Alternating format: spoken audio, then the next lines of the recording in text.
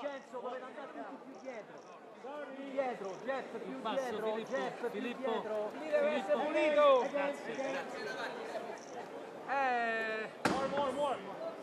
More. Please. Sorry. Okay, good. Okay. Members here. Un po' più dietro. Sì, scusa.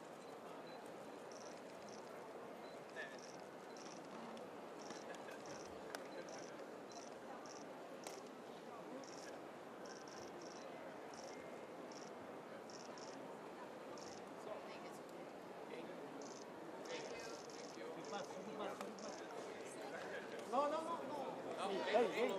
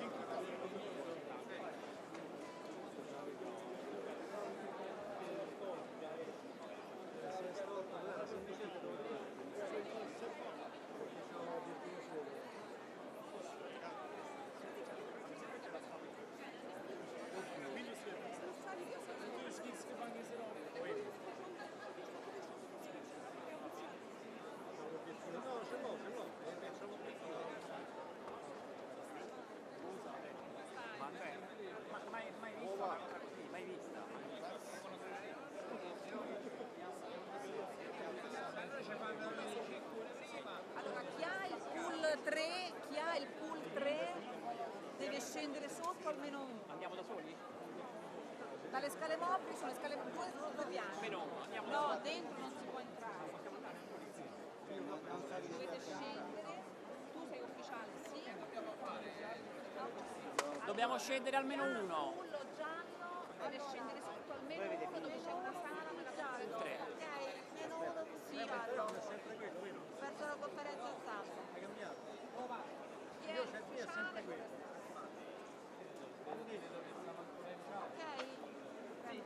No, per favore, devi scendere. Ma mandala da sotto però, per favore. Da quella parte, deve prendere la scala. Sì, meno uno. Andiamo, Buona giornata, buona. Meno uno. Beh, se ci vediamo dopo, non so adesso come...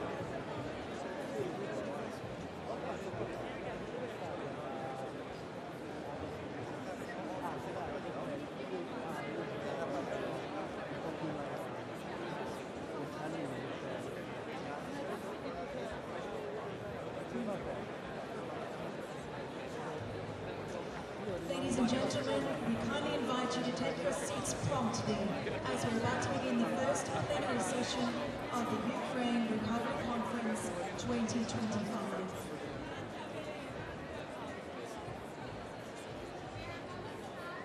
There are also seats available on the upstairs area of the auditorium. Upstairs.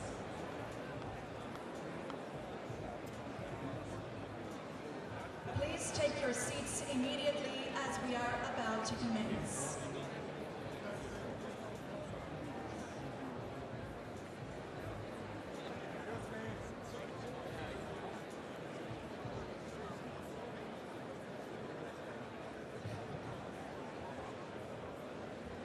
In the upstairs area of the auditorium, there are seats still available.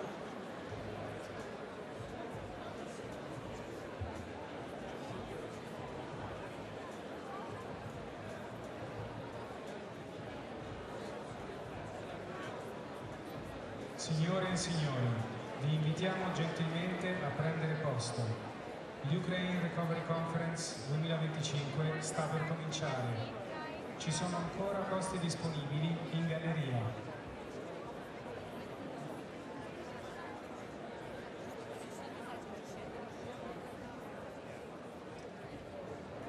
Excuse me, sir. Excuse me.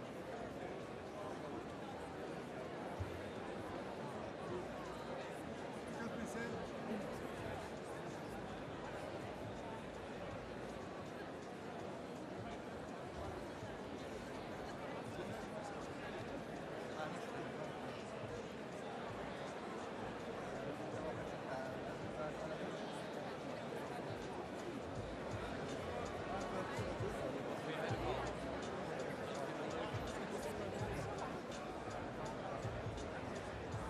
Signore e signori, siete gentilmente invitati a prendere posto.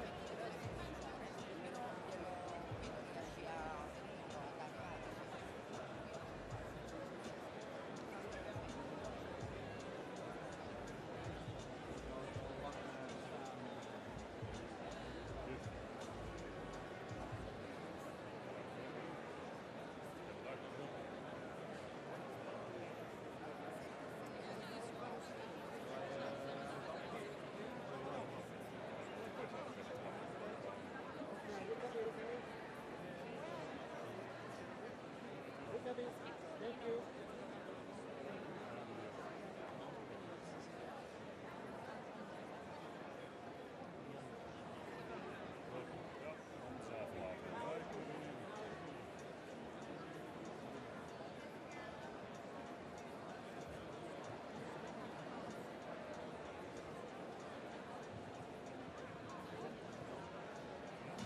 Ladies and gentlemen, we kindly invite you to take your seats promptly as we're about to begin the first plenary session of the Ukraine Recovery Conference 2025.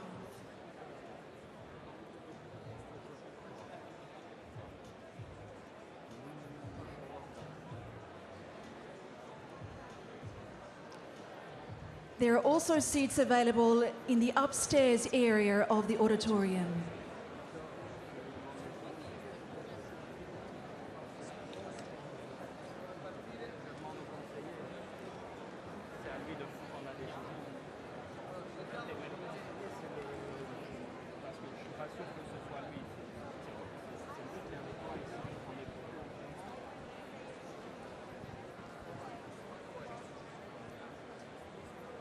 Your Excellencies, distinguished guests, ladies and gentlemen,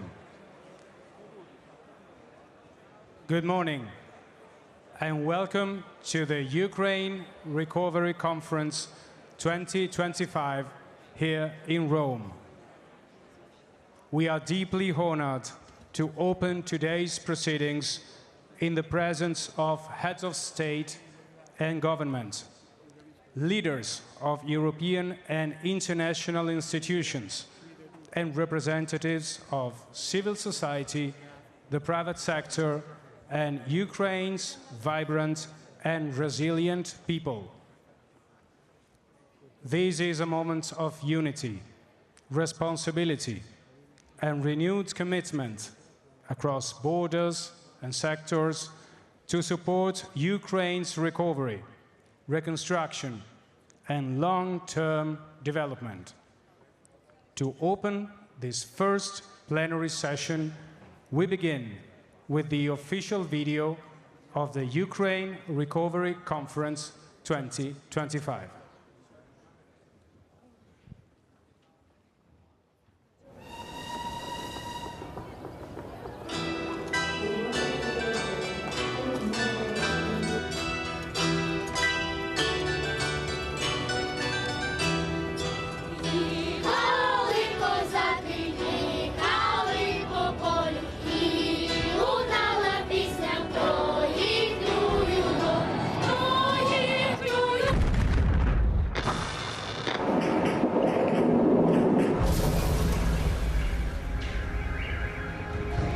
Our nights are full of terror and despair.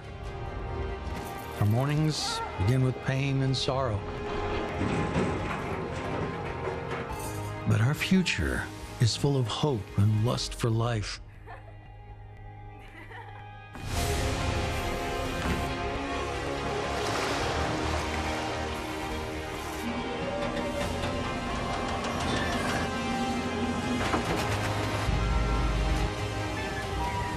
Our European choice is unchanged. Our economy is changing, but it's strong and resilient. We believe that together we can stop the darkness and build a strong future. Ukraine is Europe. Europe is Ukraine. United in recovery.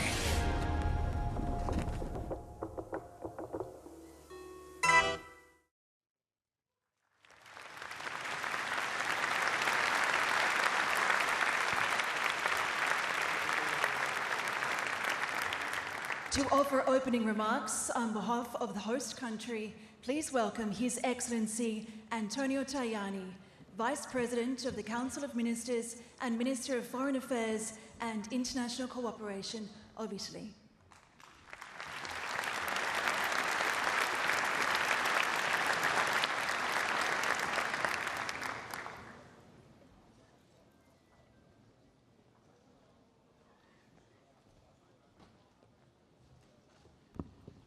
Good morning, everyone.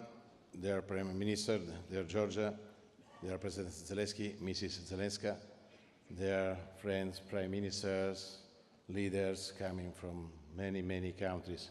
Welcome to Rome, welcome to Italy. We are very proud today because this conference for us is very, very, very important. We want to host this event today and tomorrow because we believe in Ukraine.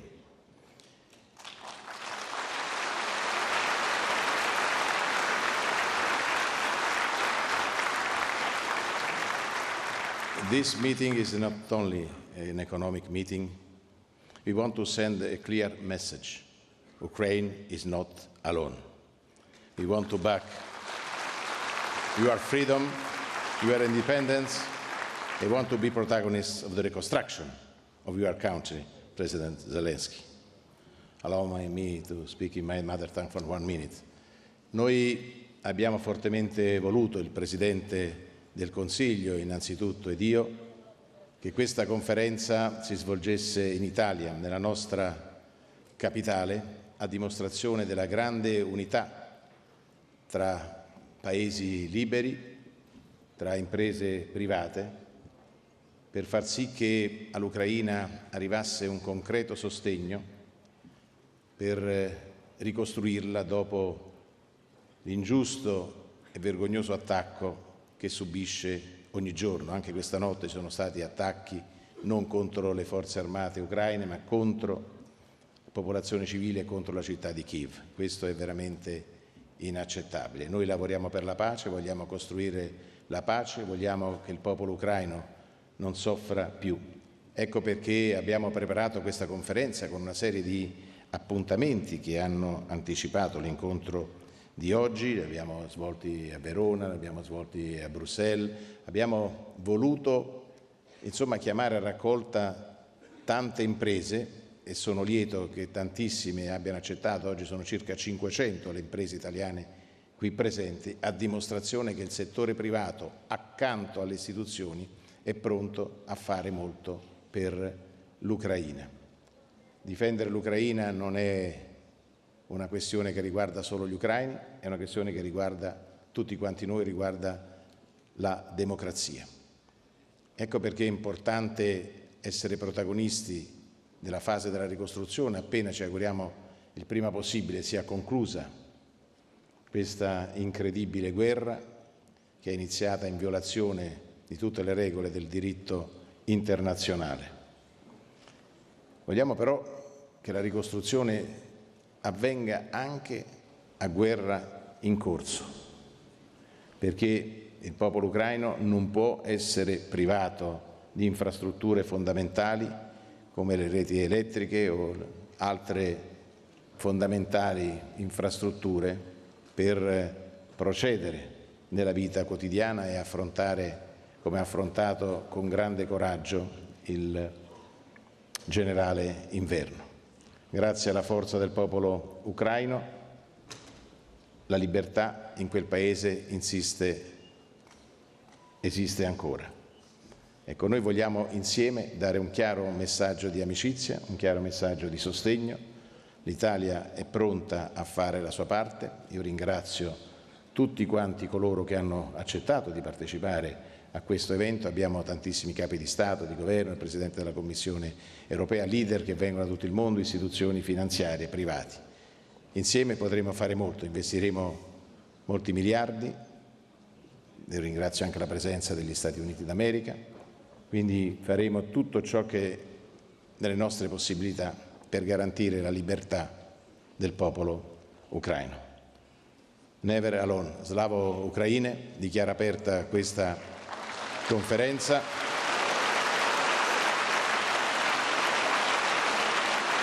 E lascio la parola al Presidente del Consiglio della Repubblica Italiana, Giorgia Meloni, per il discorso inaugurale di questo importante evento.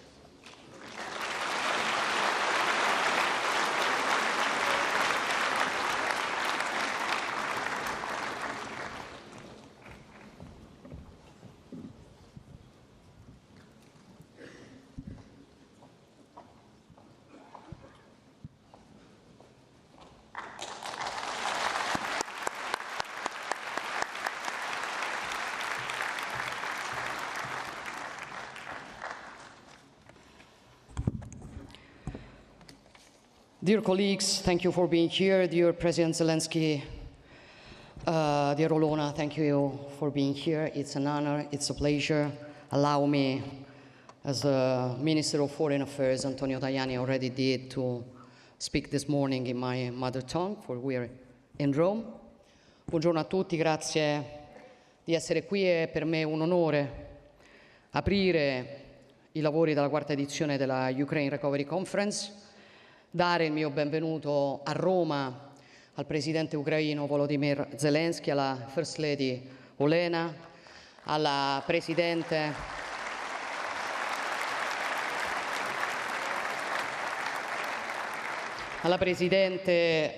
della Commissione, al Presidente del Consiglio europeo, ai Presidenti, ai Primi Ministri, tanti colleghi che sono venuti qui oggi a Roma per partecipare a questa importante iniziativa, a tutte le delegazioni che sono presenti. E voglio ringraziarli perché i numeri impressionanti di questa conferenza, 70 nazioni rappresentate, oltre 40 organizzazioni internazionali, migliaia tra aziende e realtà della società civile, raccontano meglio di qualsiasi altra iniziativa quale futuro tutti insieme vediamo per l'Ucraina e con quanta convinzione crediamo in quel futuro. Il colpo d'occhio per chi ha diciamo la possibilità di vederlo da questo palco è di straordinario impatto e chiaramente per questo voglio ancora una volta ringraziare il Ministro degli Esteri Antonio Tajani, tutta la Farnesina, tutti coloro che si sono prodigati per la riuscita di questo evento, così come voglio salutare e ringraziare gli altri ministri del governo italiano presenti, il Presidente del Senato Ignazio La Russa e i leader dei governi delle nazioni che prima di noi hanno avuto la responsabilità di organizzare questa conferenza e quelli che l'avranno dopo di noi ricevendone il testimone. Questa partecipazione così ampia, a così alto livello, trasmette al mondo un messaggio estremamente importante. Dice che ognuno di noi è qui per fare la sua parte per un obiettivo comune, che è guardare oltre l'insopportabile ingiustizia che da più di 3 anni viene inflitta al popolo ucraino e saper immaginare ora una Ucraina ricostruita, libera, prospera. E dice che intendiamo raggiungere questo scopo non solo aiutando l'Ucraina a difendersi, portando avanti ogni sforzo per arrivare alla pace come stiamo facendo, ma anche e soprattutto sapendo immaginare il dopo, interrogandoci su come ricostruire quello che è stato distrutto, strade, ponti, scuole, chiese, ospedali. È questo il messaggio che vogliamo ribadire con forza oggi. La Russia incrementa gli attacchi contro i civili, colpisce le infrastrutture indispensabili per la popolazione perché il disegno è lo stesso dall'inizio della guerra. Tentare di piegare gli ucraini con il buio, con il freddo, con la fame, con la paura. Questo piano, come altri, è fallito. È fallito in primo luogo perché tutti hanno imparato quanto gli ucraini siano molto più tenaci di ogni aspettativa ed è fallito perché la comunità internazionale si è schierata contro questo scempio assicurando l'assistenza urgente e necessaria per garantire la continuità dei servizi essenziali. Penso che dovremmo tenerne conto in futuro, dovremo tenere conto di chi ha fatto tutto ciò che poteva per impedire questa barbarie e chi invece non l'ha fatto ed è per questo che, come è scritto anche nella dichiarazione dei ministri delle finanze del G7, noi vogliamo lavorare con l'Ucraina anche per non consentire che della ricostruzione possano beneficiare anche quelle entità che hanno contribuito a finanziare la macchina da guerra russa.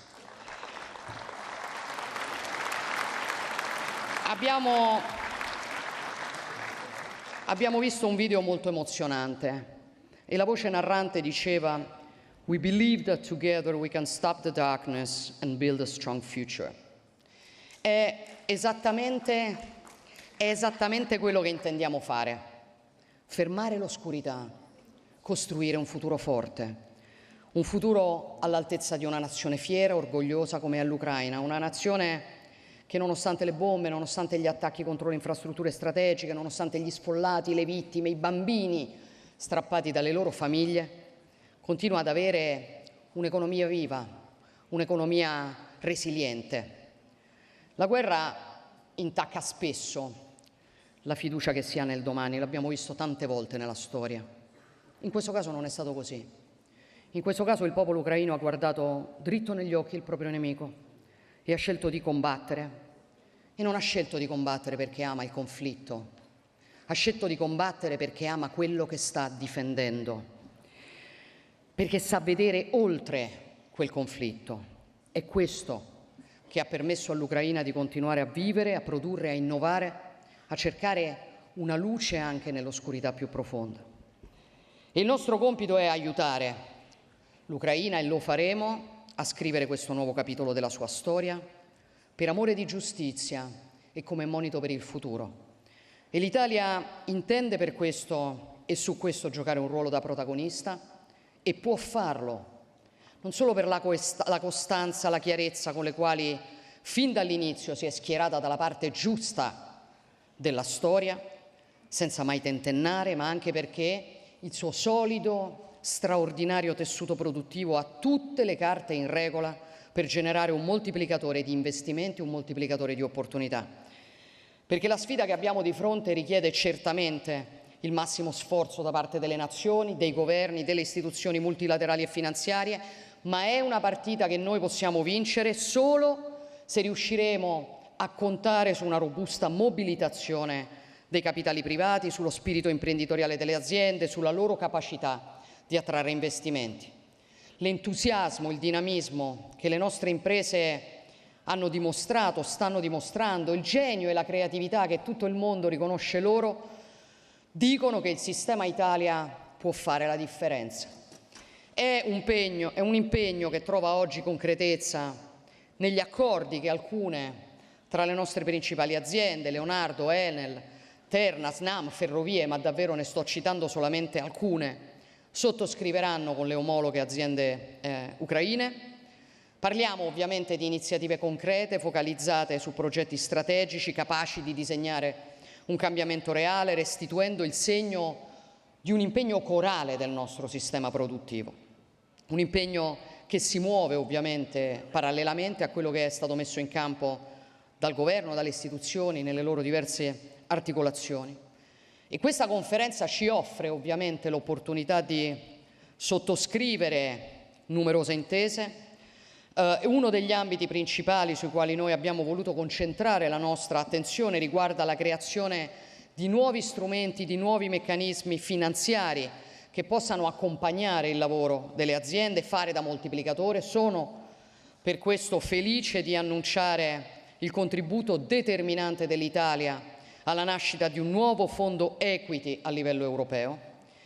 E il messaggio che vogliamo lanciare oggi agli imprenditori è semplice. Non abbiate paura di investire, di costruire, di ricostruire in Ucraina, perché investire sulla ricostruzione dell'Ucraina non è un azzardo, è invece un investimento in una nazione che ha dimostrato più resilienza di qualsiasi altra, ma è anche un investimento sulla pace, sulla crescita economica dell'Europa intera, sulla sicurezza dei nostri cittadini.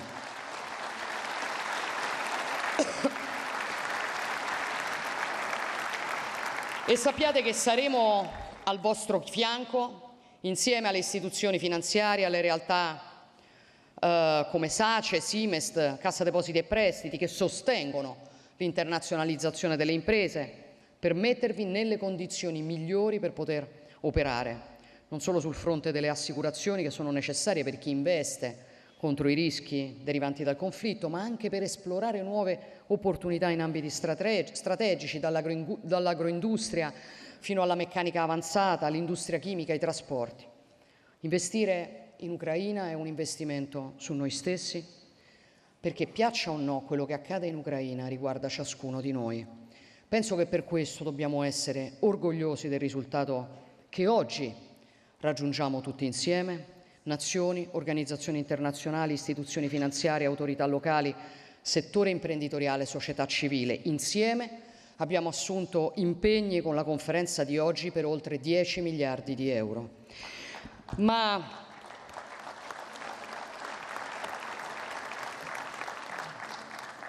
per ricostruire una nazione martoriata dalla guerra non bastano i soldi, gli ingegneri, gli architetti, gli operai. C'è bisogno di qualche cosa di più, e quel qualche cosa di più è il sentimento che il popolo ucraino più di tutti ha dimostrato di conoscere, che è l'amore di patria, l'amore per la libertà, la volontà di garantire ai propri figli un futuro di prosperità, di benessere. Senza l'amore di patria tutto quello che noi facciamo perde di senso. Non è un caso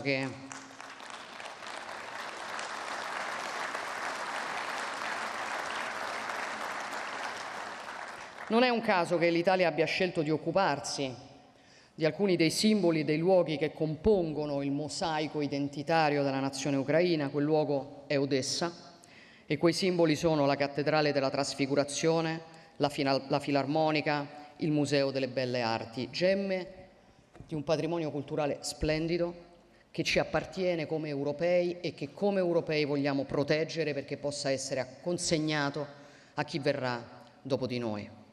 Caro Volodymyr, cara Olena, cari colleghi, il cammino della ricostruzione non sarà un cammino facile, sarà certo un cammino pieno di insidie, ma è anche un cammino che porta con sé incredibili opportunità. E gli italiani sanno forse meglio di chiunque altro, sanno comunque molto bene quello di cui sto parlando, perché noi siamo quel popolo che sulle macerie della Seconda Guerra Mondiale ha costruito il miracolo economico degli anni 60.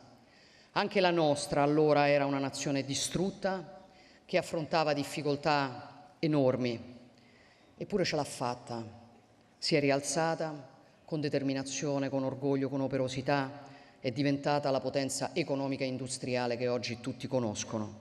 E mi piace pensare che questa conferenza possa essere il punto di partenza per il miracolo economico dell'Ucraina e costruiremo quel miracolo insieme, per voi, per noi, perché ogni scuola, ogni ospedale, ogni campanile che ricostruiremo sarà un pezzo di noi stessi che avremo ricostruito, un pezzo d'Europa che riconsegneremo alla storia e ai nostri figli. Vi ringrazio e buona conferenza.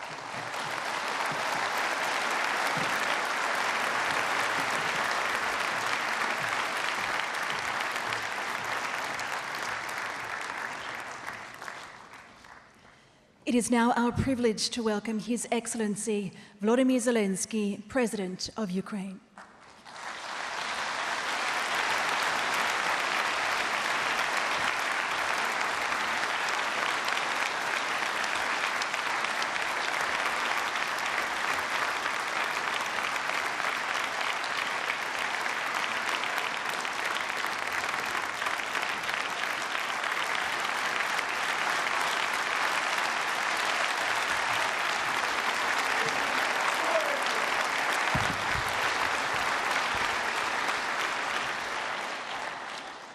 Thank you so much.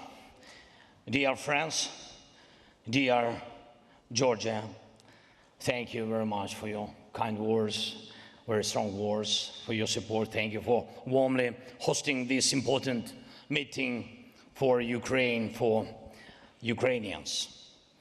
Dear Ursula, Antonio, Friedrich, Peter, Donald, Eddie, Pedro, Dick, Rosen, Petri, Christian, Kyriakos, Miloiko, all the leaders and all the participants of the conference and all who stand with Ukraine today. Thank you so much.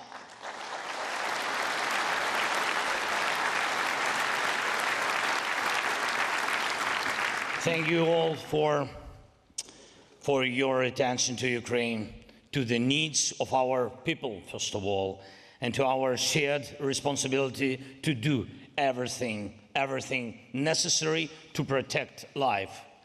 Russia has also prepared for this meeting. Just last night they launched another massive attack on Ukraine, mainly targeting our capital, Kyiv. The attack involved Russian, Iranian Shahid drones. These drones have been heavily upgraded to cause more destruction and to be harder to shoot down. Ukrainians now face attacks by hundreds of these drones every single night. And this is pure terrorism. The night before last, they launched over 700 drones and missiles. Last night, nearly 400. And they tried to do this as often as possible. And this is exactly what Putin wants, for our people to suffer, to flee Ukraine, and for homes, schools, for life itself to be destroyed everywhere, not just near the front lines.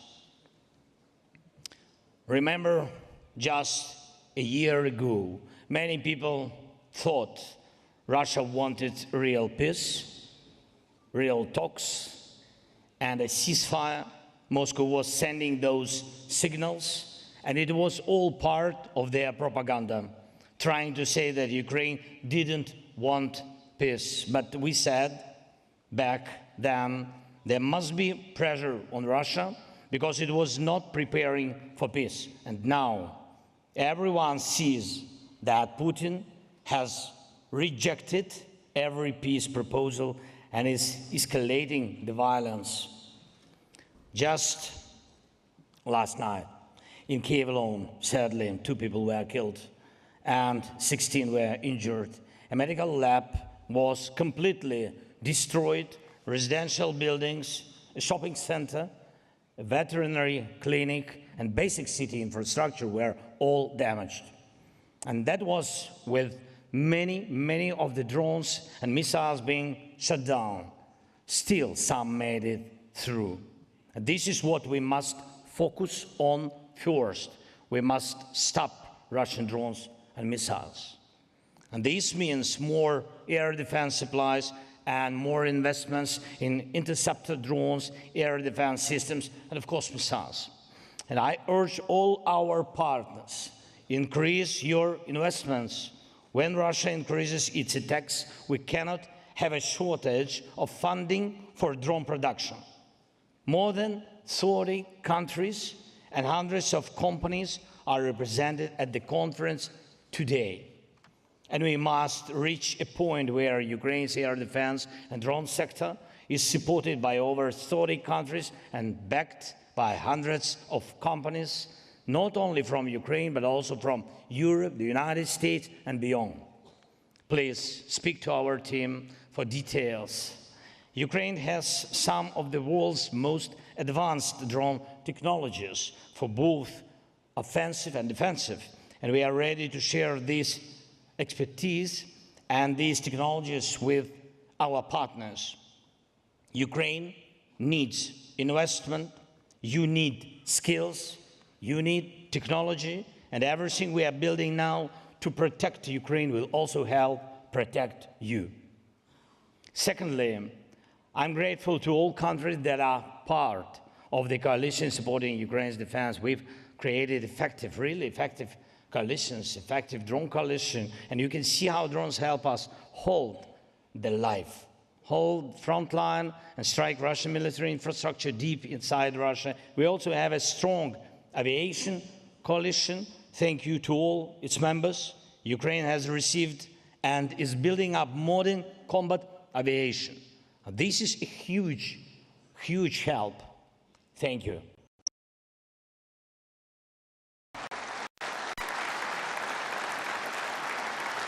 And we've done it in record time.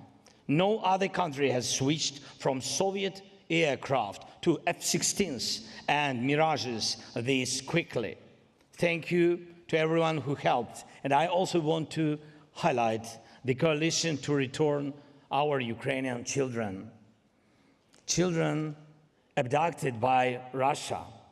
And this is a global effort involving countries from Italy to Canada, and thank you to each one. Just yesterday, I spoke with Pope Leo about how the Vatican can support this work, and it already is. Today, I'll discuss this with Georgia and other leaders as well, and we must explore every possible home to their families, to Ukraine, so they don't forget who they are.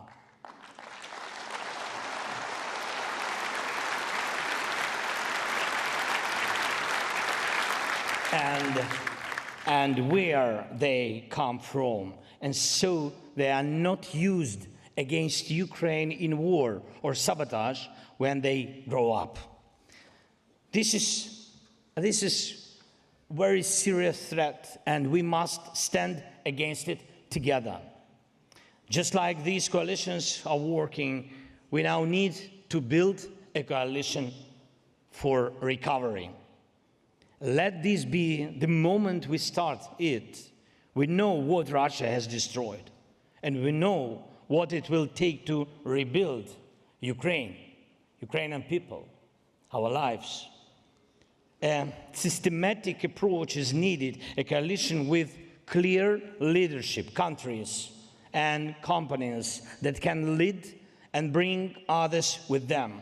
And we also need a clear recovery plan. Think of the role the Marshall Plan played in rebuilding and transforming Europe. That's why Europe has enjoyed peace and economic growth for so many decades. And now we have real opportunity to spark a new wave of progress. We need a Marshall Plan-style approach, and we should develop it together. Rebuilding Ukraine is not just about our country. It's also about your countries, your companies, your technology, your jobs. The way we rebuild our country can also modernize your infrastructure and industries. And I ask you to support the Recovery Coalition and help define specific financing mechanisms. We must clearly agree that frozen Russian assets should go toward Ukraine's recovery.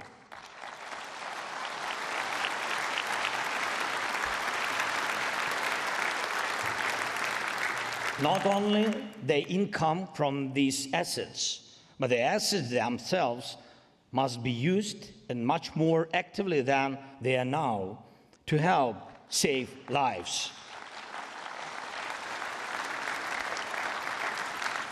And we also need a clear system for reconstruction, a special recovery fund, and financing at different levels for Ukraine's national budget and for local communities. And we are very, very open to working with any business that can support our strengths, production, logistics, and of course, rebuilding. And let me emphasize one more thing. In this joint recovery project, we will only welcome true partners, those who are not helping Russia continuing this war.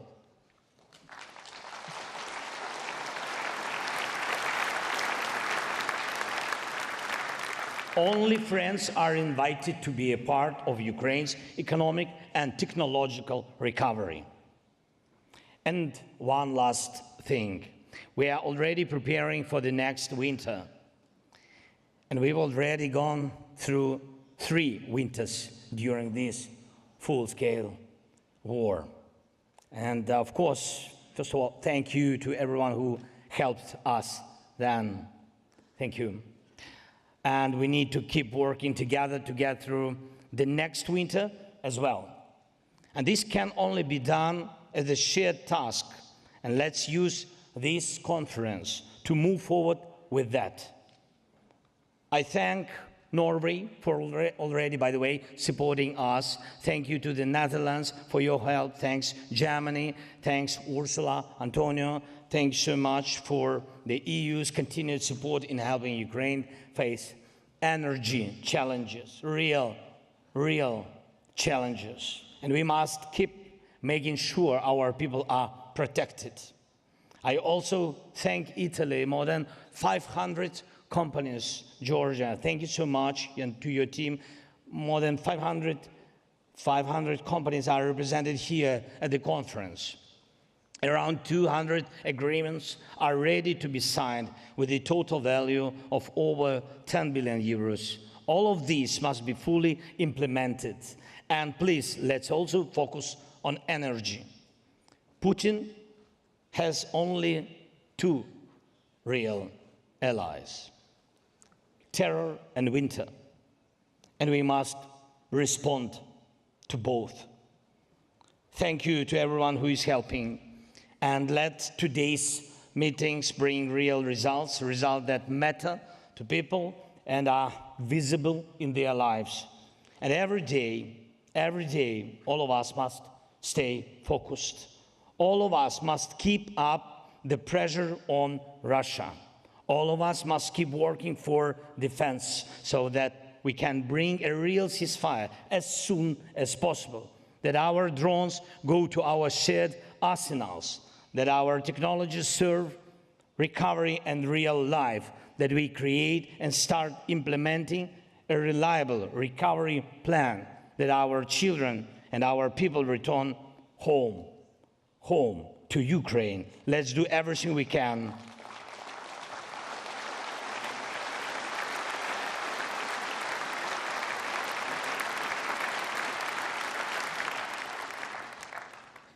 let's do everything we can for real peace as soon as possible. Just peace. Slava Ukraini!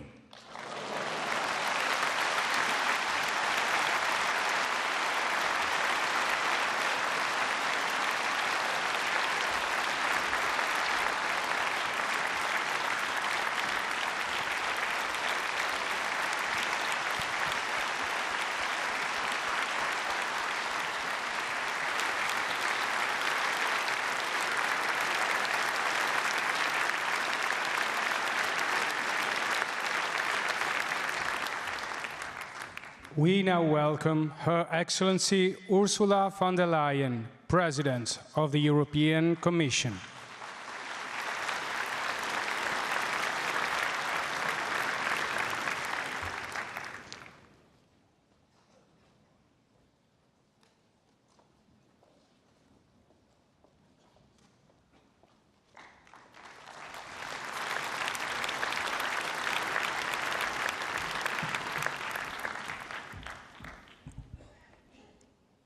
Prime Minister, dear Georgia, President Zelenskyy, dear Volodymyr, dearest Olena, what a pleasure that you came along too. Thank you very much for being here.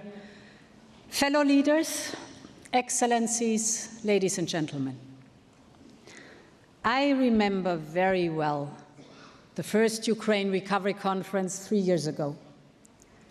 It was just a few months after Russia unleashed destruction and bloodshed on a scale not seen since the Second World War. I remember the pain of the Ukrainian people. But even more vividly, I remember just how quickly they picked themselves up and began to rebuild. In the liberated towns of Irpin and Bucha, and with restored homes, schools, and hospitals. And Europe has been there at your side from day one on, and Europe will be at your side as long as it takes.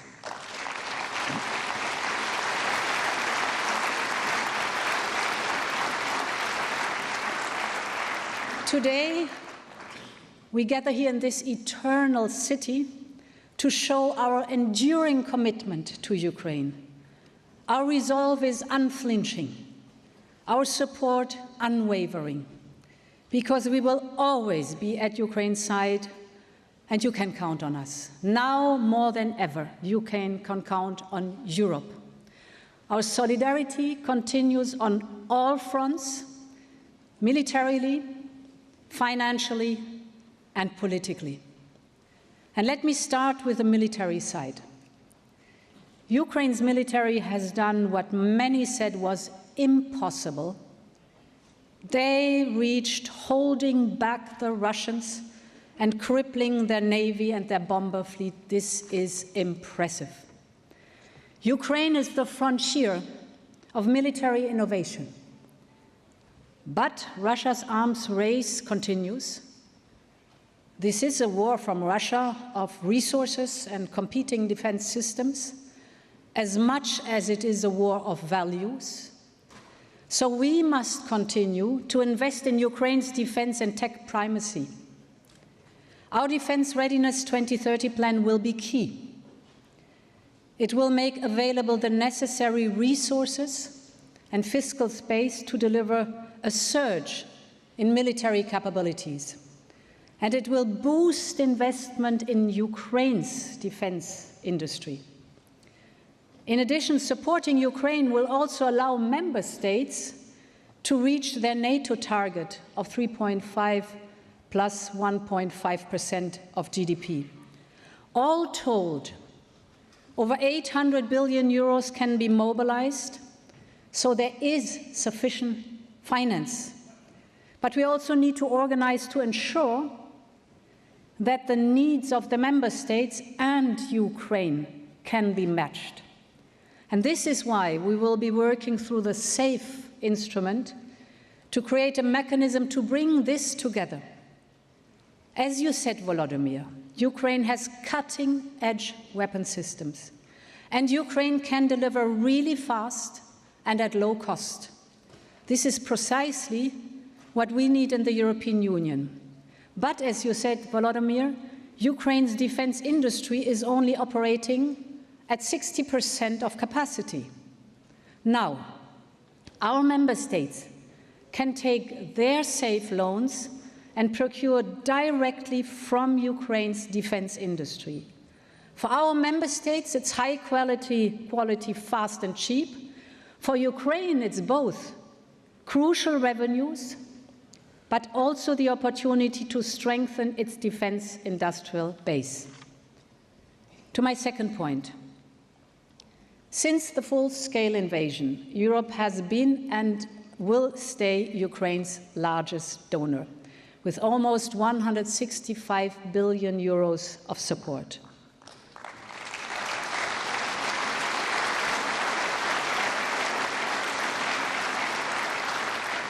And this year alone, we will cover 84% of external financing needed. As part of this support, I can announce €1 billion payment in macro-financial support, dear Volodymyr.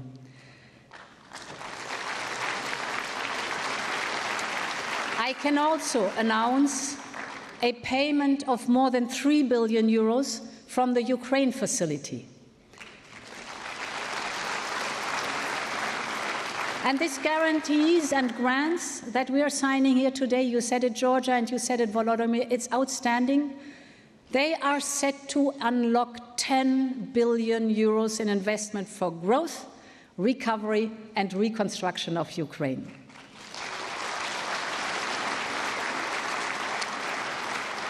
And we will ensure that Ukraine is supported until 2028 and beyond, when the new European budget kicks in. The new partnership with Ukraine will also play a key role in boosting private sector investment. That will be critical to reconstruction. And we will be able to build on strong foundations. Volodymyr, I listened very carefully. You said we need a special reconstruction fund. I am particularly pleased to announce today the European flagship fund for the reconstruction of Ukraine, the largest equity fund globally to support reconstruction.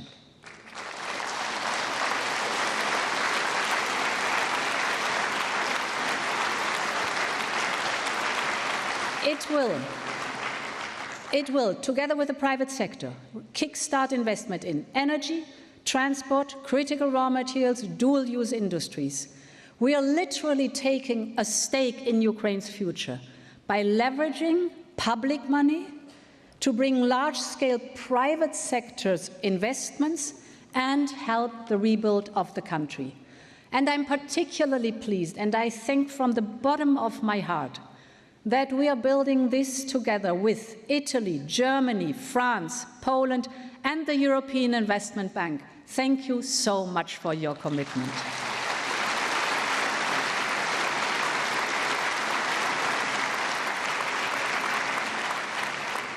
And I trust others will be eager to join. The people of Ukraine are ready to drive their country's economy into the future. The time to invest is now. Finally, on political support. Under relentless fire, Ukraine is passing reform after reform. That's impressive. Ukraine stands ready to proceed with the next step on the accession path. Ukraine is delivering on its reforms. Now we must too, because the accession process is based on merits, and Ukraine merits moving forward. The Commission is very clear. Ukraine is ready to open Cluster 1, the fundamentals cluster.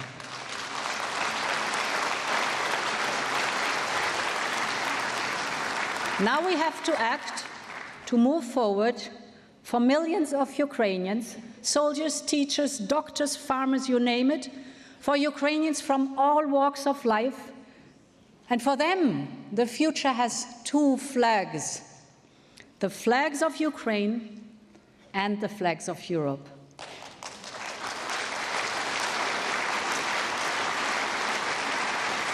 This recovery conference is all about bringing Ukraine and its future to Europe. And Ukraine's future is in Europe. Let's make it happen together. Slava Ukraini, long live Europe.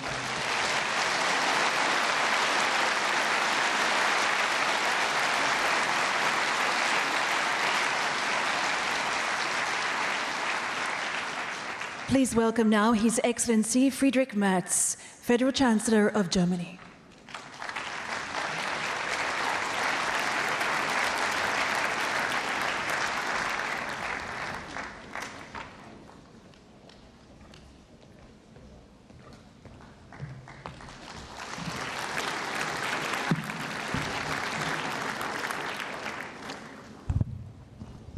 Dear Prime Minister, dear Georgia, dear Volodymyr, dear Elena, Excellencies, colleagues, friends, ladies and gentlemen, friends of Ukraine. History knows many different examples of post-war reconstruction. One of the most successful was the recovery of Western Europe, and particularly of my country, Germany, after World War II. People still remember the so-called Wirtschaftswunder, the miracle of our economy. I don't mean to draw any misleading historical comparisons, but some of the recipes that were applied back then can still serve us when we focus at Ukraine's recovery today. The first one is, to rebuild a war-torn economy, it takes strong partners and international support. And Ukraine has strong international partners, all of us gathered here today.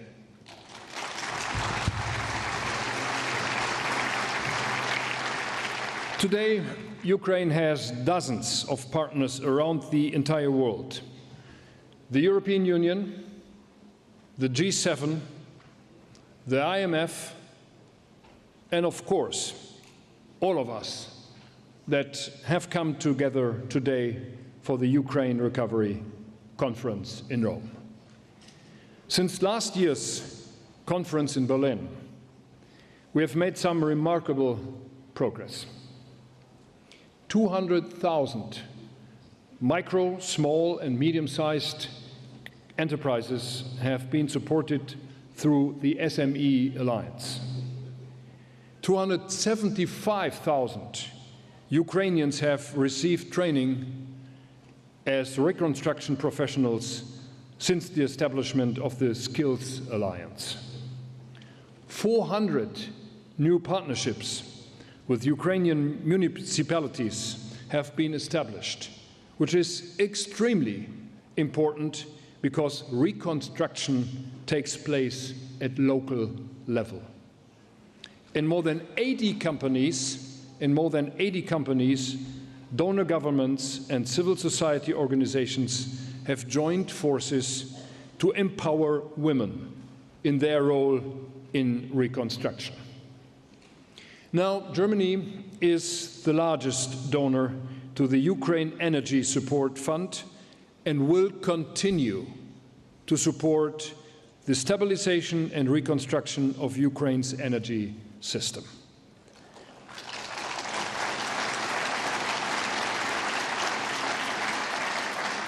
Together with international partners, we are developing the Ukrainian Business Development Fund, modeled on Germany's so-called KfW, Kreditanstalt für Wiederaufbau, which financed Germany's reconstruction after World War II. Volodymyr, you mentioned the Marshall Fund already. When you visited me in Berlin in May, a couple of weeks ago, we agreed to take the defense industrial cooperation between our two countries to a higher level. These measures underline our confidence in Ukraine's future. And here is a second lever able to turn Ukraine's reconstruction into the economic miracle we all hope to see. That lever is Ukraine's successful European integration. To be very clear on this, we fully support Ukraine on its path to EU membership.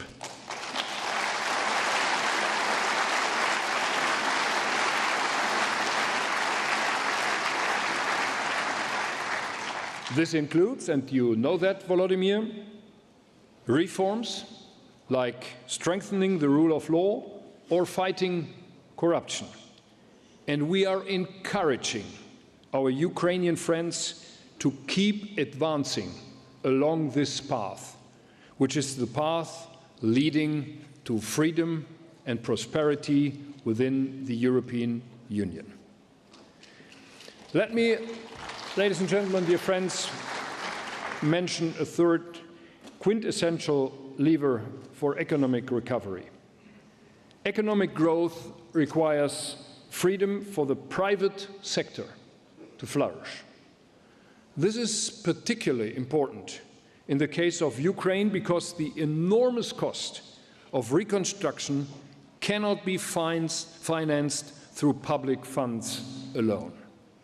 This is why you, Volodymyr, and I, when we met in Berlin a few weeks ago, met German companies which are active in Ukraine. What I can report back from that meeting is the enormous interest of private businesses in participating in Ukraine's reconstruction.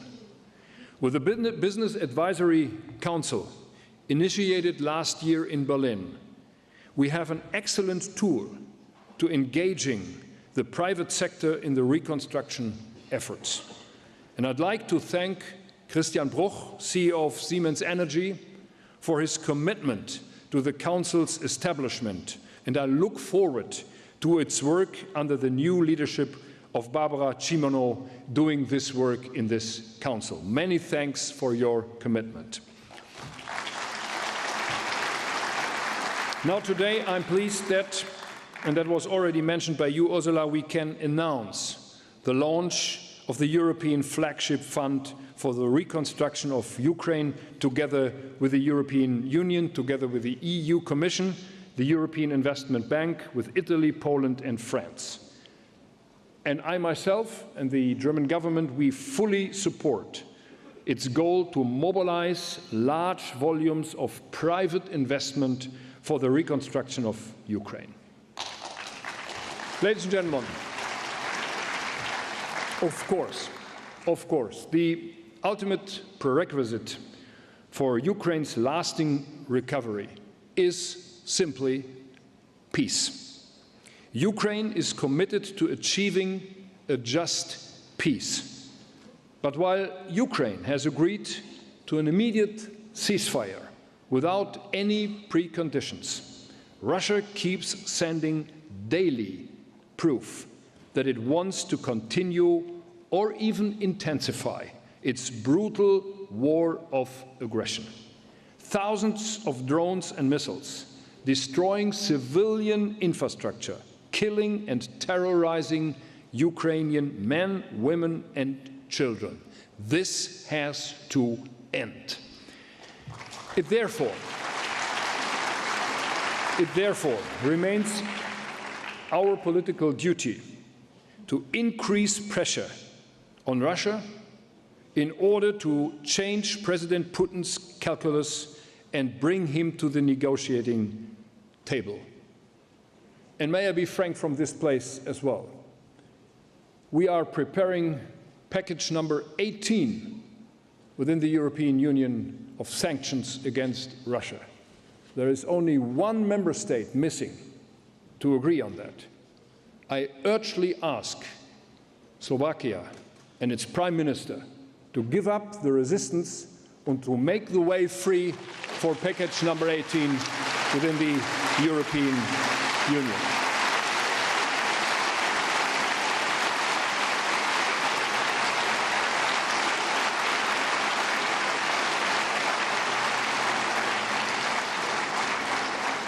So let me end by reassuring you, Volodymyr, again, and our Ukrainian friends, that our support for your country is unwavering. Thanks to the Italian government and to you, Georgia, for hosting this important conference. Thanks to all of you for standing with Ukraine. And finalizing, I have two messages. The one goes to Moscow and to President Putin. The message is quite simple. We will not give up.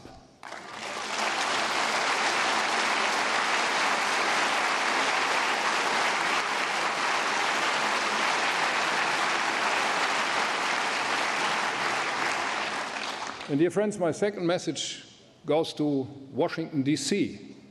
and to President Donald Trump. Stay with us and stay with the Europeans. We are on the same page, and we are looking for a stable political order in this world. We are both, the Americans and the Europeans, are part of with us. Stay with us on this side and on this page of our common history. Many thanks, dear colleagues and friends.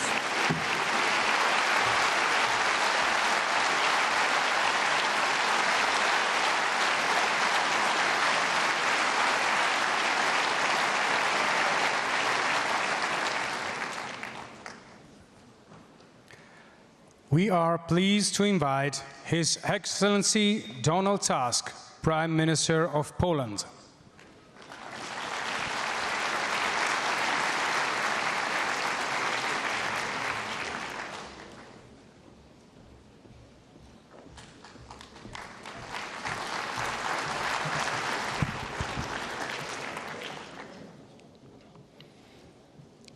Dear Presidents and Prime Ministers, dear Georgia, dear Volodymyr and Olena, dear friends of Ukraine, there will be no recovery without victory.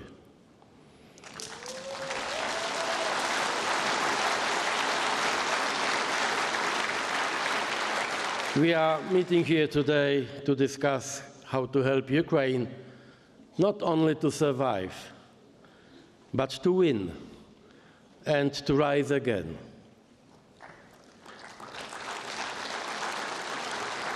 Not only in material terms, but also spiritually and socially.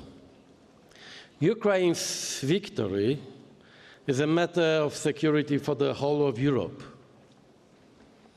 And victory means territorial integrity, sovereignty, and, to put it simply, a just and lasting peace. Victory of Ukraine is not against other countries. It's a victory of our values and our common security. Recovery is more than just about rebuilding walls. It means returning to normal life. Recovery is a set of parallel processes: physical reconstruction, European integration, and modernization, all of them taking place together and at the same time. I deeply believe that we all now understand that this is not a war just about Ukraine. This is a war about Europe and for Europe, or perhaps even about the world and for the world as we know it. Because fault lines are appearing across the whole globe. This is a war between civilization and barbarism. My country, Poland, has already done a lot for Ukraine. The Polish society was mobilized from the very first moments of Russia's full-scale invasion in 2022.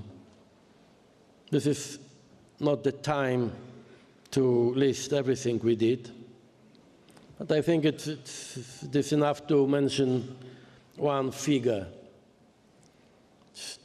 25 billion euros. This is what Poland has already spent in response to Russia's aggression in humanitarian aid, refugee support, and military assistance. Poland will play a special role in the recovery process. My government has developed a coherent model of support. First, investment in our infrastructure, roads, railways, and logistics, which mainly serves to help Ukraine. Second, connectivity. The Polish corridors through which 90% of military and humanitarian aid is currently flowing to Ukraine. The same routes will carry goods for the reconstruction tomorrow. Third, trade. Today, 30% of EU exports to Ukraine is coming from Poland. 30%. And trade leads to investment. Polish and Ukrainian businesses are already benefiting from the special insurance and financing instruments that have drawn a huge interest from our partners. Transport, trade, investment. This is the triangle we are building on.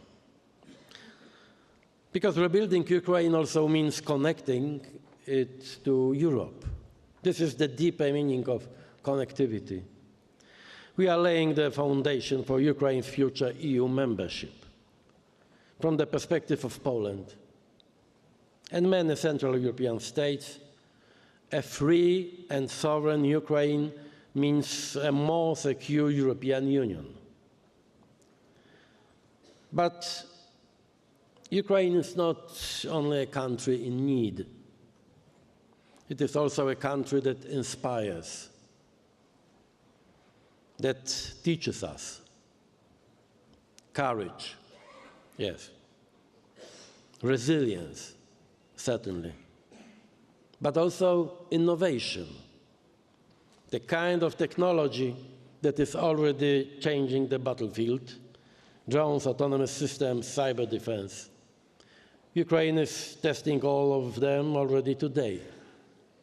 And NATO is learning from Ukraine and must do so even more in order to strengthen its deterrence. Poland is ready and willing to cooperate in this field because what Ukraine is learning today may save us all tomorrow.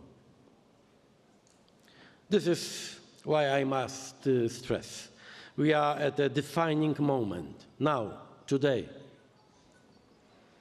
What we are doing now will determine where we stand 1 year from now. Will the guns pointed at Ukraine fall silent by the time we meet again during the next recovery conference? And so, from Rome, one of the cradles of our civilization, I appeal to the entire democratic world.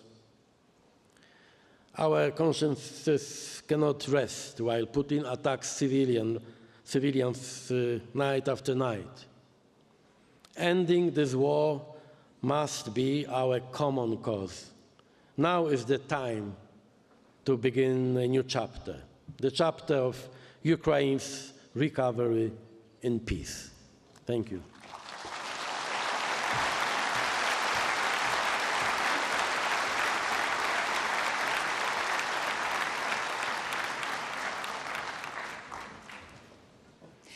We are now honored to hear a special address by Her Excellency Lady Zalinska, First Lady of Ukraine.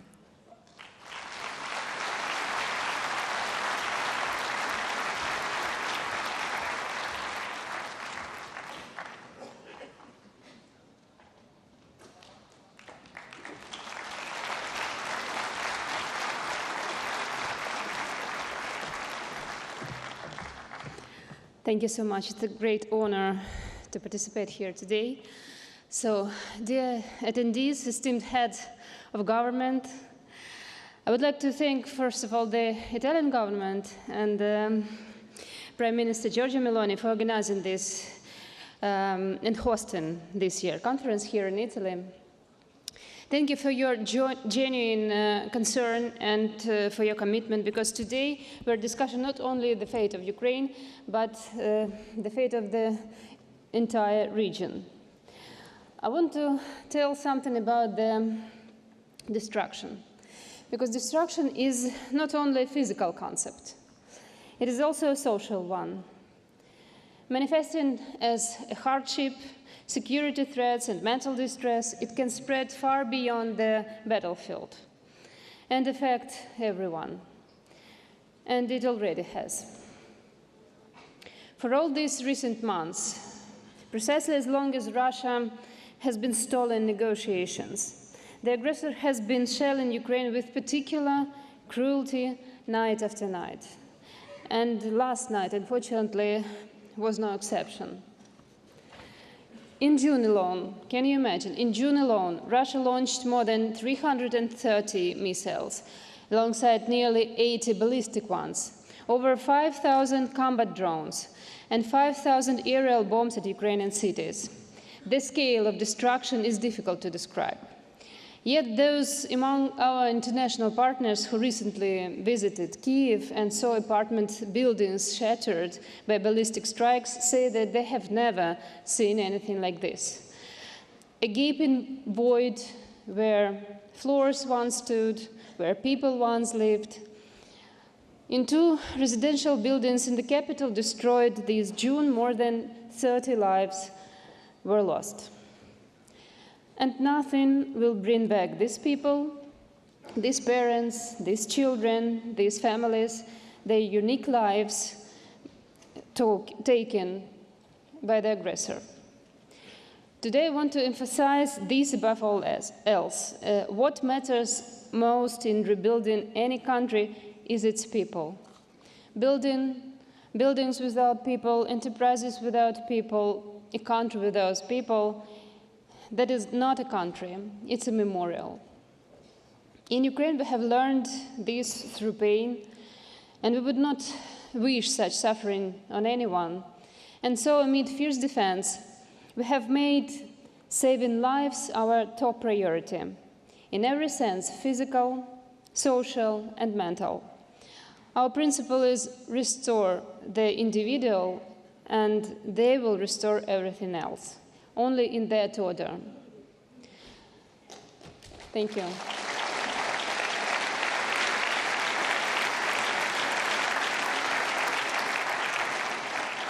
Today, our experts will share the details of how this principle is being implemented across the recovery agenda. Allow me to briefly highlight a few areas in which I am personally involved. Mental health recovery. When a building is destroyed, what remains is not only rubble and graves. There are also hundreds of people living grief, relatives, friends, and many, many more living in anxiety and fear, knowing they could be next. According to the latest sociological studies, more than 80% of Ukrainians are living in a chronic state of stress and emotional strain. We have many internet memes about this, sad ones, of course. The kind where after yet another shelling, people write in work chats, survived, so I'm going to go to work today. Our economy continues to function thanks to millions of people who go to work after spending their nights in basements.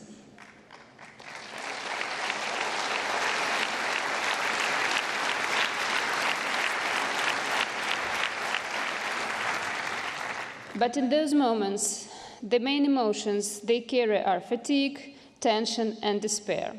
Already in the first months of the Russian invasion, Ukraine responded to this challenge with the All-Ukrainian Mental Health Program, How Are You?, which I patronize.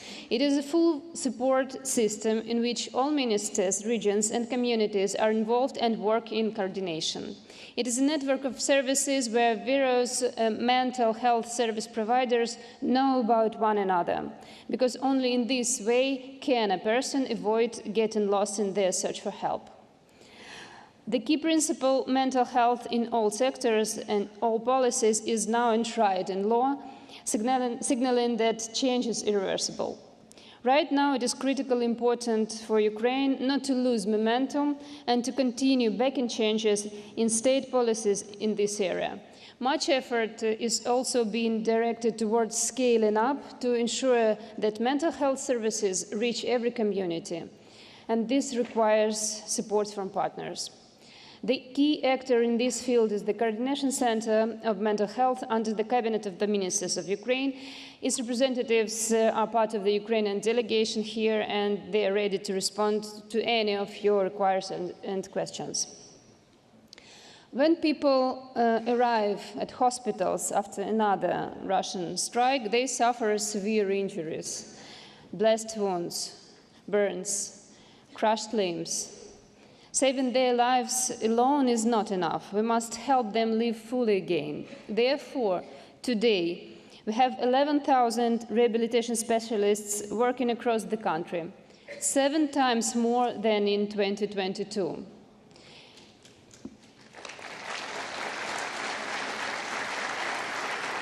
In just the last year and a half, they have helped 600,000 Ukrainians. This is also the result of state policy. Our specialists have the opportunity to learn from colleagues in the world's best clinics, for which we are deeply grateful to those clinics and to your countries. But our own expertise has also grown to the point where we can share it. For this purpose, Ukraine has launched a medical partnership that direct international cooperation between medical institutions. I invite you to join and thank those who have already become part of it.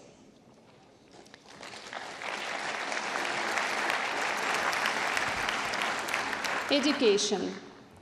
You may have seen the headlines. Ukraine now has fully functioning underground schools.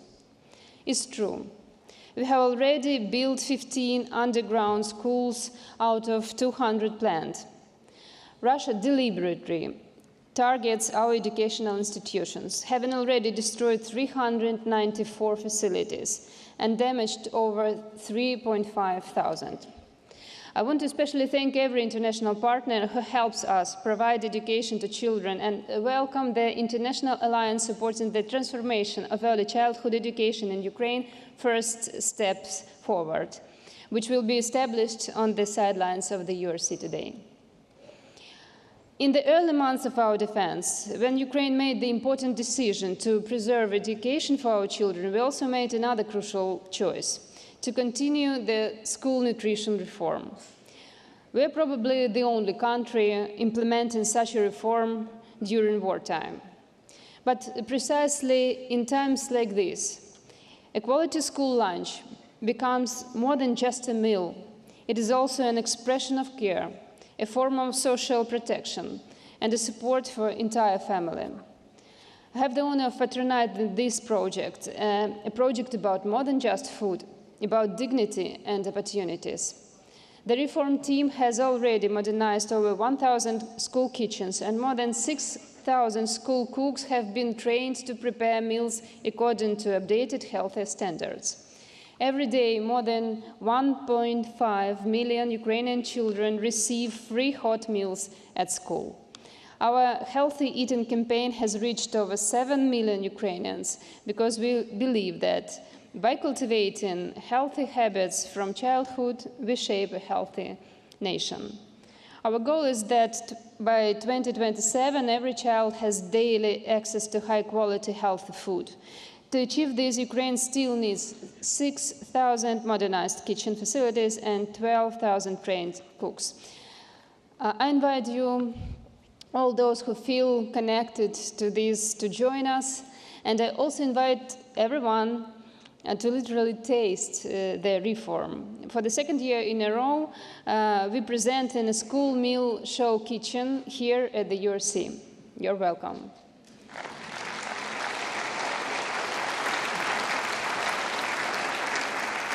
Barrier-free Ukraine is another humanitarian reform that Ukraine is carrying out under fire.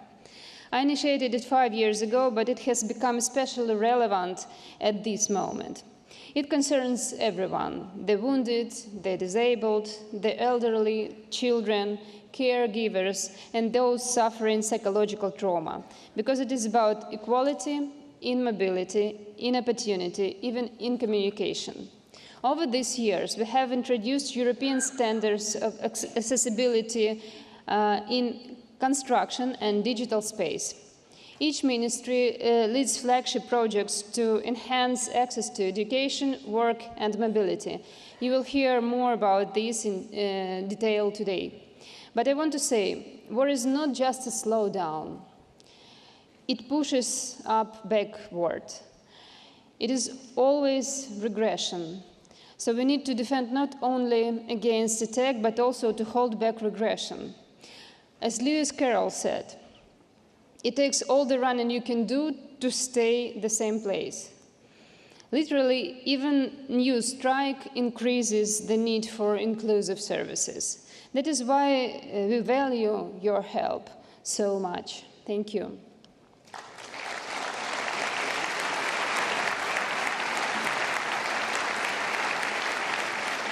Our special expectations today is the signing of Ukraine's associated memberships in the ESF+. The gender panel at the... access to this EU structural fund will allow us to create new initiatives for education and employment and to update labor legislation. Now, with your support, we are taking a step toward a social Europe where people, their rights, security, and well-being are at the center. Gender equality. This panel will address the issue of women as their rights and needs present a distinct challenge. Today in Ukraine, 2/3 of women with young children cannot return to work due to the current state of childcare infrastructure. At the same time, women are entering fields once dominated by men in manufacturing, logistics, and the military. Most of our social workers and entrepreneurs are women. They represent a powerful, active force that needs the right conditions to thrive. The gender panel at the URC will showcase real examples of how women, including veterans, entrepreneurs, and local leaders, are already leading recovery efforts. It is crucial that the Alliance of Countries and Organizations for Gender-Responsive and Inclusive Recovery continues to support them and helps make their efforts visible, influential, and effective.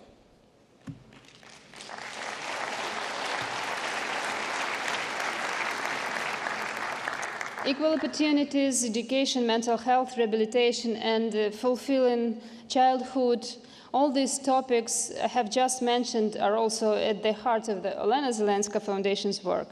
This is another way to help Ukraine recover on a human level by supporting real people, and in our case, especially children.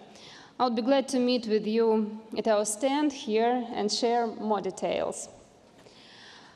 Italian politician Alcide De Gasperi, who once stood against fascism, said that the future is built by the hands of those who are free from hesitation. Ukrainians facing constant threats to their lives simply have no time for hesitation. We set aside all hesitation until peaceful times. And now we act. This, by the way, is one of the mental practices that helps us to hold on. We must act, even when scared, even when it's dangerous, seeing other people, their needs, and helping them. This is the best way to get distracted from fears and anxiety, tested by Ukraine. So I ask you, in all your important and valuable projects, to put people first.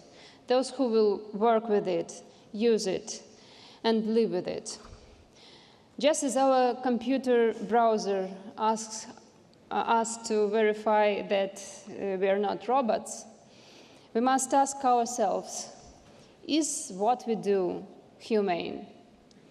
I'm confident that if everyone follows the rule, people first, the world will become a better place for each of us, no matter which country we live in. Thank you.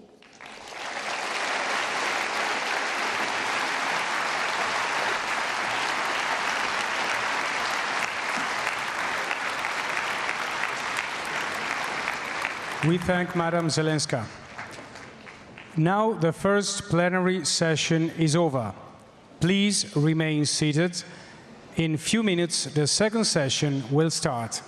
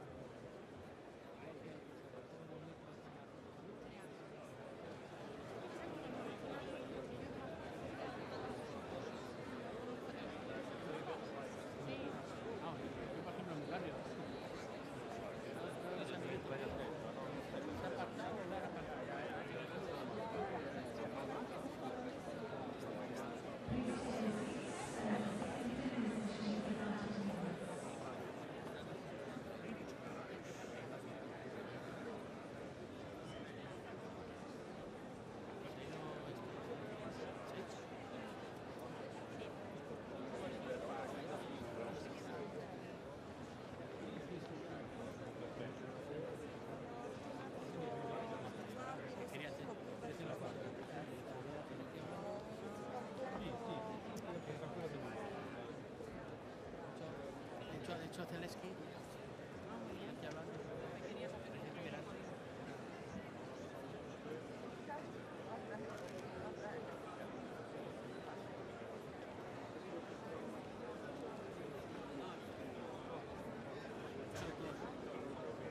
Io?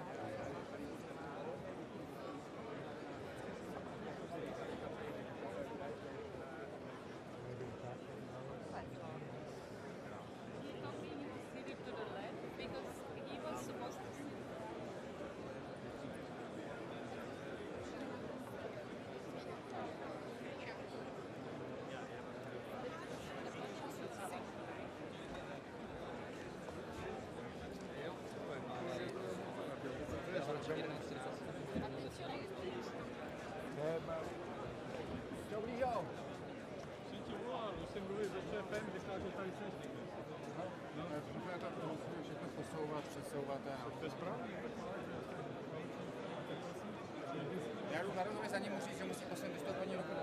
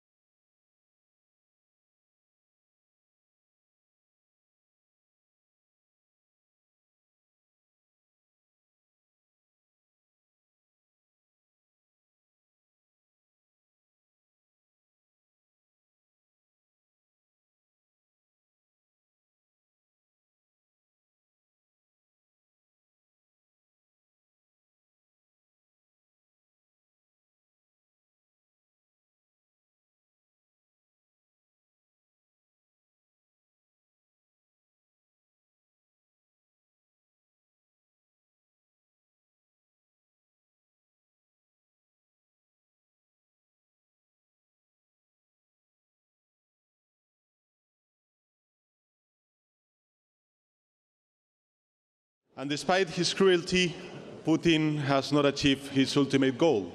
He never will. Ukraine stands strong despite all, and we have their back. Thank you, Government of Italy and Prime Minister Meloni, for organizing this conference to show that we remain united in our determination. And thank you, Prime Minister Tusk, for hosting the next conference in 2026. We hope that by then this nightmare will be over. Spain's support has been solid and continued. Since February 2022, we have committed military support worth close to 3 billion euros. We have allocated 110 million euros in humanitarian action, from building safe havens for children and teachers to supporting mobile maternity units, and we have channeled 840 million euros in financial aid. Offering safe environments to displaced Ukrainians has been also a top priority for my government. Spain hosts the fourth largest displaced community in the European Union with over 245 Ukrainians. They will soon have the Casa Ucrania at their service in the province of Alicante. But the war continues, and our support is more necessary than ever. Today I will like to reiterate my country's support to Ukraine with two announcements. First, we will open a new office for the reconstruction of Ukraine in the capital of Spain, in Madrid, to support Spain's engagement in building a better future for all Ukrainians. It will help leverage official financial instruments, ensure institutional coordination, and enable regular visits to Ukraine by private sector actors that can prove instrumental in the reconstruction and modernization efforts.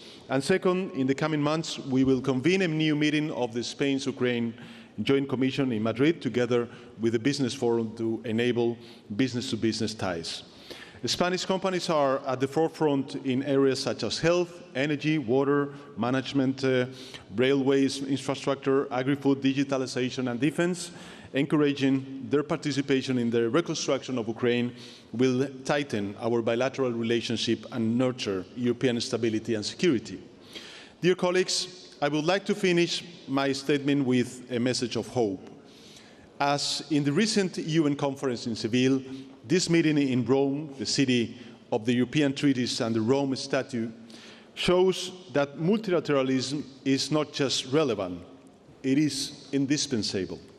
Europe has suffered the most atrocious wars, but we're living proof that peace and international law are the only enduring path to stability and progress. That is why I am confident that Ukraine will write a new chapter of peace, security, and prosperity on the continent, and will ultimately complete its journey towards full membership in the European Union. Thank you very much.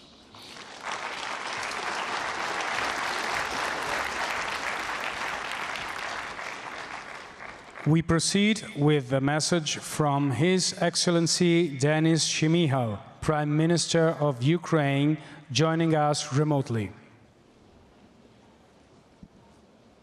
Distinguished partners and colleagues, Excellencies, dear Presidents and Prime Ministers, dear heads of European institutions, esteemed leaders of international organizations and financial institutions, dear friends, dear partners, ladies and gentlemen. We have had another very difficult night today. Russia's ballistic missiles and drones killed and injured civilians. But we stand. We stand because of our defenders and because of your unwavering support. Thank you for this. Today, we gathered for the 4th Ukraine Recovery Conference, and our shared goal is to rebuild and modernize Ukraine, overcome the consequences of a devastating war, and secure prosperity for our country, for Europe, and for the entire free world. I thank all of you who have stood with Ukraine and the Ukrainian people in solidarity, side by side, through every stage of this struggle. My sincere appreciation goes to our generous host, our Italian friends, Prime Minister Giorgia Meloni and Foreign Minister Antonio Tajani. Thank you. Thank you, President of the European Commission, Ursula von der Leyen, for your solidarity. And Thank you for your strong announcement in support of Ukraine. Grateful to President of European Parliament, Roberta Metsola, and President of European Council, Antonio Costa, for your continued support. We value the unwavering commitment of every EU member country. From the first hours of Russia's full-scale invasion, we have felt your leadership in defending the values of freedom and democracy. We are especially thankful to the United States, our strategic partner, the US President and the US Congress for bipartisan support. Together we have overcome many challenges. Together we will continue on the path to a just peace and successful recovery. Our gratitude goes to the leaders and people of the G7 countries. Your comprehensive support and every single initiative have made Ukraine stronger.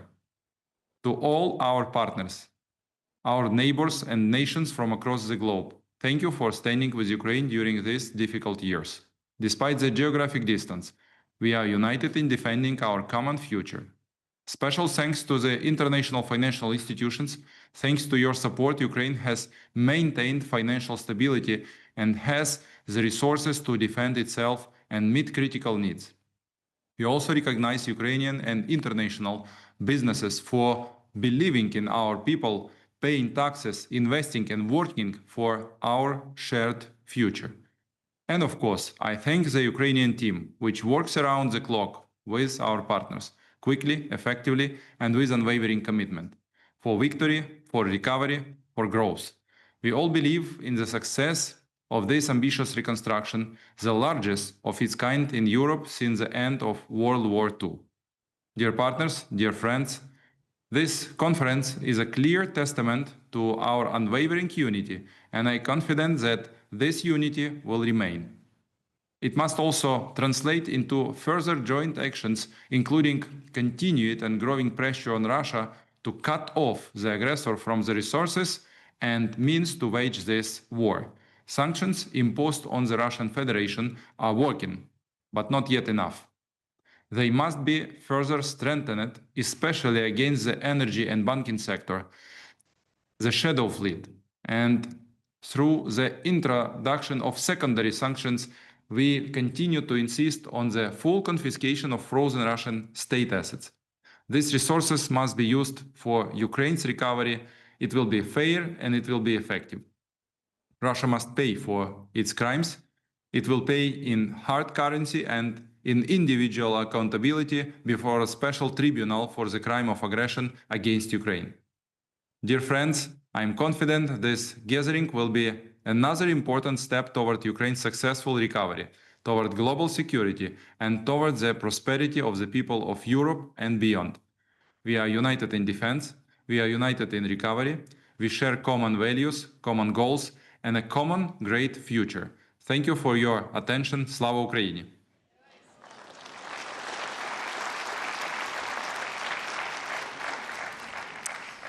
We are now very pleased to welcome His Excellency Antonio Costa, President of the European Council.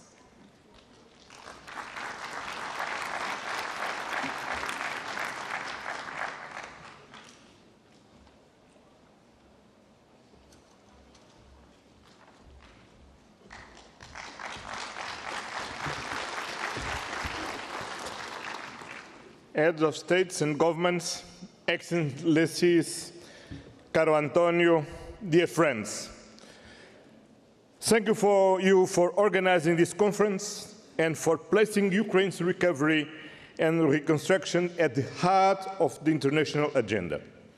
I would like to focus on 4 pillars that must shape Ukraine's path forward: peace, defense, reconstruction, and accession to the European Union. First, peace. Dear Volodymyr, let me commend your leadership in calling for an unconditional ceasefire and mobilizing all diplomatic efforts toward a just and sustainable peace. Unfortunately, Russia has responded only with more strikes, more suffering, more unjustifiable death. This must stop.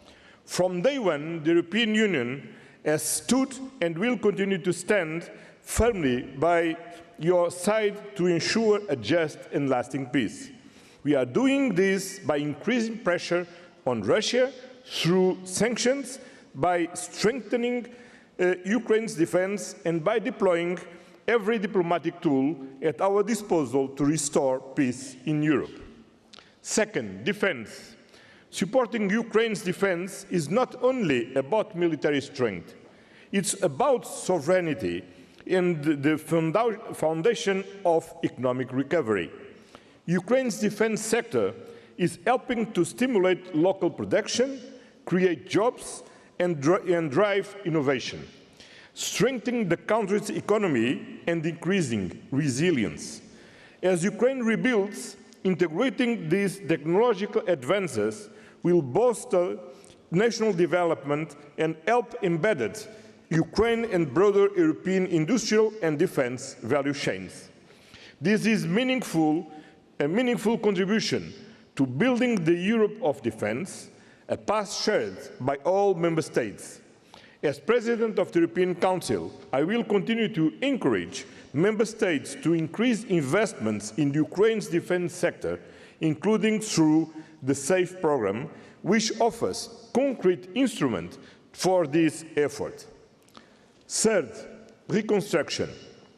Ukraine's reconstruction will require a massive sustained effort from the international community, one that matches the scale of destruction and the urgency of the moment.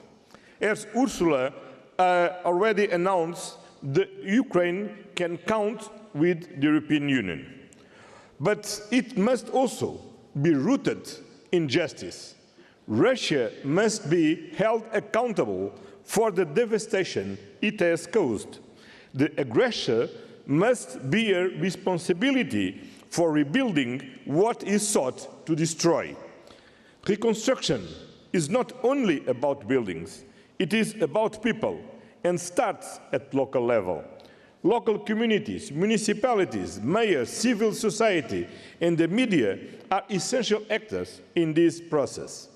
As a former mayor, I know how powerful civil society can be in meeting immediate needs, driving community-led solutions, and advancing the reforms necessary for the European Union accession. The European Union, including our cities, regions, and citizens, stands with you, and we will continue working with the Ukrainian people for a resilient, democratic, and peaceful future. Fourth, and finally, Ukraine's accession to the European Union. Enlargement is the European Union's most strategic geopolitical investment in peace, in security, and in prosperity. For Ukraine, accession is a commitment to democratic values, to rule of law, good governance, and peaceful and stable future. At our most recent meeting, European Union leaders acknowledged the remarkable progress Ukraine has made on reforms, even under the most difficult conditions. The Commission's assessment is clear. Ukraine has fulfilled all the necessary steps to open the first cluster of accession negotiations. Negotiations must now move forward. Ukraine's accession process will continue with the next steps guided by merit, momentum, and the mutual commitment. Ladies and gentlemen, Ukraine's future lies in the European Union. The European Union stands with Ukraine for peace, for defense, for reconstruction, and all along the path of accession.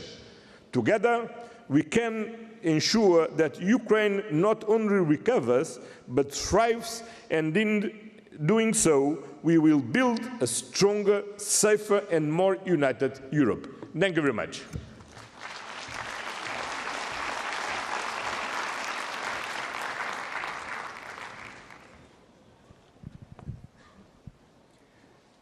We now invite Her Excellency Maya Sandu, President of the Republic of Moldova.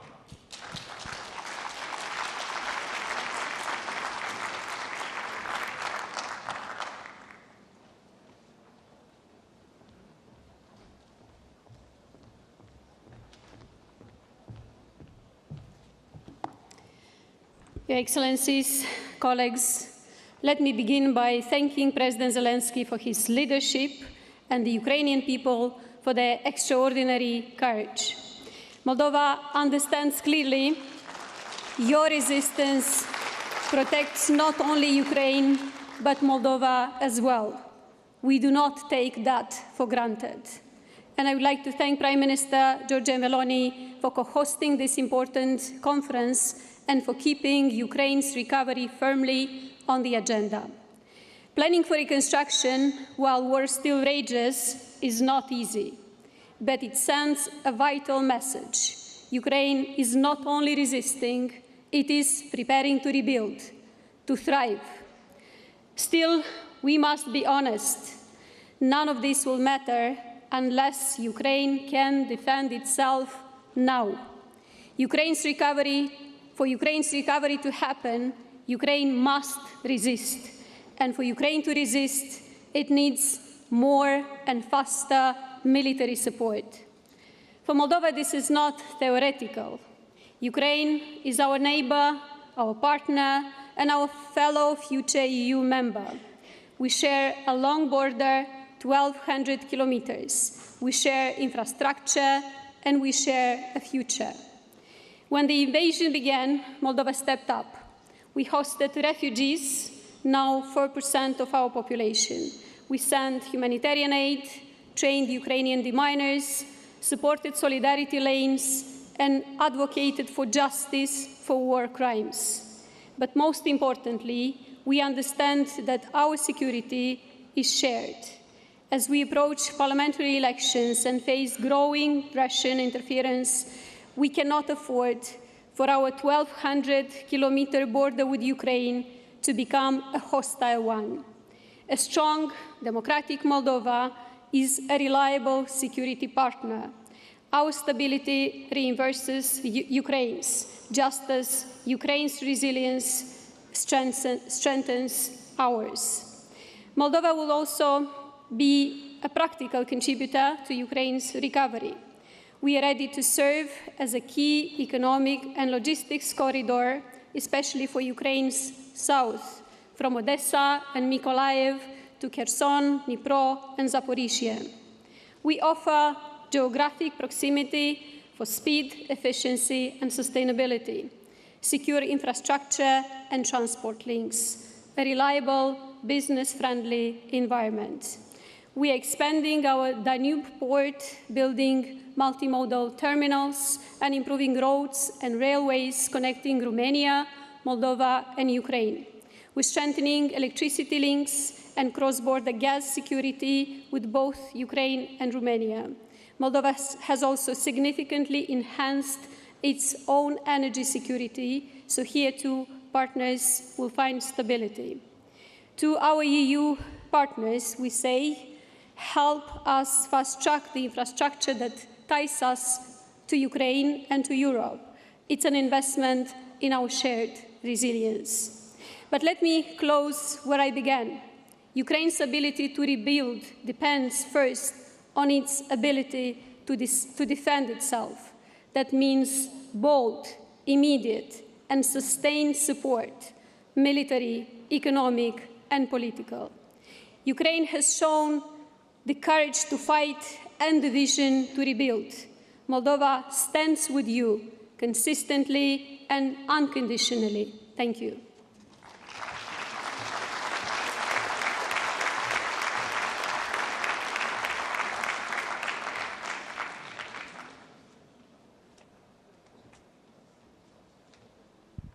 We're now glad to welcome to the stage His Excellency Petr Pavel, President of the Czech Republic.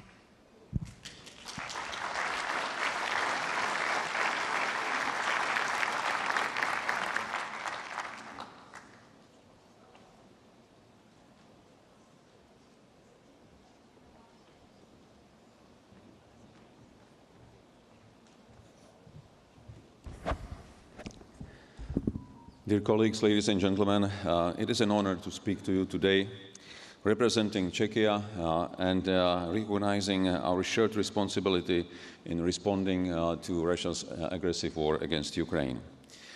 When we speak of Ukraine today, we rightly speak of courage and admirable resilience in defense against ongoing Russian aggression. Despite hopes earlier this year that the war might move forward a resolution, the scale and intensity of the fighting have only grown over time, with an increasing number of drone and missile attacks striking cities, critical infrastructure, and civilian targets. Last night was just another evidence of Russian barbarism. Even as the war rages on, and there is definitely no time to slow down our support to Ukraine, another challenge requires our full attention, no less strategic than defense and just as politically decisive. And that challenge is reconstruction of Ukraine. Even though peace is not yet in sight, we need to prepare for the day after. When the guns fall silent, we must already be in motion, with plans, resources, and partnerships ready to be activated. Ukraine's future will depend on whether the country becomes a place where people can see their own chances, a country worth investing in, returning to, and rebuilding. This is why reconstruction needs to support economic stabilization, modernization, and Ukraine's integration with the EU. It must help create the kind of future people choose to return to. A reference to the Marshall Plan made by Volodymyr Zelenskyy is more than symbolic. In 1947, my country was invited to join the original post-Second World War plan, and then forced by Moscow to walk away. That moment delayed our return to Europe for decades. Today, Moscow again claims the right to decide where Europe ends. But this time, that claim will not stand. Ukraine has chosen its path, and we stand with her choice. A modern Marshall Plan should reflect that choice, not just as a tool for reconstruction, but as a political commitment to Ukraine's future as part of Europe. The foundations of this effort already exist.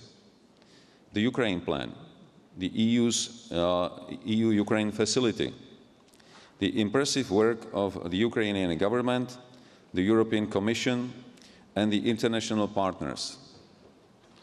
But these are only the building blocks. What we need now is a broader, more ambitious framework, one that brings together public leadership, private capital, institutional reforms, and strategic vision. Let me outline the main pillars of such a strategy, not as an exhaustive list, but as a political architecture built on key areas we believe are essential. First, we need a broader political coalition, one that brings together the EU and its member states with democratic partners such as the United States, UK, Canada, Japan, and others. Reconstruction on this scale must be built on shared responsibility and strategic alignment. Second, it is necessary to move from fragmented coordination to real governance, with a decision-making center capable of setting priorities, managing resources, and ensuring delivery and oversight. This also means deploying a single digital platform to make all projects visible, traceable, and transparent for citizens, investors, and partners alike.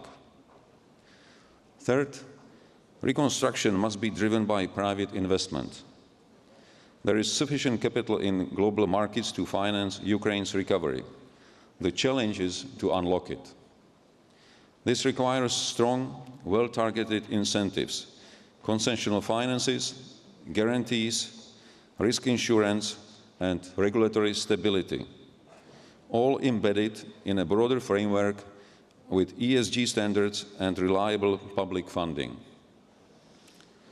Public resources will play a catalyst role in this effort. We should consider mobilizing joint EU instruments, such as, for example, common borrowing and the use of frozen Russian sovereign assets to support the recovery efforts.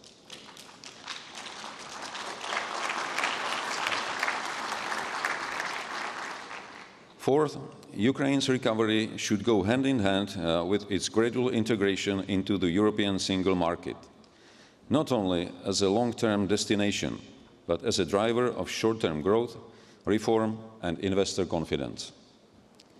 At the same time, we must invest in Ukraine's ability to absorb and sustain this transformation. That means building institutional capacity from public procurement to local governance, and supporting human capital through education, training and knowledge transfer. Fifth, we must match resources with capabilities, enabling countries to contribute where they bring the most value. And we must also combine Ukrainian leadership with clear accountability mechanisms to ensure that ownership and transparency go hand in hand. Finally, it is essential to commit ourselves politically and financially to support the regions that have suffered most. Because the hardest hit regions are not just scenes of destructions. They must also become centers of recovery. Let me now speak briefly about Czechia's role in our collective effort. We are not just advocating for a Marshall Plan. We are already acting, supporting recovery during the war and on the ground. Our work is focused particularly on the Dnipropetrovsk and Kharkiv regions, where we have helped restore access to clean water, strengthen decentralized energy systems, and maintain vital public services under war conditions. Just a few weeks ago, we signed a landmark trilateral partnership with Taiwan. This project will bring safe drinking water to over 380,000 people in Dnipropetrovsk Oblast. It also delivers a number of cogeneration units providing electricity and heating. This model is exactly how like-minded democracies can work together where help is most needed.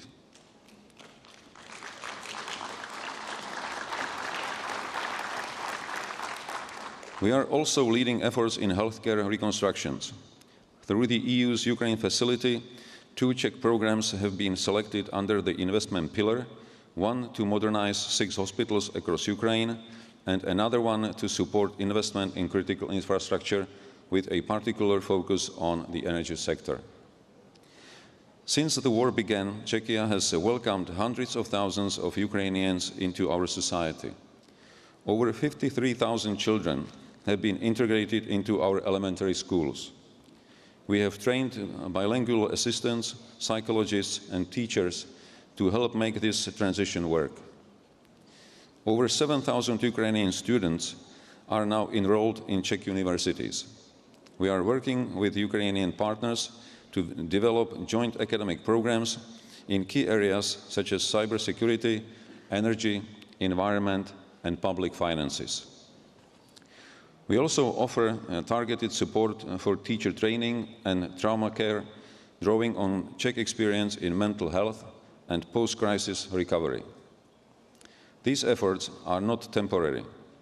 They are part of a lasting investment in the skills and confidence Ukraine will need to recover. To end with, I wish to reiterate that the Central Europeans know what it means to miss an opportunity, to be denied a place in the reconstruction of our own continent. This is why it is so important to make sure that Ukraine does not suffer the same fate. Ukraine's recovery is not just about rebuilding the country. It is a strategic investment in Europe's future, in our stability, and in the credibility of what we stand for. Much has already begun, but the scale of the task demands that we stay focused, stay ambitious, and move forward together. Thank you.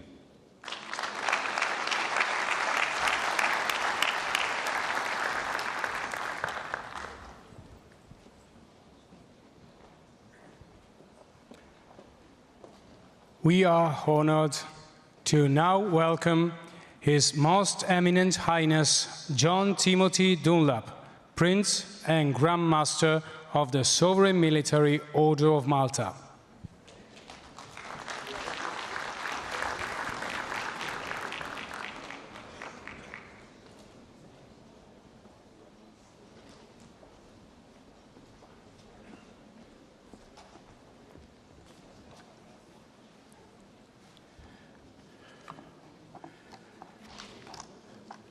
Your Excellencies, ladies and gentlemen, I'm honored to address on behalf of the Sovereign Order of Malta this most distinguished audience.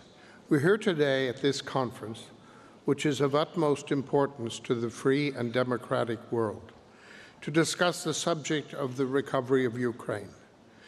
I sincerely thank Their Excellencies Prime Minister Meloni and President Zelenskyy for their kind invitation. The Sovereign Order of Malta and Ukraine established diplomatic relations back in 2008. Well before this, however, in 1990, months before Ukraine's declaration of independence in August 1991, the Order founded its National Relief Corps to serve the needs of the Ukrainian people. Since then, in fact, since the very beginning of post-Soviet Ukraine, the Order has been deeply rooted in the social fabric and the civil society of Ukraine. Our Relief Corps is composed of Ukrainian citizens. Time and time again, these courageous men and women overcome huge challenges and take on extremely high risks to bring relief to a suffering people. This has been especially true in the last 3 years, as the world has witnessed an escalation of the war, and with it, seemingly endless human tragedies. Soon after the outbreak of the conflict, the Order of Malta facilitated the creation of humanitarian corridors. These corridors were meant to enable the vulnerable civilian population to escape the death and destruction relentlessly bearing down on them in their villages and towns.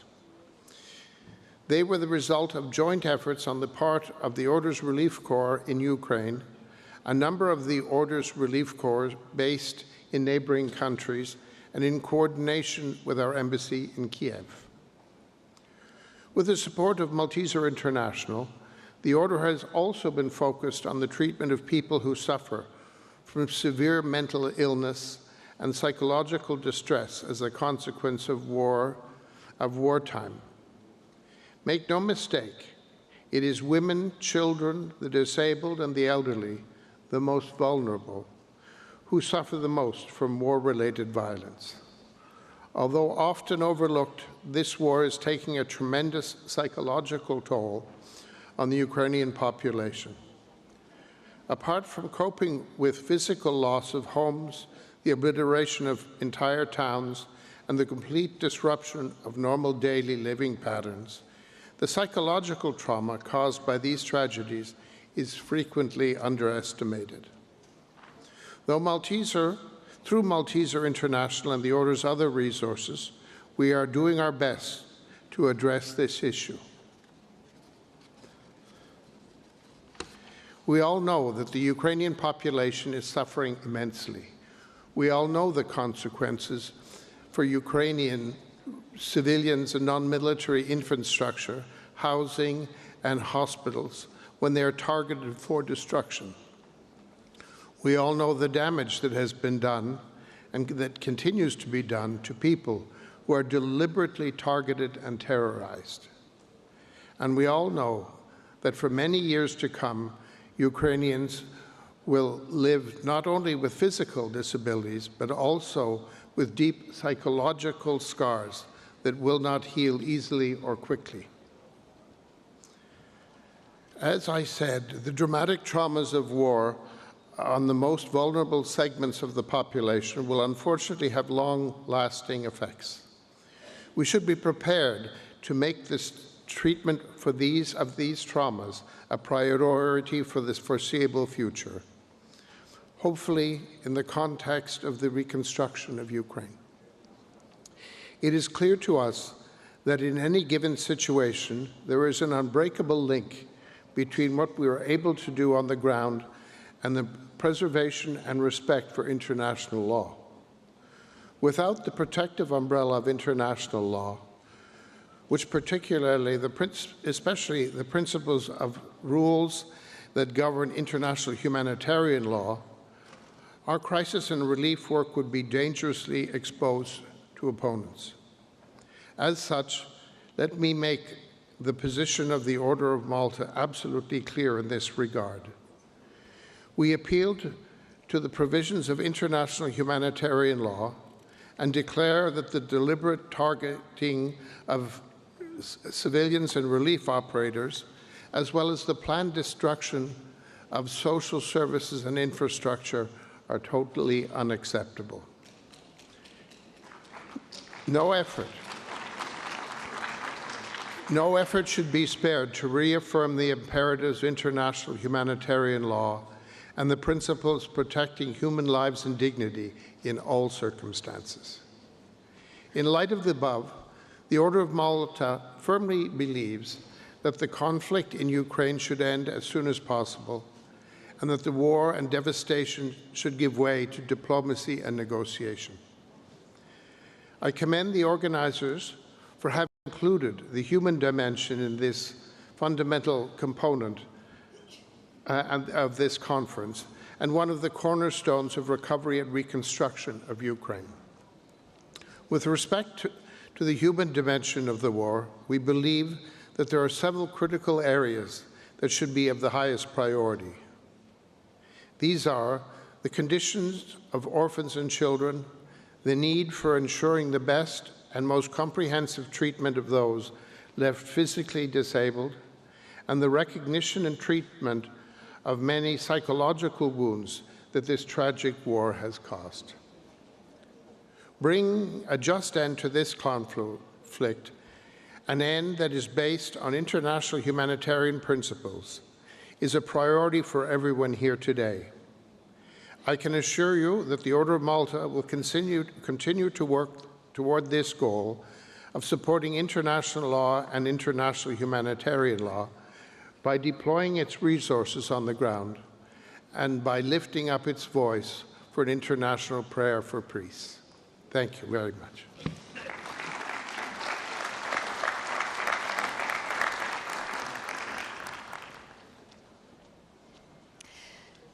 We now invite His Excellency Edi Rama, Prime Minister of the Republic of Albania.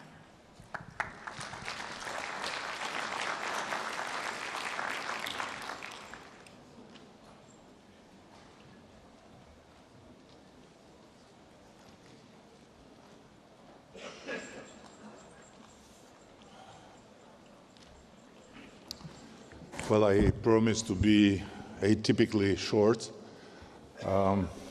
My dear sister Georgia has reminded everyone today that all roads lead to Rome. And dear Antonio, it has been a great experience, the joyful, chaotic and peaceful crossroads you organized here to show everyone that there is no safer place than Italy, where all security and protocol divisions are meaningless. And I'm sure that even Volodymyr has enjoyed the bath of humanity in the Nuvola, where all his bodyguards, for the first time since the war, felt completely useless. So what to say? Albania is a very small country, modest resources, no power to change much in the battlefield, but we have been and we will be together with Italy and the European friends and partners whenever and wherever Ukraine will need us to be.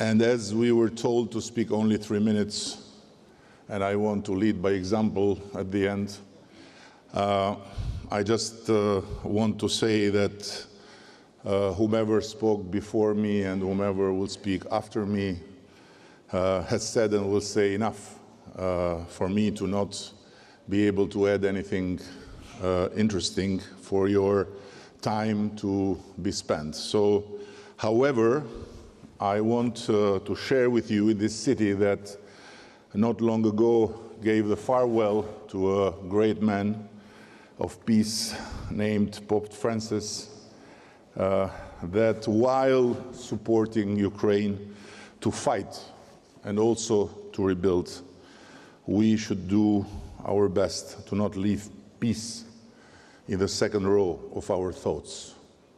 We should not leave the word peace divide further our democratic societies and alienate further parts of our societies and fuel dissent among our societies. And we should not let anyone also out of the democratic Europe borders lecture us, the European community, about what peace is and how peace sounds like.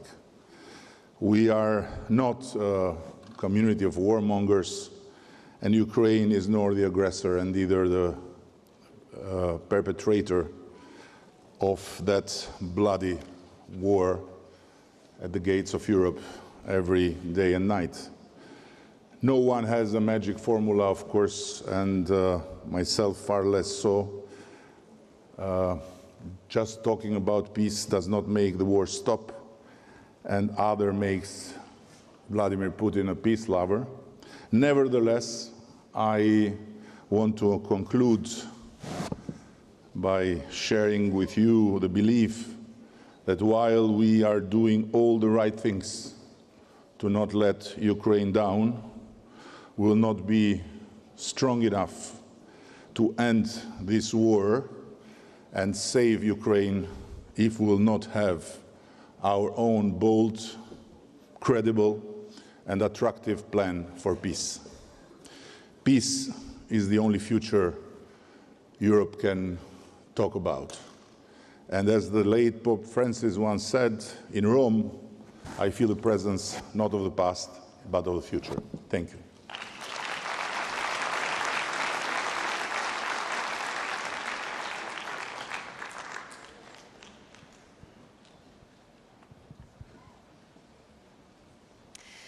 We're now pleased to welcome His Excellency Dick Schoof, Prime Minister of the Kingdom of the Netherlands.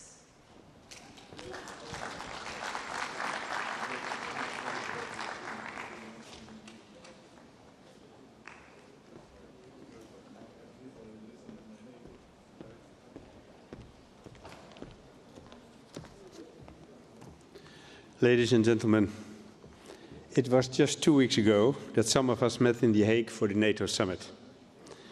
Over those 2 days, we spoke about peace, freedom and security in Europe. And more importantly, we spoke about our commitment to supporting Ukraine, because their security is key for our security. And here we are, just 2 weeks later, and the urgency continues to build. On a daily basis, we see Russia attacking civilian targets, killing and wounding people throughout Ukraine. The images are horrific. They bolster us in our conviction that our support for Ukraine is now more critical than ever. We are here today to put our words into action, to show what we actually mean when we say that we stand with Ukraine. I can assure you that the Netherlands' support for Ukraine, politically, financially, militarily and moral, remains undiminished. In the spring, my government announced allocation of 3.5 billion euros to support Ukraine. 3.1 billion of that total for military support, including drones and air defense. And we recognize that other forms of support are also crucial for Ukraine to sustain this heroic war efforts. For example, the macro-financial assistance provided through the European Union. But more is needed. And that's why it's so important that we gathered here today to reinforce our efforts on Ukraine's recovery and reconstruction.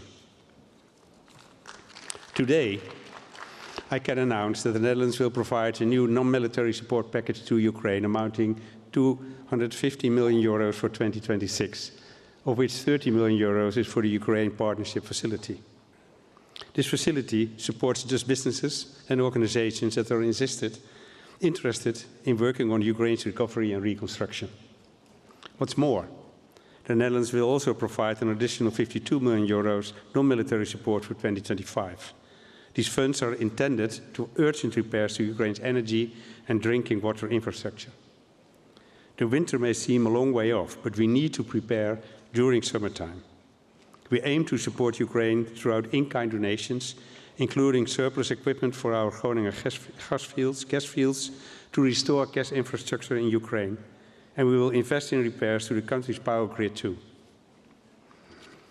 In addition, I'm delighted to announce that the Netherlands is also allocating 20 million euro to Ukraine's cyber resilience.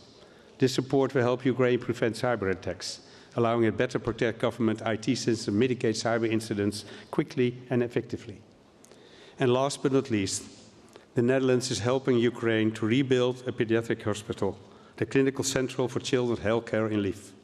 In partnership with our Princess Maxima Center, this modern healthcare facility focuses on life-saving care for children in the field of neuro-oncology. And we believe it's crucial to ensure continuity of care for children who are not only faced with war, but also affected by life-threatening disease. This reflects our strong commitment to supporting the Ukrainian people and bolstering its economy. We will do our part, and we trust others will do the same, now and in the future, just as we promised 2 weeks ago. Thank you.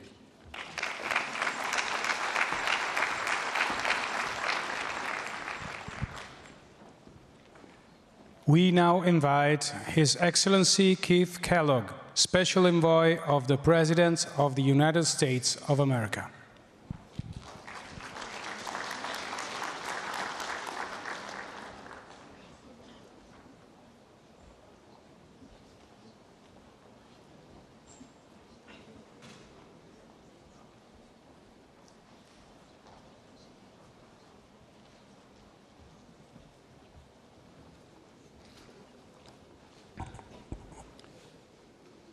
Good afternoon.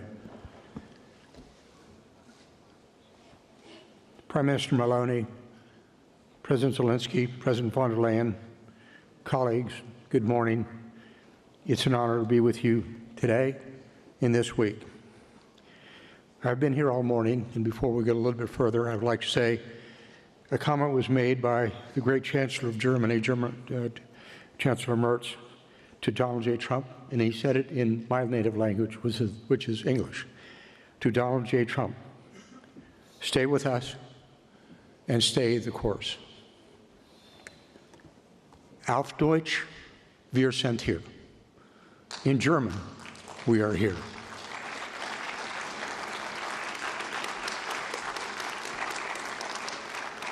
As we pursue peace between Russia and Ukraine, it is imperative that a full cessation of hostilities be followed immediately by a comprehensive reconstruction effort for Ukraine.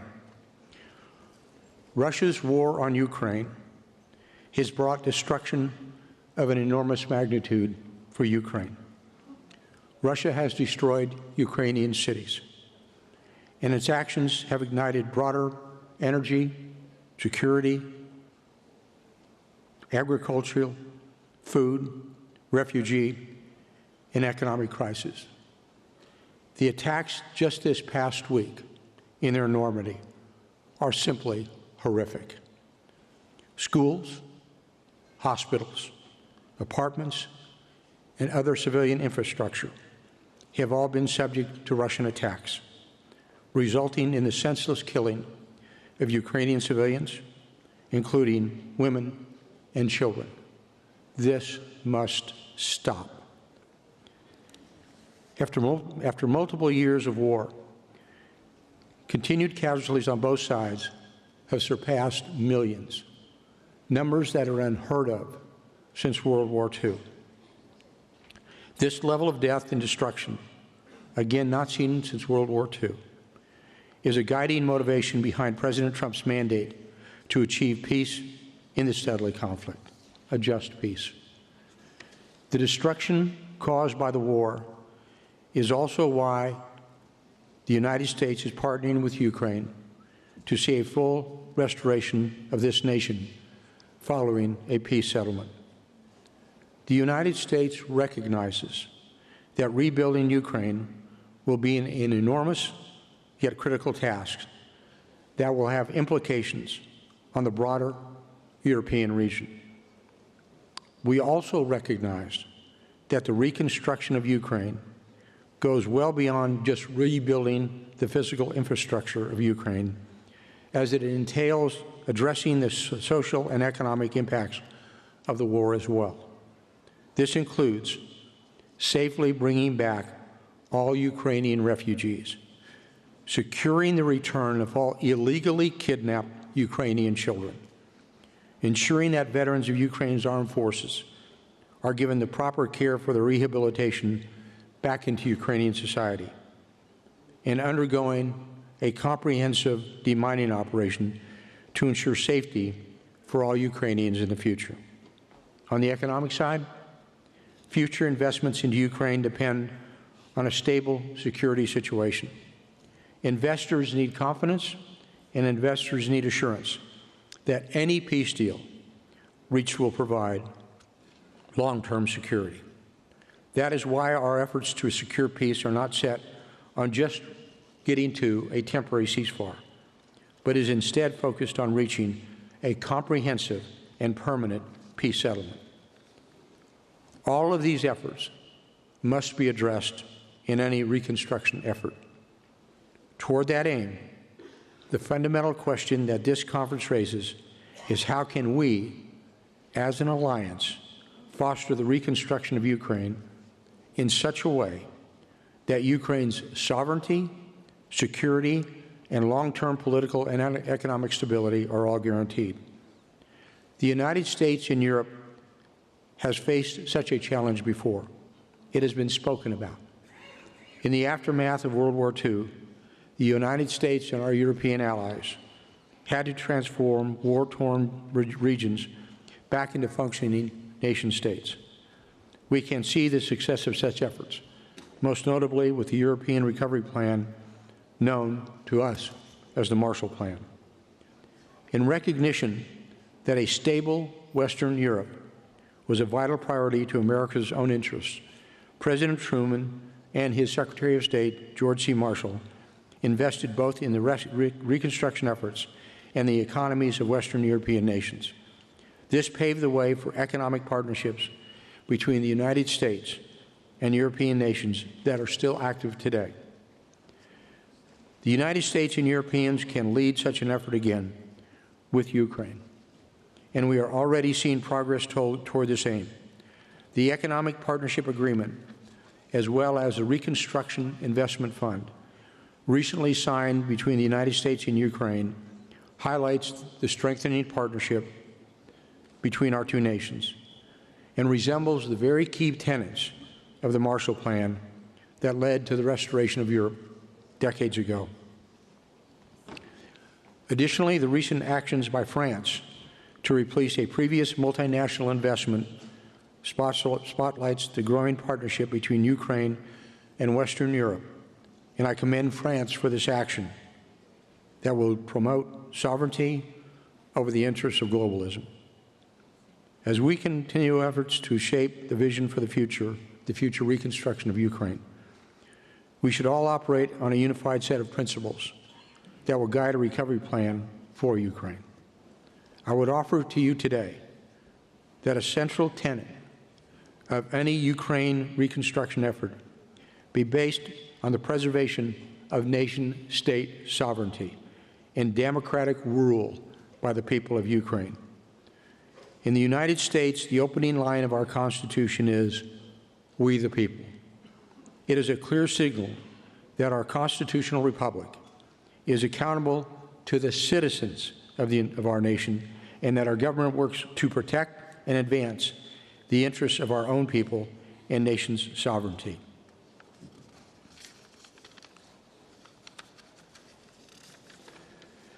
I raised the issue of national sovereignty and democratic system of governance today in the context of the reconstruction of Ukraine. Because in times when nations must rebuild and recover from devastation, nations are uniquely vulnerable. Historically, we have witnessed war-torn nations becoming victims to the interests of external actors during a reconstruction phase. We saw this in the reconstruction era following the wars in Iraq and the wars in Afghanistan, as outside corporations and entities exploited the vulnerability of these war-torn countries and their interim governments for profit.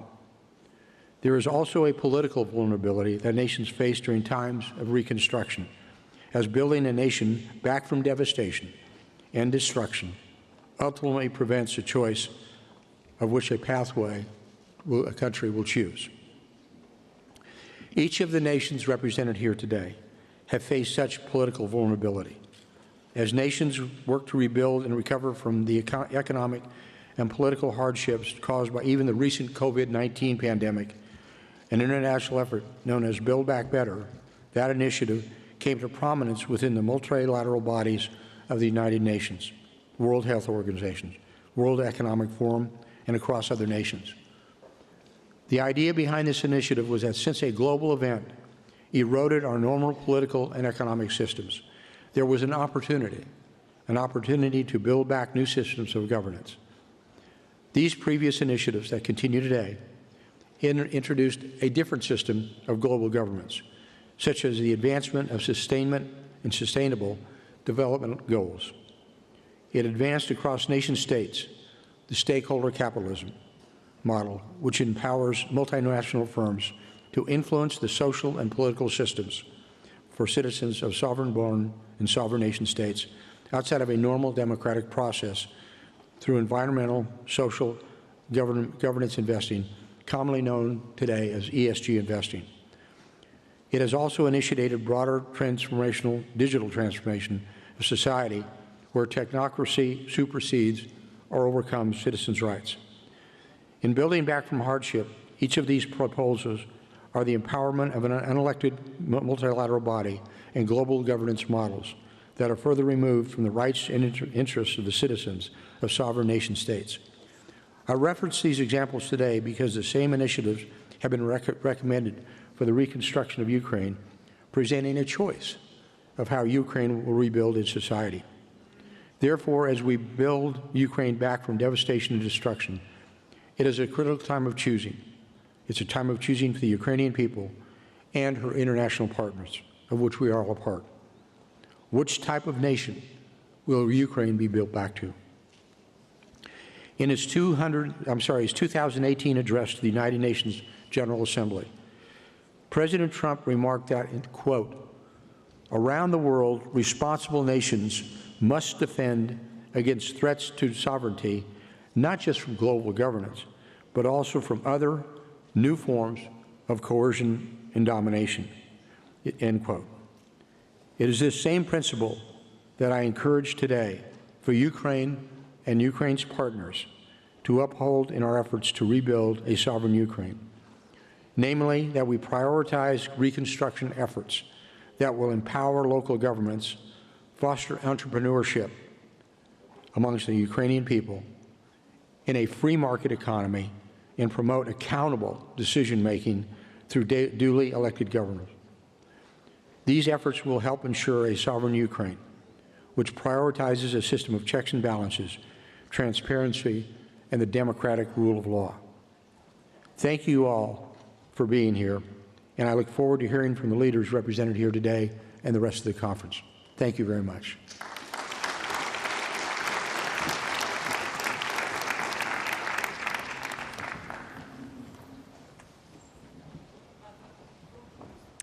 We are now honoured to welcome His Excellency Robert Abela, Prime Minister of the Republic of Malta.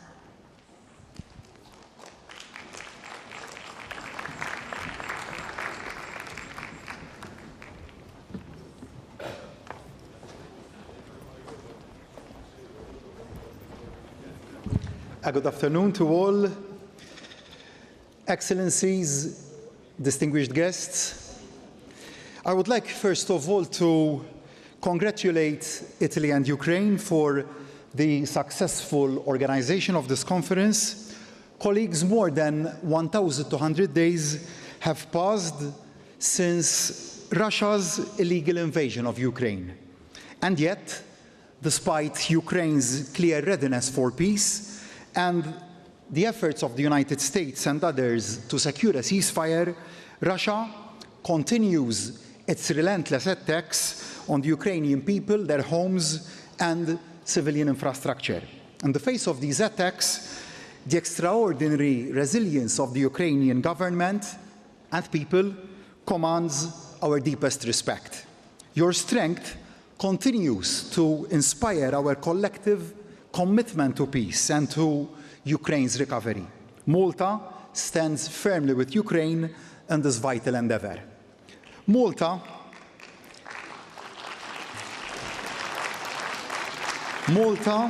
remains fully committed to working with European and international partners to support the Ukrainian people. This includes meeting basic needs, strengthening energy infrastructure, particularly grids and renewables, to ensure long-term energy security, and advancing reconstruction with greater private sector involvement. We are proud to have contributed to the Ukraine's energy security and local reconstruction efforts. From the start of the war, Malta has provided humanitarian relief, and we remain committed to supporting Ukraine's recovery for as long as necessary.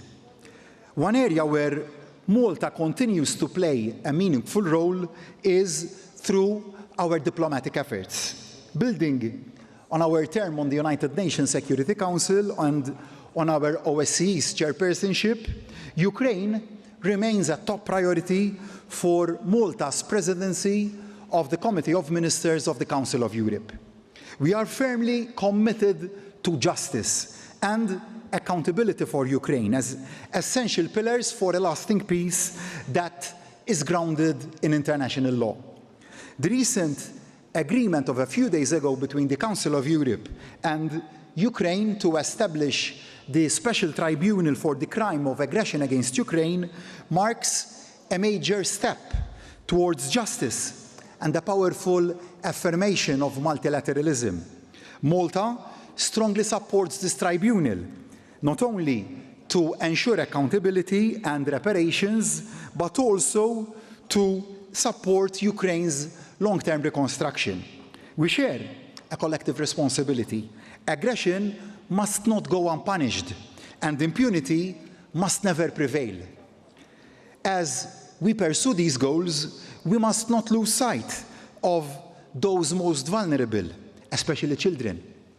Just yesterday, a high-level stock-taking conference on the children of Ukraine was organized in Strasbourg under the auspices of the Maltese presidency. This reflects our commitment to keeping their needs at the heart of recovery efforts. Excellencies, dear friends, I want to close with a message of hope. In the face of ceaseless attacks, Ukraine has indeed showed the world the true meaning of courage, resilience, and determination. Malta and the international community stand in full solidarity with Ukraine in its pursuit of peace, justice, and recovery by taking a comprehensive approach, addressing human needs, economic renewal, and rebuilding at the regional and local level. We can secure Ukraine's European future and build a recovery that is lasting, inclusive, and just. Thank you.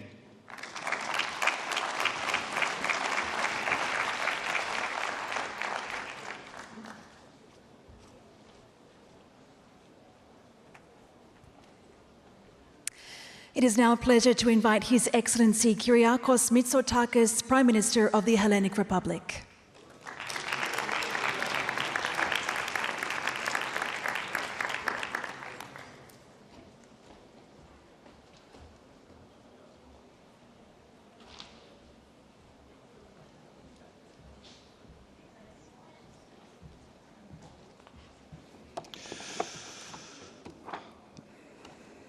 Ladies and gentlemen, dear colleagues, I'll try to be brief because I want to show respect to all of you, and in particular to my colleagues who have been patiently waiting their turn.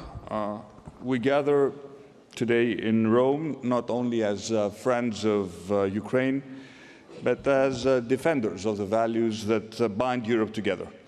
Ukraine's courageous resistance, now in its 4th year, is not only a fight for national sovereignty, but also for democracy, dignity and freedom. And by coming together to support Ukraine's recovery, we reaffirm a fundamental conviction that resilience, when reinforced by solidarity, paves the way for renewal. Greece stands firmly with the people of Ukraine, and our message is clear and consistent from the very beginning of this atrocious war. Borders cannot be changed by force, and aggression must never be rewarded. And we must increase our collective pressure on Russia with the aim of securing a just ceasefire, ultimately a fair and lasting peace, and one that respects Ukraine's territorial integrity and its European future. And I commend Italy for hosting this important conference.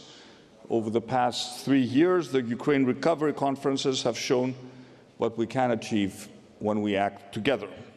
But the road ahead requires greater coordination, and it certainly requires stronger commitment, both in Europe and globally.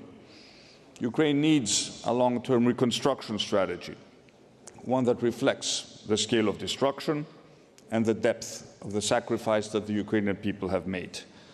The 4 focus areas today, business, human capital, regional recovery, and EU integration, are interlinked pillars of this success. Progress in each demands both ownership by Ukraine and cooperation amongst partners. Despite the immense hardship the country has to endure, Ukraine has demonstrated remarkable macroeconomic resilience, as well as adapting to the demanding prerequisites of the EU accession process. At the European level, we have been steadfast in our support to Ukraine, and the Ukraine facility remains a vital instrument in the reconstruction effort. It must be backed by the necessary resources and the necessary political will. However, we know that public funding is not enough. We must bring the private sector fully on board in this reconstruction effort, and this means creating the right conditions, mitigating risk, providing guarantees, building strong and transparent institutions that investors can trust. And only through these synergies between states, institutions, and businesses across borders can we lay the foundations for a resilient and prosperous Ukraine. Greece is particularly focused on southern Ukraine, and especially the city of Odessa, a city which has deep historical ties to my country and is a strategic hub of importance in the Black Sea. Greece is committed to supporting its recovery and future, and we see southern Ukraine a vital link between the Black Sea, southeastern Europe, and the Mediterranean. As I recently emphasized in Odessa, we envision a strategic connectivity corridor between the Greek port of Alexandroupoli and the city of Odessa, integrating energy, transport, and trade, a project that serves both Ukraine's recovery and Europe's broader energy and economic resilience. Together with our partners in the region, we are already contributing, helping to advance Ukraine's energy security through the vital vertical corridor, a critical infrastructure project with significant potential. Greek companies are represented here today as stepping forward, exploring partnerships in key sectors, from clean and green energy to infrastructure, health services, logistics, maritime transport, and defense. In all this, our goal is clear: to contribute meaningfully to the rapid, tangible reconstruction of a free, sovereign, and democratic Ukraine. As our countries did after the war, my country was ravaged not only by the Second World War, but also by a civil war, and we managed to rebuild ourselves with significant American assistance at the time. And I commend the comments that I heard from the American representative that Europe and the United States will stand hand in hand, not only in securing the vital peace, but also in building a free and prosperous Ukraine. Thank you.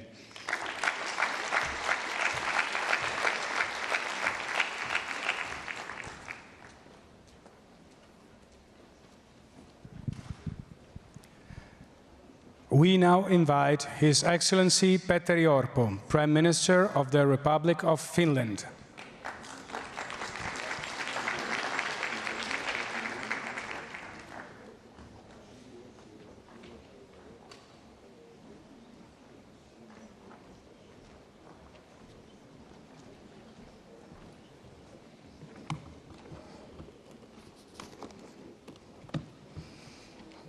Dear colleagues, ladies and gentlemen, let me first thank Prime Minister Georgia and President Zelenskyy for organizing this conference.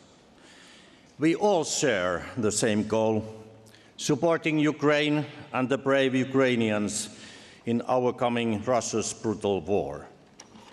Ukraine's independence and sovereignty must remain at the heart of our efforts. It is our duty to continue our strong support for Ukraine for as long as necessary. You can count on Finland in this regard. We have today published our country program for development cooperation in Ukraine for 2025 to 2028. Supporting the civilian sector is vital to the resilience of the entire Ukrainian nation.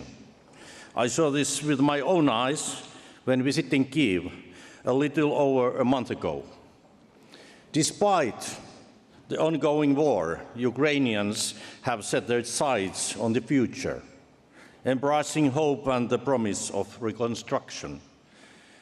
This vision goes beyond simply repairing the damage caused by the war. Reconstruction is not only a process of recovery, but a powerful opportunity for renewal. Finland has developed new instruments to engage Finnish companies in Ukraine's reconstruction efforts, while bringing EU standards and expertise to support Ukraine's European integration. We are already seeing the first Finnish investments, and the number of Finnish companies present in Ukraine is steadily increasing. In Finland, preparedness forms the backbone of our security strategy. We believe that true security is built together with a whole-of-society approach. This is why Finland has launched an international coalition on civil protection shelters together with Ukraine. Ukraine aims to build more than 10,000 new civil defense shelters over the next 10 years. The shelter coalition will coordinate international support for building a sustainable, scalable, and resilient civil protection shelter system aligned with Ukraine's national objectives. And I welcome all interested partners to join the coalition through the European Union's Ukraine facility.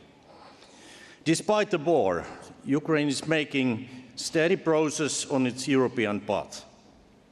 We, members of the European Union, must respond with unity and clear commitment to Ukraine's future in the European Union.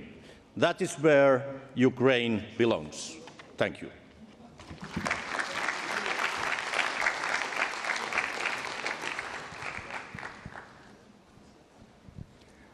We now invite His Excellency Milojko Spajic, Prime Minister of Montenegro.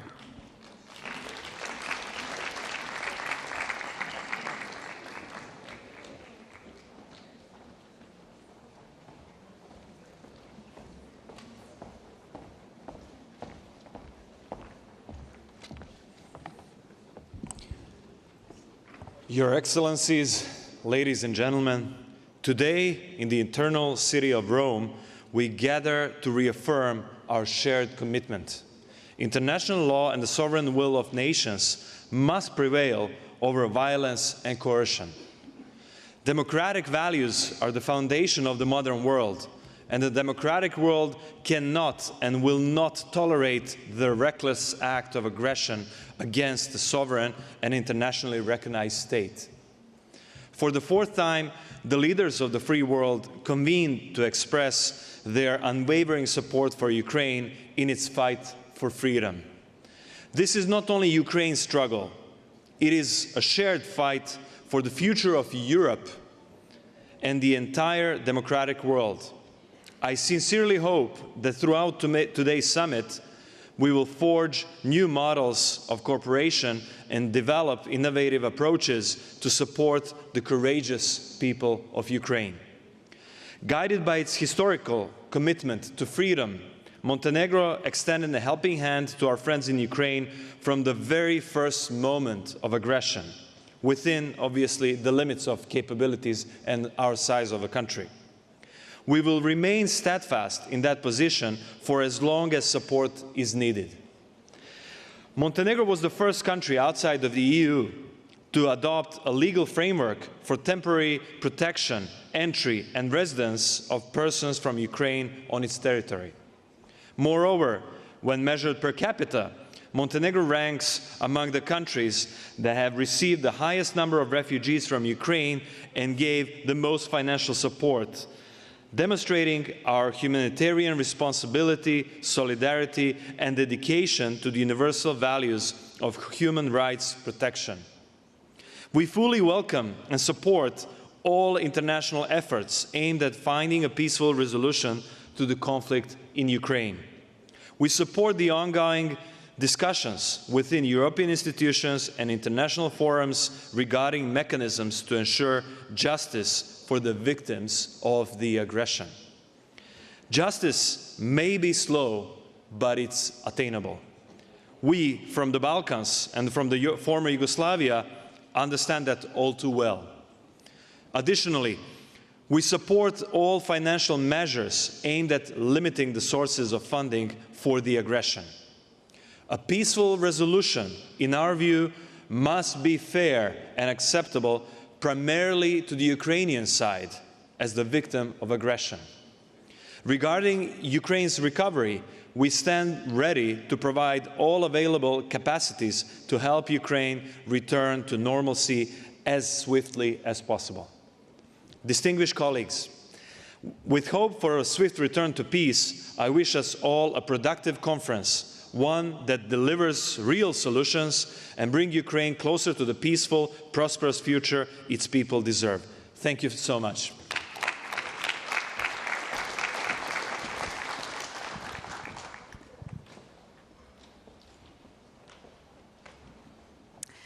We are honored to now invite His Excellency Christian Shmyhal, Prime Minister of the Republic of Estonia.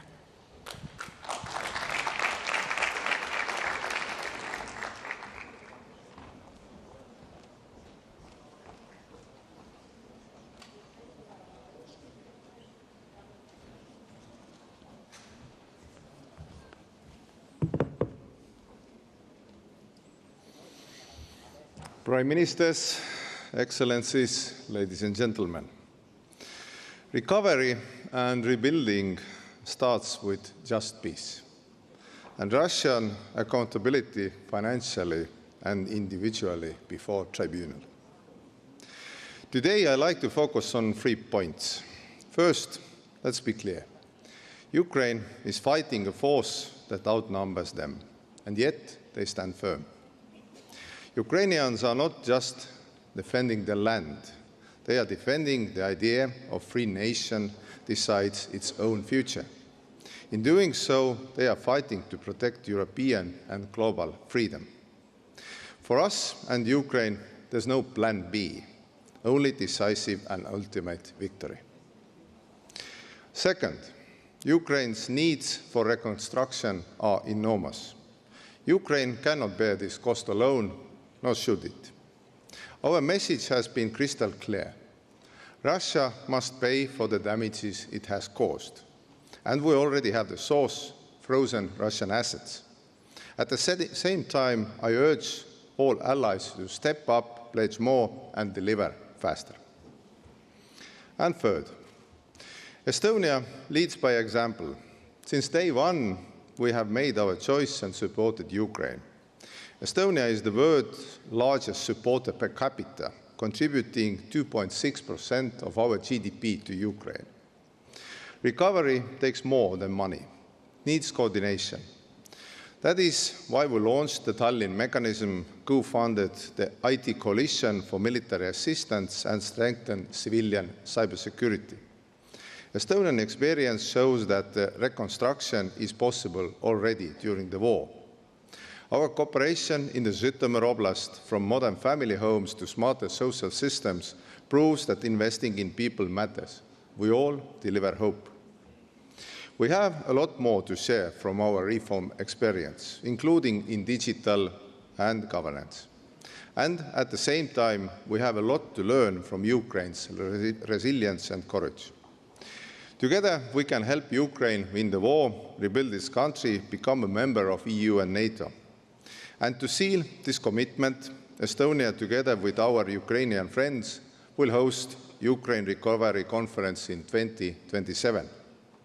And we invite you all, governments, businesses, everybody, to join us in Tallinn. Thank you.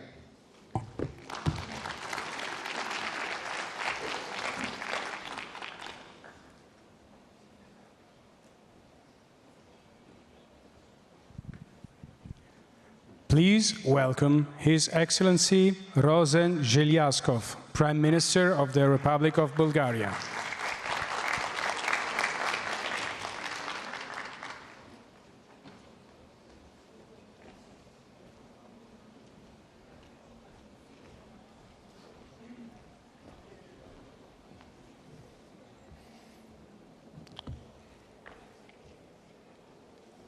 Your Excellencies, dear colleagues, dear Commissioner,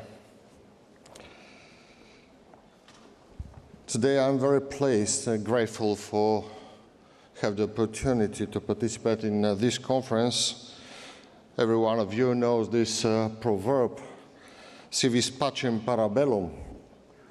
I think that the outcome of this conference is the new proverb, si vis pacem para pacem. That means if we want peace, we have to be prepared for the peace.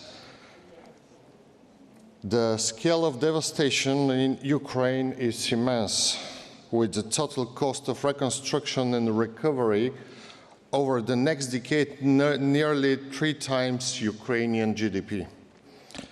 Our collective commitment is to help Ukraine not just rebuild, but to build back better, creating a truly modern and resilient nation that is deeply integrated into the European future based on the following pillars.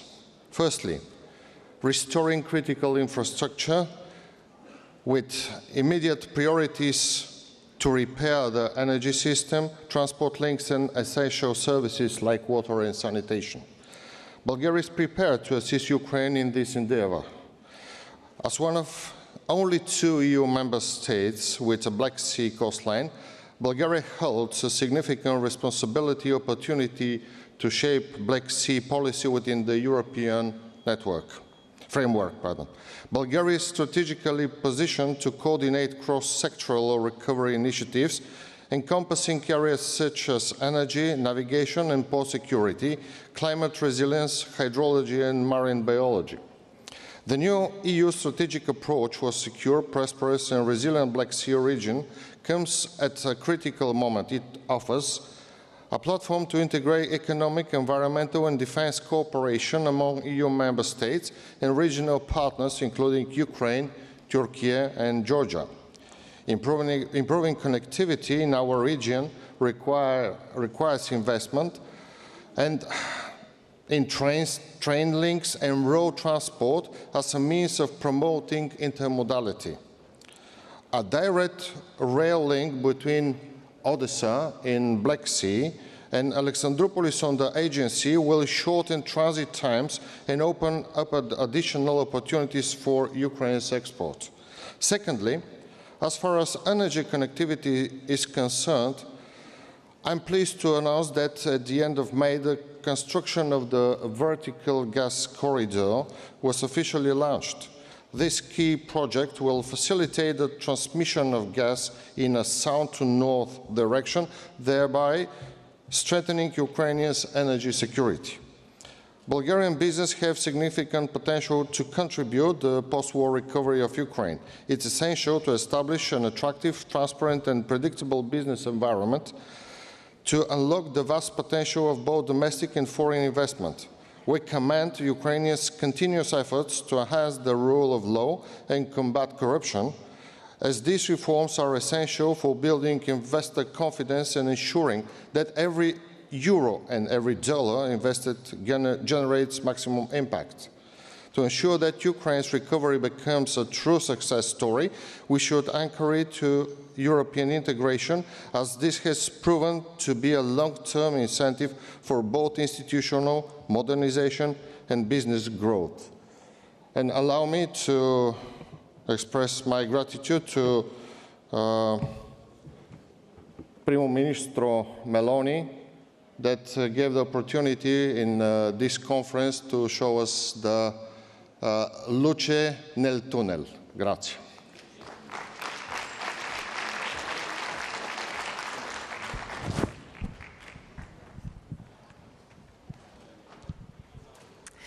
To conclude this session, please join me in welcoming His Excellency Archbishop Paul Richard Gallagher, Secretary for Relations with States and International Organizations for the Holy See.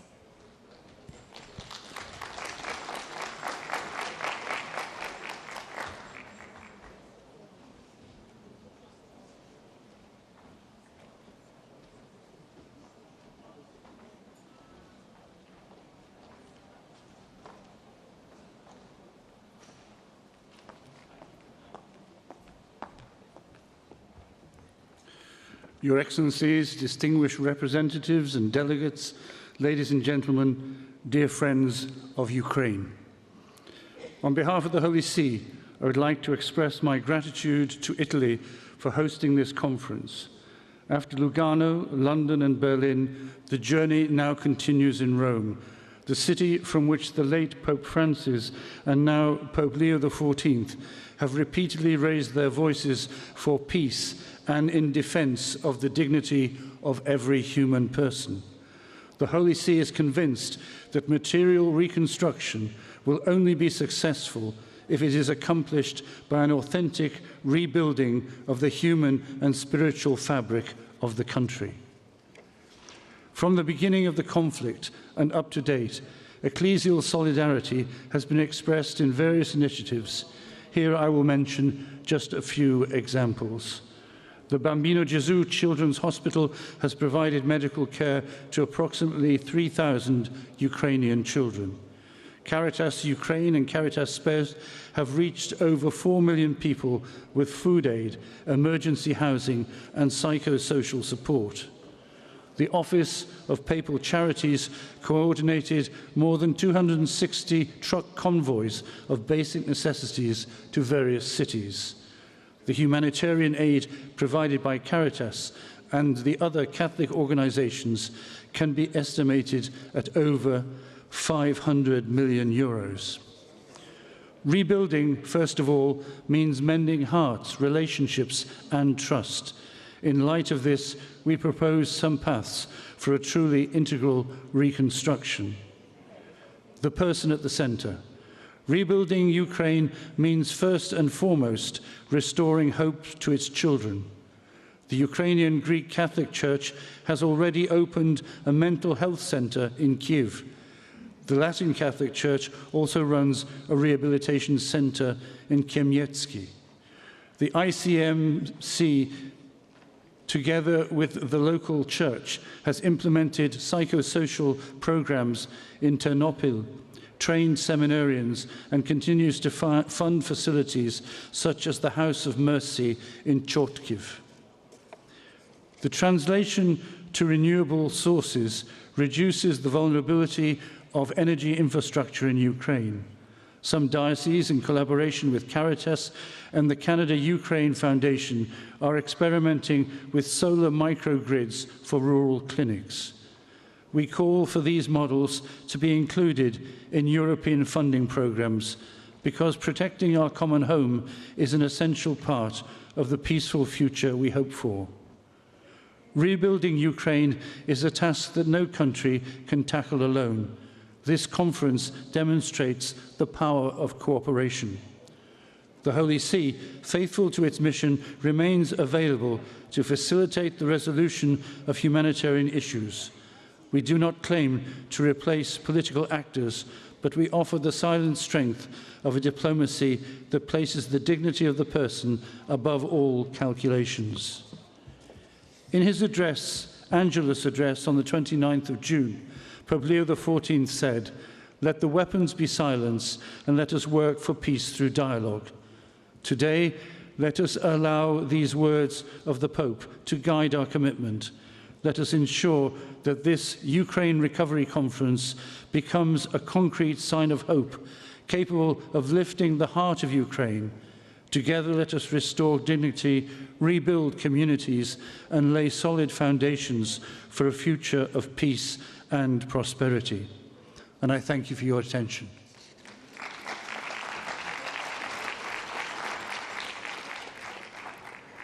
We now invite His Excellency Giancarlo Giorgetti, Minister of Economy and Finance of Italy.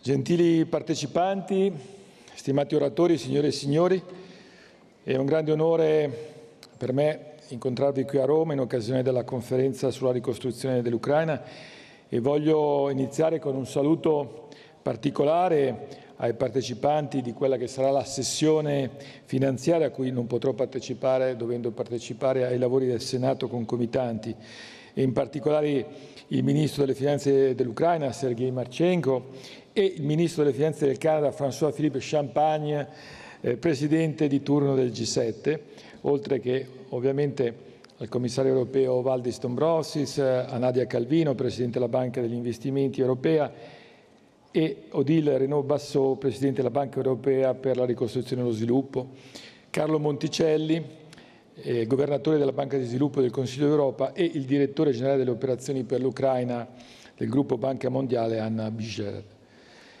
Vorrei inoltre esprimere il mio personale apprezzamento al collega ucraino Sergei Marchenko, che ha dato costantemente prova di eccezionale dedizione e leadership nell'affrontare le sfide senza precedenti che si sono succedute a partire dall'inizio dell'invasione russa sul territorio ucraino. Ci tengo inoltre a veicolare un messaggio di solidarietà e ammirazione per il popolo ucraino, un popolo coraggioso e determinato nel difendere il proprio territorio e soprattutto la propria identità. Vorrei che il nostro comune e indiscusso impegno a favore della ripresa e la ricostruzione dell'Ucraina si traduca in un importante messaggio di speranza per il presente e fondamento di futura prosperità. Il protrarsi di questo tragico conflitto, d'altra parte, ci costringe a mantenere o addirittura intensificare i nostri sforzi. E questo evento vuole rappresentare l'occasione per mobilitare risorse finanziarie e assistenza tecnica a sostegno della ricostruzione ucraina, ma anche fornire un'importante piattaforma che rafforzi ulteriormente gli scambi e la collaborazione tra tutti gli attori coinvolti. L'Italia ha giocato un ruolo chiave nel lancio dei prestiti HERA, Extraordinary Revenue Acceleration, nel corso della passata presidenza G7. L'iniziativa procede con successo e metterà a disposizione all'incirca 50 miliardi di dollari di nuove risorse per l'Ucraina. La situazione rimane d'altra parte estremamente critica e non possiamo escludere in questa fase la necessità di ulteriori fabbisogni finanziari il prossimo anno. Su questo il G7 e l'Unione Europea continueranno a svolgere un ruolo chiave nel finanziamento dell'economia ucraina. A tal proposito, credo fermamente che una risposta efficace alle necessità di investimento e ricostruzione del Paese debba contare su una combinazione bilanciata tra iniziative bilaterali e multilaterali. E in tale contesto, pertanto, mi sento di ribadire con fermezza il nostro pieno impegno, in collaborazione con le banche multilaterali di sviluppo, alla mobilitazione delle risorse necessarie a sostenere tutti i settori strategici dell'economia ucraina. La ricostruzione del Paese richiederà l'impiego di risorse straordinarie da parte del settore pubblico, privato, nazionale e internazionale e, non ultima, l'azione coordinata di tutti gli attori rilevanti. Ed è pertanto con estremo piacere che sono lieto di annunciare che il Ministero dell'Economia e delle Finanze italiano intende partecipare a un accordo con l'Ucraina, G2G, per l'ammontare di 50 milioni di euro. Tale finanziamento consentirà l'acquisto di beni e servizi ritenuti essenziali alla ricostruzione. L'obiettivo di tale iniziativa è quello di contribuire alle necessità più pressanti del Paese e allo stesso tempo dare sostegno alle eccellenze italiane nei settori nei quali sono in grado di offrire esperienza e soluzioni di qualità. Inoltre, nostra intenzione è contribuire con 100 milioni di euro al programma ERA, Economic Resilience Action, EFC, da parte del gruppo Banca Mondiale. E questo testimonia la nostra volontà di rafforzare la capacità di EFC a sostegno dello sviluppo del settore privato ucraino. Obiettivo questo perfettamente in linea con quelli alla base dell'intera conferenza di oggi. Ho anche il piacere di annunciare un ulteriore contributo di 10 milioni di euro per la realizzazione di un progetto BERS nel settore agroalimentare. Il programma ha lo scopo di modernizzare l'industria agroalimentare ucraina, facilitandone al contempo l'integrazione nelle catene di valore globale. Voglio sottolineare che tutte queste iniziative verranno finanziate con nuove risorse a dono, con la chiara intenzione di non pesare ulteriormente sul bilancio pubblico ucraino. Infine, l'Italia ritiene che la cooperazione tecnica sia fondamentale e rappresenti un caposaldo per una ricostruzione efficace e sostenibile.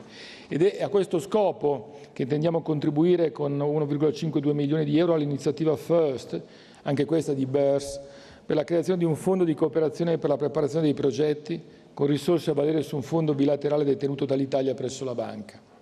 Accanto agli impegni bilaterali assunti dall'Italia, voglio congratularmi con le banche multilaterali di sviluppo presenti oggi per la determinazione mostrata a servizio dell'Ucraina. L'eccezionalità delle risorse messe in campo e che verranno annunciate nel corso della conferenza sono testimonianza dell'inoppugnabile volontà della comunità internazionale a rimanere al fianco dell'Ucraina nel suo percorso verso la ripresa e la ricostruzione. Prima di chiudere, voglio richiamare un messaggio chiave contenuto nelle dichiarazioni dell'ultima riunione G7 finanziaria e, in particolare, l'impegno affinché nessun Paese o entità che abbia finanziato o comunque foraggiato la macchina da guerra russa tragga in alcun modo beneficio dalla ricostruzione del Paese. Concludo. È ferma intenzione dell'Italia rimanere al fianco dell'Ucraina, insieme ai nostri partner internazionali, in uno spirito di genuina responsabilità condivisa e solidarietà. Credo fermamente che le decisioni e gli impegni che scaturiranno da questa conferenza rappresenteranno un passo importante verso la costruzione di un futuro resiliente, prospero e europeo per l'Ucraina. Questa è l'occasione per mostrare ancora una volta la nostra unità di intenti e mettere a disposizione risultati concreti a beneficio del popolo ucraino. Grazie.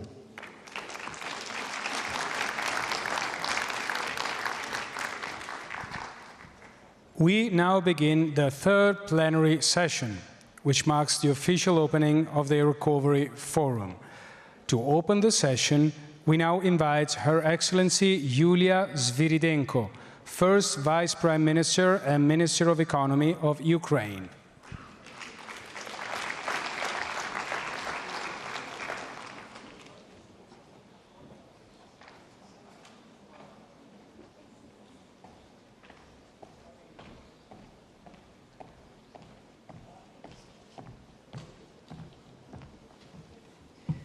Ladies and gentlemen, dear friends, dear colleagues, thank you for being here today with us. And I think that Rome is a special place, and the city knows how to come back to life after a catastrophe. So that it's make, I think, symbolic to talk about Ukraine infrastructure, to talk about Ukraine recovery, and we're not talking about reconstruction. I think that we're talking about a new architecture of economic security in Europe, and the architecture begins with Ukraine.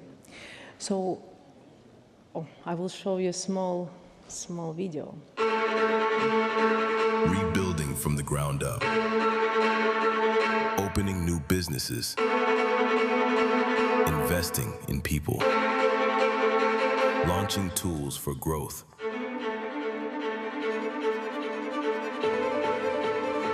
Risk mitigation tools, financing programs, creating transparent rules, partnering with the international community. This is a moment we can't afford to miss. The time to invest in Ukraine is now. So actually, yes, it's close to our Ukrainian business and private sector that you just was looking at. And I would start with a small, with a few numbers and a few figures. And first of all, it's GDP. In 2024, Ukraine's GDP reached $191 billion. It's almost pre-war level. It's 96% of pre-war level. 90% of the enterprises have resumed operation, and since this full-scale invasion, more than 110 new civilian factories have been built or under construction.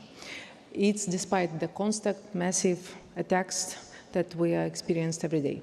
So Ukraine shows remarkable resilience. Our focus for 2026 to 2028 is stable annual growth, or above 5%. In 2024, we secured over 41 billion in external financing, mostly concessional loans, but also grants from the United States, Japan, South Korea. And despite the war, Ukraine is holding firm and creating new opportunities for businesses. First, our economy is staying strong. Second one is we understand perfectly well that reconstruction opens massive investment potential. More than 500 billion in investment needs have been identified. As we move toward greater stability, risks are decreasing. The government and international partners are working on effective guarantees to protect investment. And the third one, of course, is EU integration. And Ukraine is on a steady path toward EU integration membership.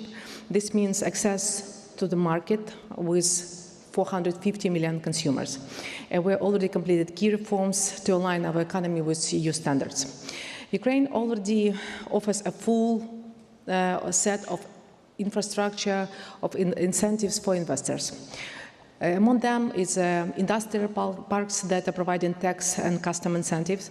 We're also providing different types of granting money, of loans. We update our PPP legislation and streamline procedures. Now we're very focused on training and retraining Ukrainian workers. And these tools are already delivering results. Last year, 3 large projects with over 12 million euro in investment each received 30% capex reimbursement from the state. So also we have a great mechanism. I'm very grateful to the European Commission, to our friends for the Ukraine investment framework. It's a second pillar, and this pillar allows to provide guarantees and blended finance. And now this granted money is available, and loans money available for Ukrainian private sector. So 1.4 billion is already available in supporting the first projects, including Galnaftogaz, Astarta, Data Volia Group.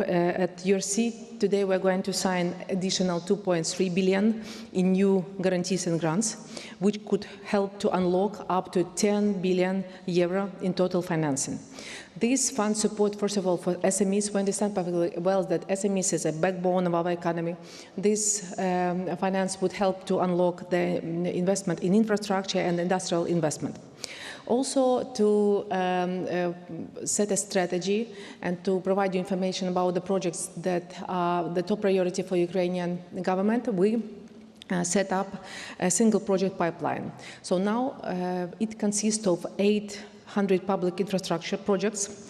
The project preparation facility helps to shape bankable projects in public and in private sectors, and we now have an investment portal covering 10 different sectors, which newly launched March marking tool connecting investors with ready-to-go projects. For this conference, we also published an updated investment catalog, 250 investment-ready cases across 11 sectors, seeking for 40 billion euro in total capital.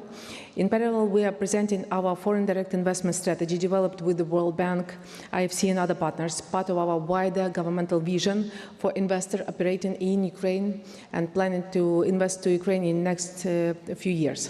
So our efforts have already delivered results. Over the past year, we signed several government-to-government agreements. I would say it's a very efficient tool. So we have signed this agreement with Switzerland, with France, with South Korea. At this conference, we're also expanding agreements that we have with Switzerland and sign a new one with the Netherlands for 35 million euro. We call on other countries, so we want you to join and sign G2G agreement and to incentivize in such a way your companies to invest in the country, to take risk, and to incentivize them not to wait until the war will be finished and to set up businesses now when the war is still ongoing. To make investing in Ukraine not just profitable but practical, we are providing real business tools. So industrial parks offer ready-made infrastructure, utilities, and saving on equipment and construction. Also, we have a budget support program. It calls supported of major investment for projects of 12 million euro and more. The government co-financed up to 30% of capital costs. Also, privatization and PPP. So we launched PPP and expecting agreements over 1 billion. And we are preparing large-scale privatization and updating the legislation. And of course, war risk insurance, today provided by MIGA, by DFC, by Ukrainian insurance company, and 15 foreign export credit agency. And at the screen you might see the most promising areas from our perspective. And Ukraine aims to build a modern, resilient energy system. Key opportunity includes renewables, smart grids, energy storage, and transmission upgrades. If we speak about agri-food, of course, we are focusing on added value production. Investors are welcome in food processing, packaging, storage, and cold logistics for export. In transport and logistics, so we reoriented supply chain. Ukraine prioritized investment in rail, in ports infrastructure, in logistic hubs, in intermodal terminals. And of course, IT and digitalization. Ukraine's IT sector remains very strong. And opportunity exists in GovTech and cybersecurity and AI in FinTech, and of course, defense and critical raw materials. Defense is we're scaling up our defense production, and now we are a well-known country that can produce drones, vehicles, and repairs. There's demand for a co-production, tech transfer, and supply chain integration. And of course, I want to invite to our URC Business Fair to witness Ukraine's transformation. The National Pavilion includes 3 main components. Invest in Ukraine, so over 250 projects across 11 sectors. Also, you might see industrial parks, 27 fully prepared sites across the country, and business fair site. More than 30 Ukrainian companies are featured in the URC Business Fair.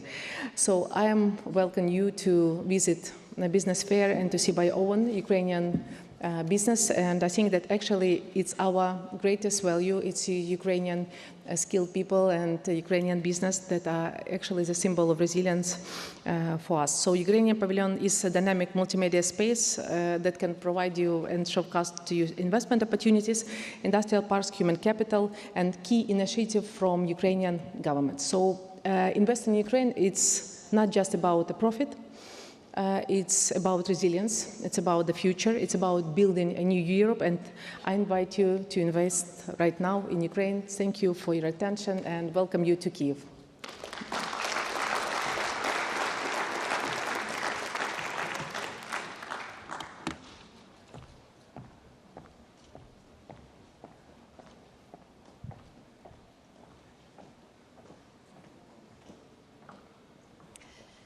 We're now pleased to welcome Her Excellency Marta Kos, European Commissioner for Enlargement.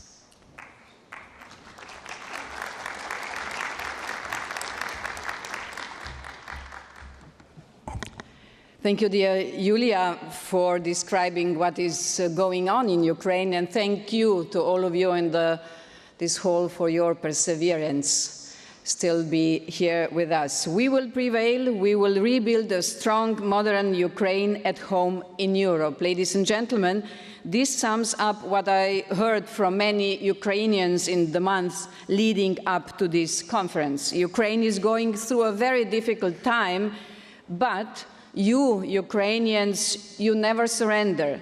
Your resilience and your determination are an inspiration to us. Therefore, I'm convinced you will turn also reconstruction into success. That is why we are here talking about the future. Many companies are here. We are all here talking about the strong, modern Ukraine we want to rebuild. In the past years, we got to know a country with a highly educated and digitally literate workforce, resilient and inventive. All the ingredients are there to unleash a Ukrainian Wirtschaftswunder. German Chancellor was talking about this, an economic miracle for the 21st century. Ukraine has the potential to be a hub in Europe's industrial and digital transitions, leapfrogging towards a modern economy, much like Czechia, Poland, Slovenia, and others did in the past 3 decades. Anyone who has ever met the brilliant young Ukrainian engineers building long-range drones in repurposed factories knows about this potential. In the last few months, I have joined roundtables with business leaders in Paris, in Copenhagen, in Prague, in The Hague. I was impressed by how much European businesses are determined to join the reconstruction effort. In France, I met a company that is planning to rebuild water and waste management system. One of the best in the world is this French company. In the Netherlands, I was told they are putting together clusters of companies so they can bid for large projects together. The needs of Ukraine can only be met if the private sector pulls its weight. Luckily, interest from the EU companies is huge. Last year, the Commission published a call for EU companies interested in investing in Ukraine. The response was immense. We got project proposals worth many billions of euros. They all want to work with us on tailor-made, EU-backed de-risking arrangements. Interest was so strong that the European Commission extended the call until October and widened its scope to also include Ukrainian-based companies. This is a call to action to the business leaders here in the room. We already have some great success stories, so it is not only about the future. Last year, a French investment holding used EU financing to acquire LiveCall, one of Ukraine's mobile operators, and Volia, an internet provider. The 1.5 billion deal was the biggest foreign direct investment in Ukraine in the past 2 decades.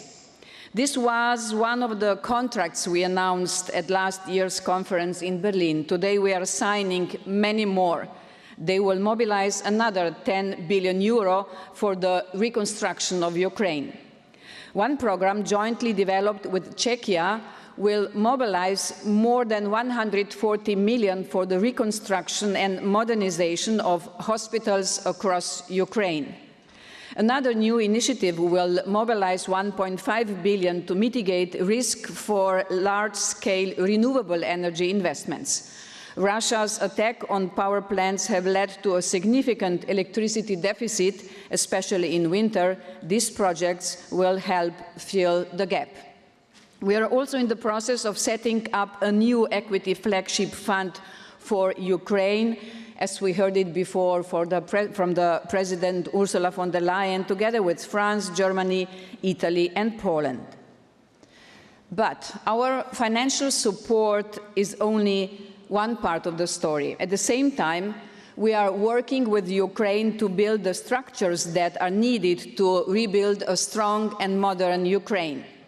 This work rests on 4 pillars. First, we are doing this through the EU accession reforms. Those reforms will help Ukraine build an independent judiciary, implement effective anti-corruption measures, ensure transparent public procurement, a fair and efficient tax system.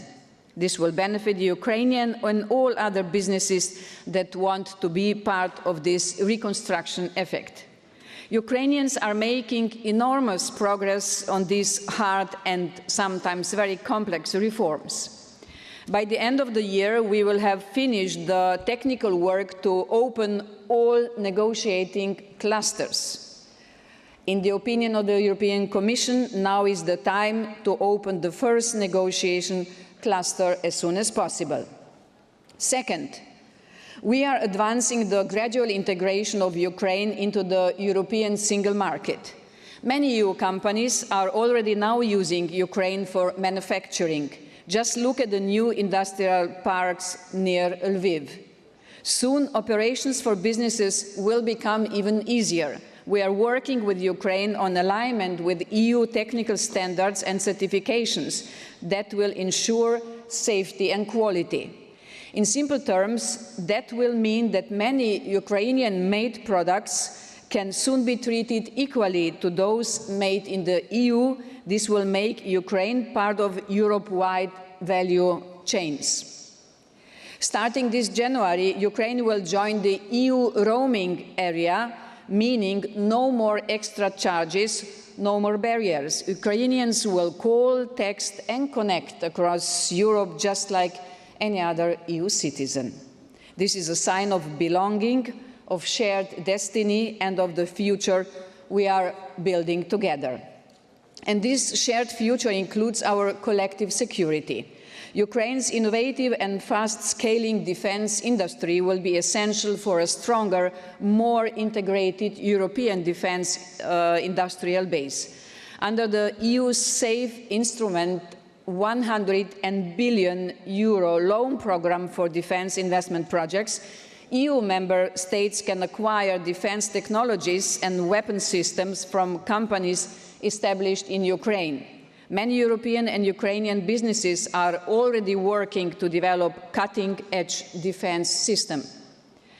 Denmark, for example, is using pioneer approach by directly buying Ukrainian-made defense equipment such as Bogdana howitzers and long-range drones for the Ukrainian army. They are doing so using windfall profits from Russian frozen assets. This is speeding up delivery and strengthening Ukraine's domestic defense industry. Thank you, Denmark, for this inventive approach.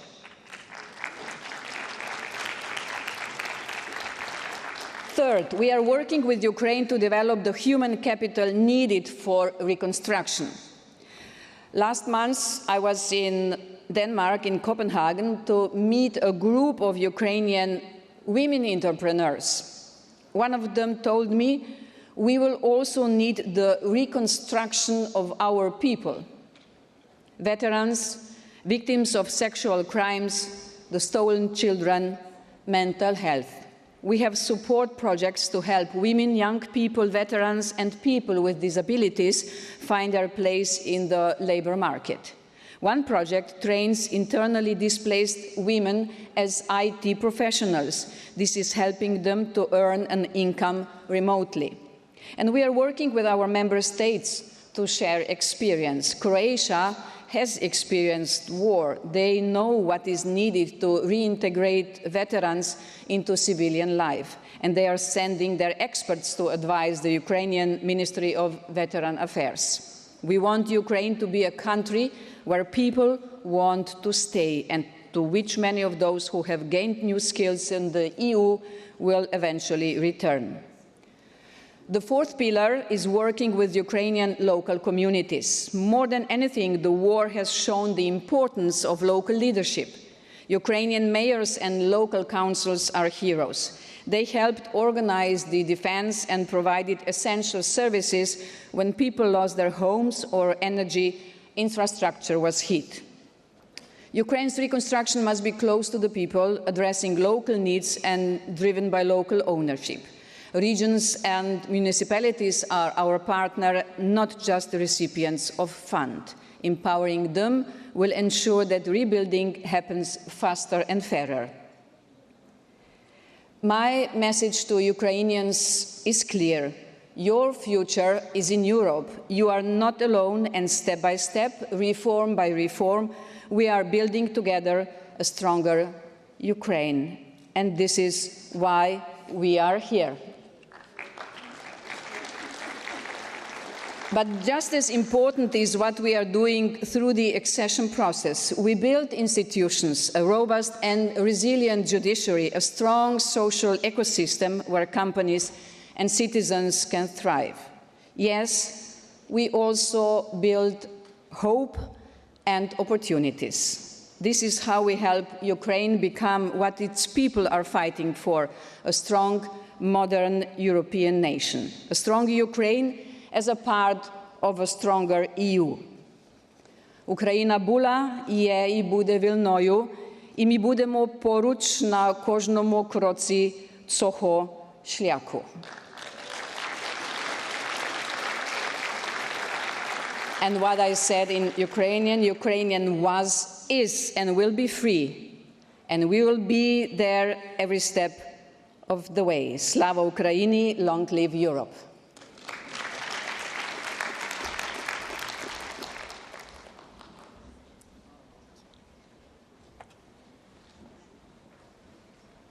We now invite His Excellency Lars Løkke Rasmussen, Minister of Foreign Affairs of the Kingdom of Denmark.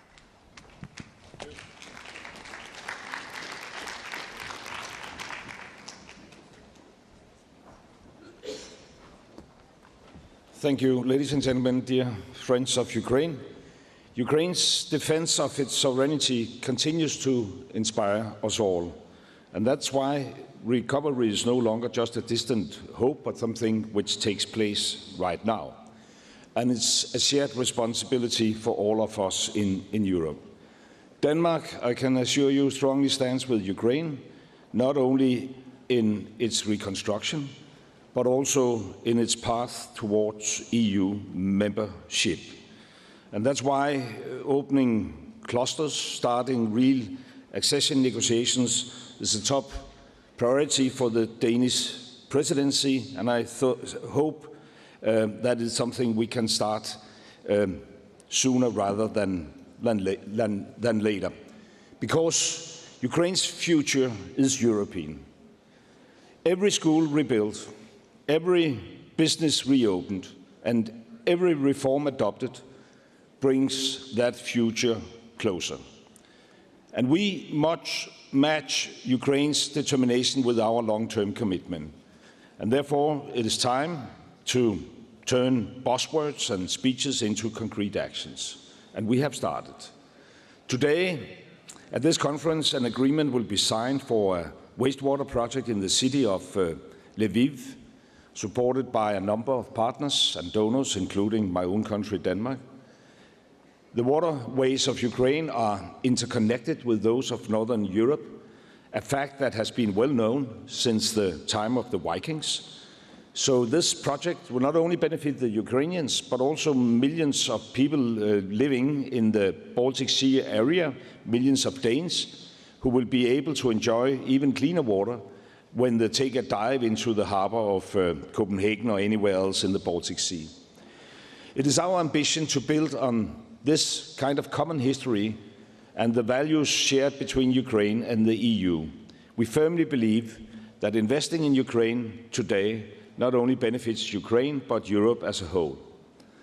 The new Danish-Ukraine transition program stands as a testament to our support for Ukraine. It is so far, and by far, the biggest and most ambitious country program in the history of Danish development support.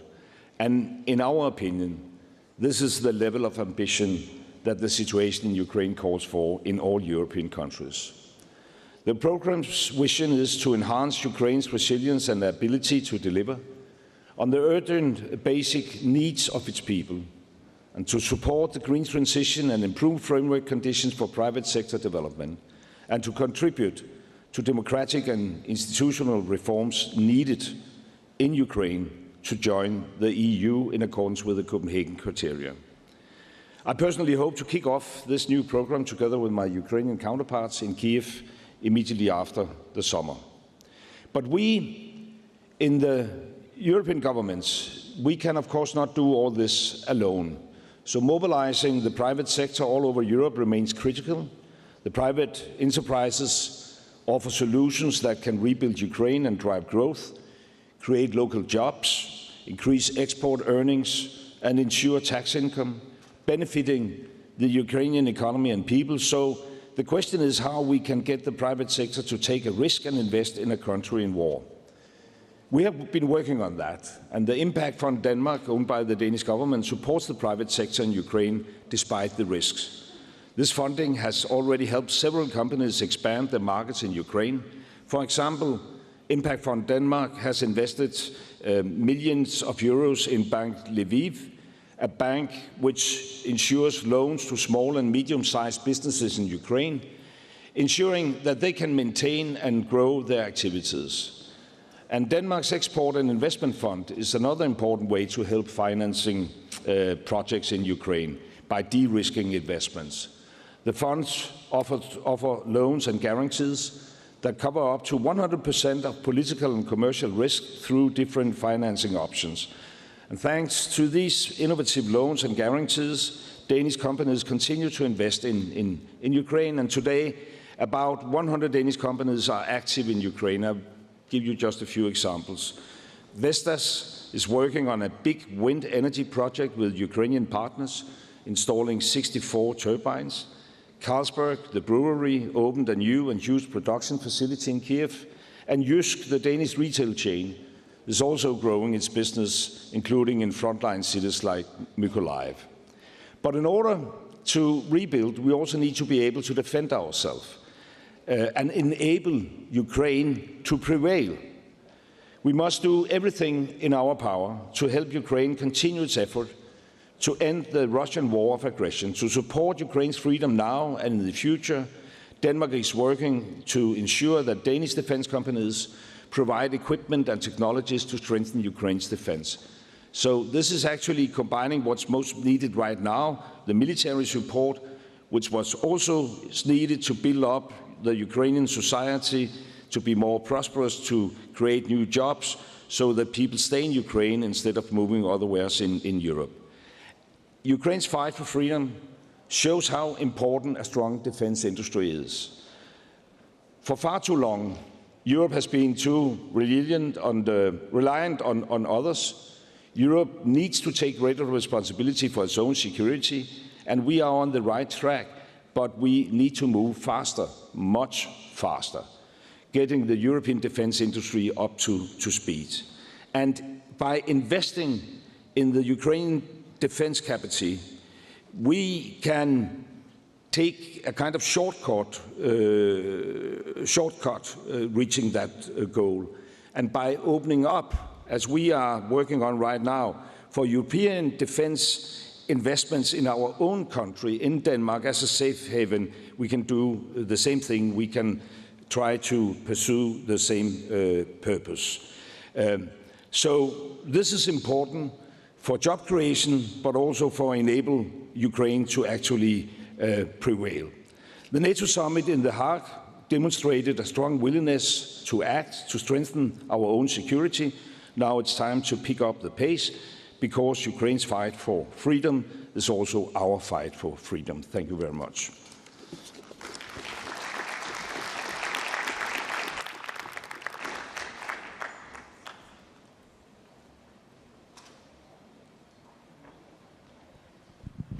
We now invite His Excellency Oleksiy Kuleba, Vice Prime Minister and Minister for Community and Territories Development of Ukraine.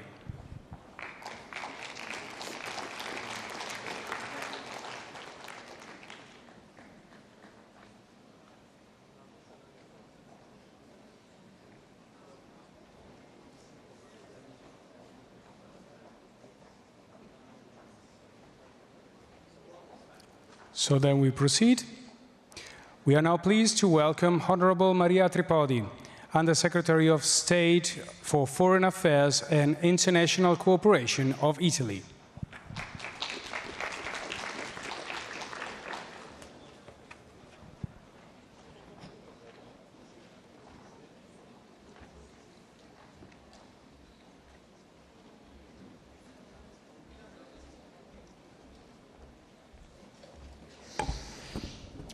Grazie, buongiorno a tutti, caro Andrei, cara commissaria Marta Kos, cari amici, sono molto onorata di aprire questo nostro panel dedicato al Recovery Forum.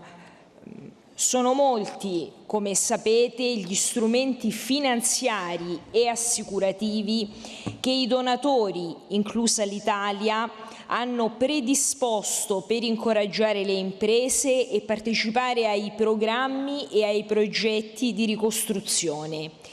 In questi mesi abbiamo coinvolto le autorità locali e regionali, le istituzioni finanziarie internazionali e le banche di sviluppo. Cruciale il ruolo delle imprese e per questo ringrazio il Presidente uscente del Business Advisor Council, Christian Branch, e rivolgo i migliori auguri alla nuova Presidente Barbara Cimmino. Tra i risultati di questo lavoro voglio citare il nuovo Equity Fund che lanceremo tra poco e che sarà gestito dalle principali banche di sviluppo europee, inclusa la nostra Cassa Depositi e Prestiti, in collaborazione con la Commissione europea.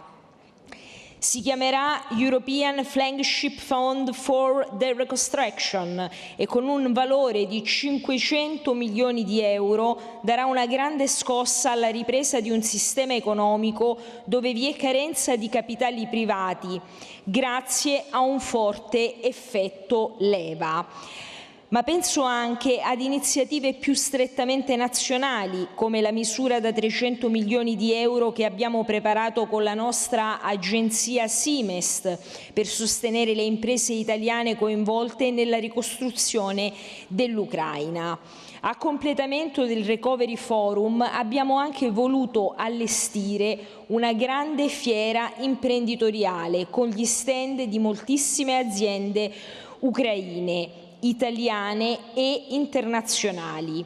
Questo permetterà ai rappresentanti dei governi locali, alle piccole e medie imprese e ai grandi gruppi di presentarsi e stabilire contatti, oltre a cogliere opportunità commerciali. Questa conferenza, come sapete, è il più grande appuntamento annuale dedicato all'Ucraina e al suo popolo che da più di 3 anni resiste con tenacia alla guerra. Con questo appuntamento vogliamo ribadire una volta di più la vicinanza all'Ucraina e il nostro continuo impegno per una pace giusta e duratura che non può e non deve essere la resa di Kiev. Quello dell'Italia è un forte messaggio di unità in Europa e nel campo occidentale. Un impegno che abbiamo diretto da subito a sostegno della popolazione ucraina e della ripresa che ha superato i 2,5 miliardi di euro. Abbiamo lavorato duramente anche in ambito G7 lo scorso anno, favorendo l'accordo sul prestito da 50 miliardi di dollari garantito dagli asset russi congelati. La ricostruzione del Paese e la sua modernizzazione sono legati a doppio filo al percorso europeo dell'Ucraina, che noi continuiamo a sostenere con assoluta convinzione. Le riforme hanno in questo un ruolo chiave, è stato già fatto molto e incoraggiamo gli amici ucraini a proseguire. Ma vedete, la ricostruzione dell'Ucraina è anche una grande sfida per Kiev, certamente, ma anche per tutta la comunità internazionale. Ed è una grande opportunità per la crescita del suo e dei nostri sistemi produttivi. Una occasione che dobbiamo dimostrare di saper cogliere anche nella dimensione dell'industria strategica, che per la prima volta abbiamo voluto aggiungere ai lavori. La risposta delle imprese ci incoraggia, siamo pronti. Il successo di questa conferenza si misurerà in termini anche di investimenti, contratti e progetti, come hanno ben evidenziato prima di me sia il Presidente del Consiglio Giorgia Meloni che il Ministro degli Affari Esteri Antonio Tajani. Ringrazio ancora una volta le imprese e le banche di sviluppo, nonché le organizzazioni internazionali per il contributo che daranno alla mobilitazione dei capitali privati. Contate sempre, cari amici, sul continuo sostegno del governo italiano per la pace e per la crescita. Vi ringrazio e vi auguro buon lavoro.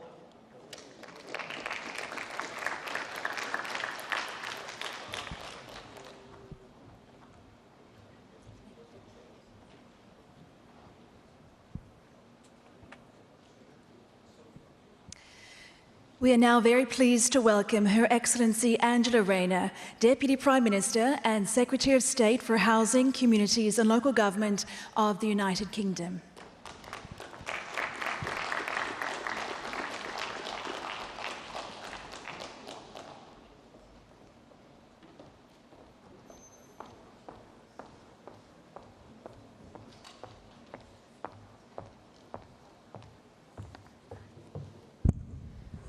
Hello, thank you. It's a pleasure to be with you today, this afternoon, and thank you to Prime Minister Meloni and her team for hosting this vitally important conference this week.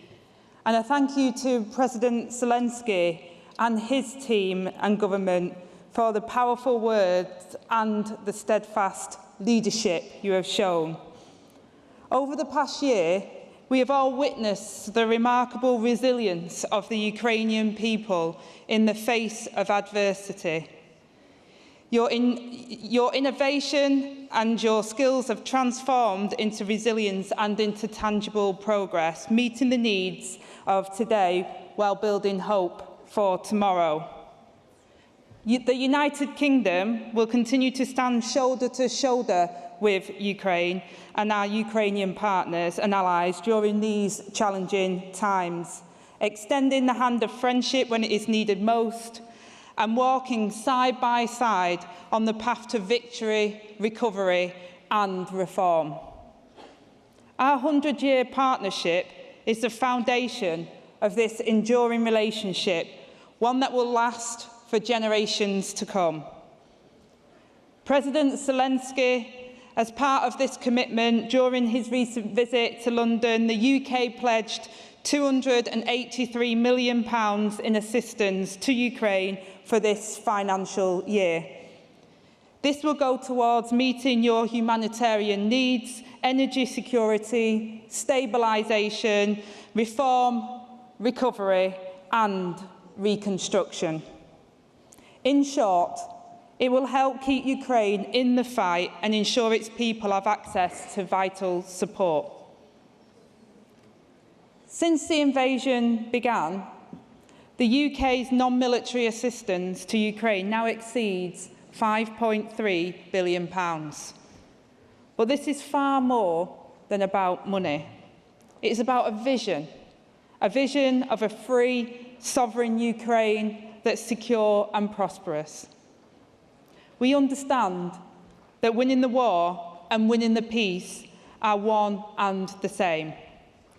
And that is why we must act now in partnership to bolster Ukraine's long-term recovery. Now, I see three priorities.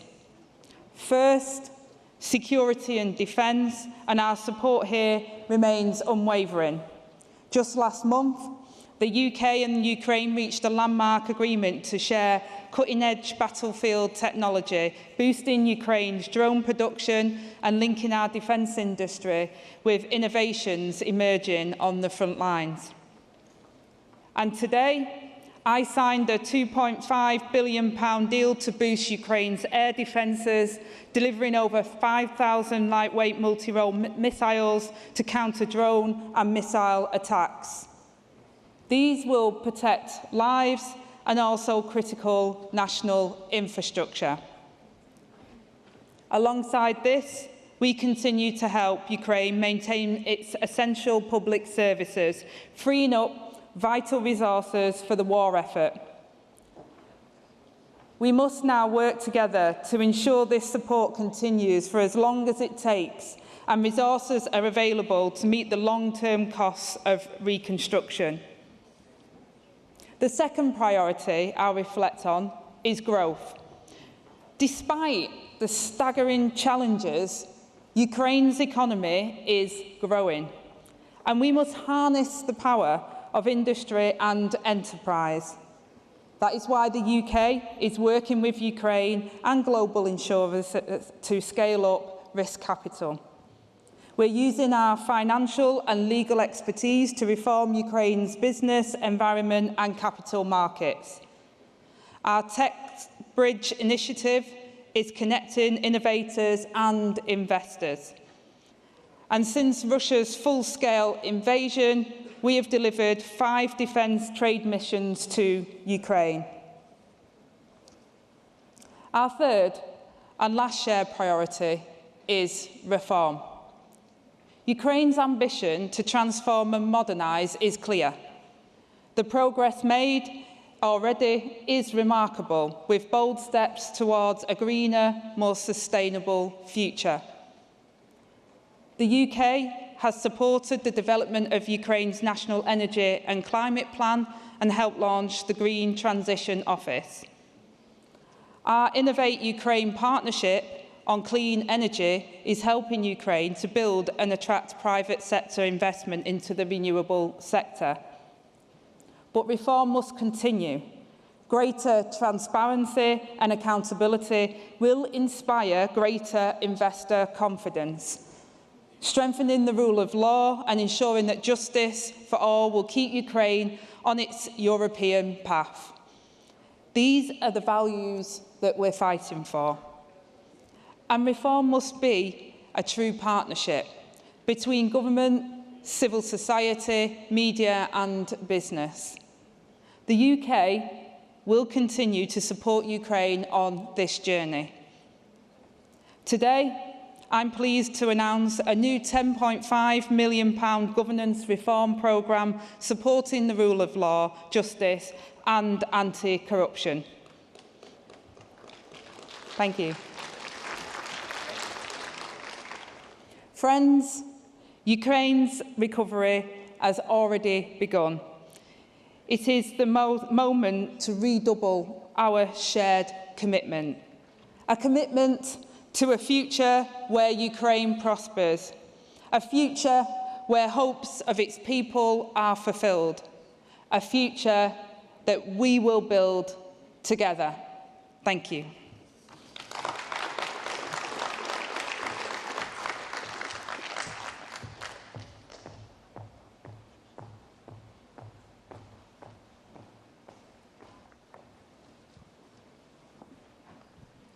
We now invite His Excellency Oleksiy Kuleba, Vice Prime Minister and Minister for Community and Territories Development of Ukraine.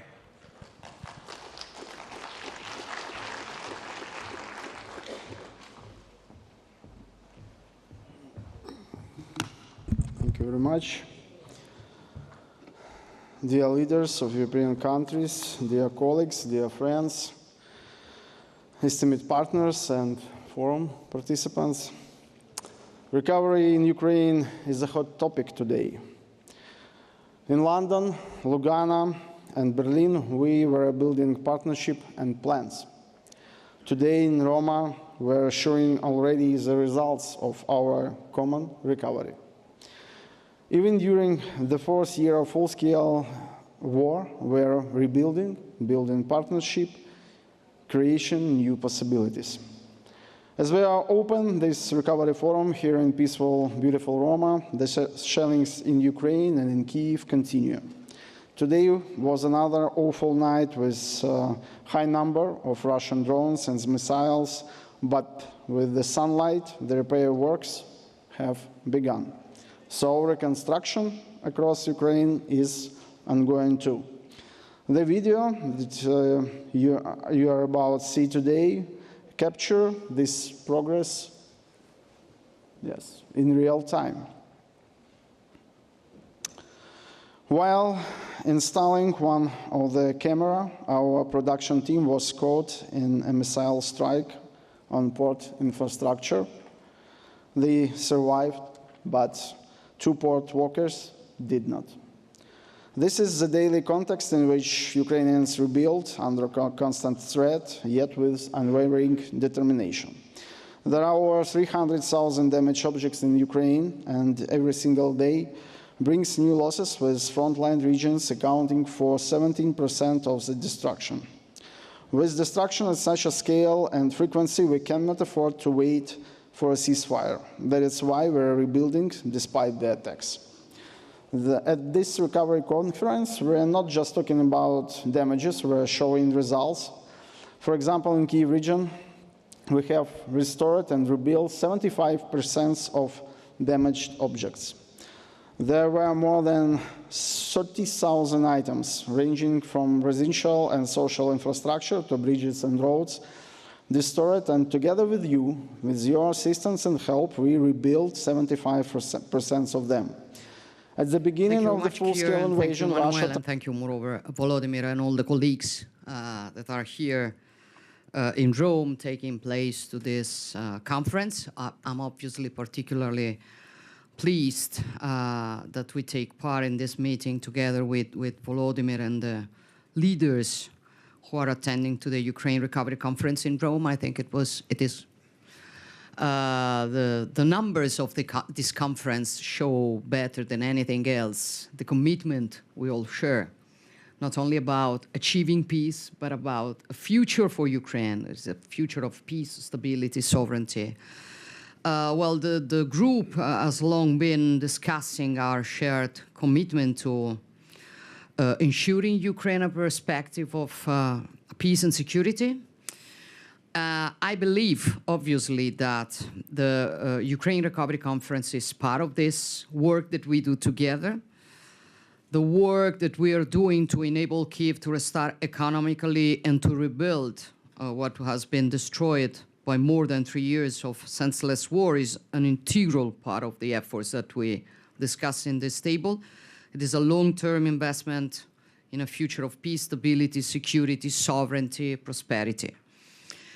Obviously, our efforts are complementary to those of the US administration in building the just and lasting peace which Kyiv has so often shown it desires more than anybody.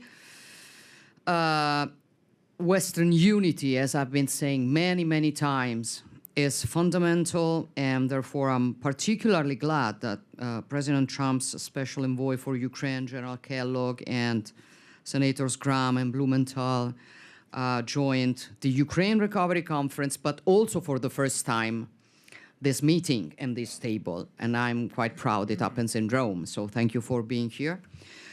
With these relentless and increasingly massive bombings of civilian targets, Russia, on the contrary, does not show any willingness to make any progress.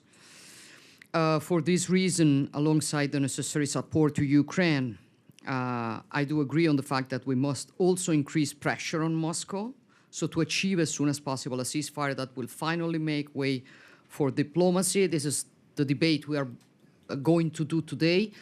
But as always, we have to remind that it only can happen thanks to deterrence. It only can happen thanks to deterrence. As anyone who's not naive perfectly understands, it's not about a good mood that we can have towards Russia. It is about what we can do to really make pressure and deterrence. I think this is what we have to discuss, and this is what we have to deliver on, and this is what the innocent victims, their families expect from us, a population that wants to rebuild, but it is also what our citizens, which are tired of the consequences of meaningless aggression that has brought the war back in the heart of Europe, ask from us. As you know, and as you see with this conference this morning, you can always count on Italy at 360 degrees. And I'm very proud that with the work that we've done together this morning, we've guaranteed to Ukraine agreements that are worth more than 10 billion euros. So thank you all, colleagues, and thank you also the private sector that decided to help us and the organizations that participated. And I stop. Thank you, Keir.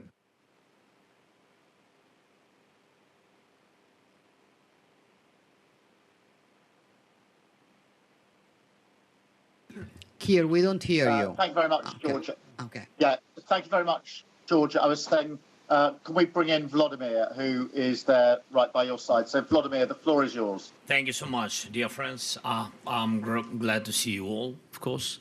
Keir, Emmanuel, you're in London today. Georgia, thank you for hosting the coalition in Rome. Thank you so much. And for the conference, for organizing this conference, thank you very much. General Kellogg, Sanders, Graham, and Blumenthal, thank you so much. Georgia already said about it. That's it's so great that you joined this format, and the first time, thanks to President Trump, and his signals are very, very important, and we count on it. And I'm sure that in the future we will develop the coalition of the willings together, and this is important. We are now, dear friends, in the middle of the year, and the first half has made many things clear. It's now obvious to all partners that Russia is blocking all peace efforts, and it was Putin who rejected the ceasefire proposal, including one brought by the United States. Second, we see that Russia is not only pushing on with attacks at the front and trying to expand the war, but also still putting huge resources into weapons production. Putin is planning to keep fighting, and he's not looking for a way out of this war. Third, our joint pressure has created real strategic problems for Russia. Sanctions are working, and thank you very much. Thanks for all the packages of European Union. Thank you, Antonio. Thank you, Ursula, very much for this. And we very count, and I think we will speak a little bit later with our American friends. We need such strong sanctions from the United States, and because of these sanctions, I think Russia has no good future. But sadly, it still has the ability to keep fighting. And that's why we need to increase the pressure together and make our defense even stronger. And let's focus on that in today's meeting. So I will talk about the Ukrainian soldiers and how to support them. I will talk about weapons, especially drones, how Europe together with Ukraine can produce more, better than Russia. And I will talk about our relations with the United States and defensive capability that only they have, but we need them very much. I think it's in a common interest of the Europe. And of course, I will talk about how we are working on real security guarantees. That what Keir and Emmanuel mentioned already at the very beginning of our meeting. Thank you. And the rest of the details will be shared in a closed format. And thanks to all the leaders who are online, VDC and here, yes, joined in our meeting. Thank you very much, Vladimir. And let's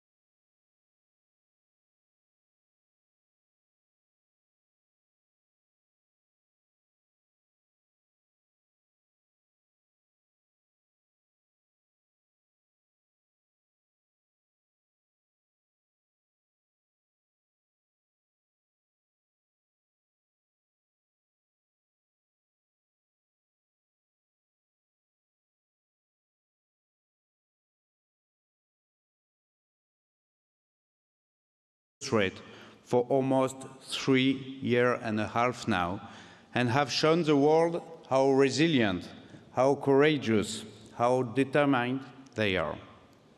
Our support is crucial to the Ukrainian men and women who are bravely defending their country until a just and durable peace is achieved. To that end, we must keep working together, just as we have demonstrated our unity and solidarity since the first day of the Russian aggression. We will stand by our Ukrainian partners. We will favor the emergence of a strong and prosperous Ukraine. We will do everything in our power to ensure security in Europe. First, it is essential to enable Ukraine to sustain its defense efforts, not only to protect its territory, but also to build a credible deterrence posture against Russia. This is why President Macron announced last March a new military aid package. France is also committed to maximizing the pressure against Russia, as it clearly refuses to engage in a credible ceasefire and peace negotiations. The EU 18 sanctions package, the most ambitious since 2022, is an illustration of our collective efforts in this perspective. I repeat it again today. We will stand with Ukraine for as long as it takes. In 2025, our European support will reach an historical amount of more than 30 billion euros. In 2026, the Ukrainian facility of the EU will continue, along with our other partners, to cover Ukraine's financing needs.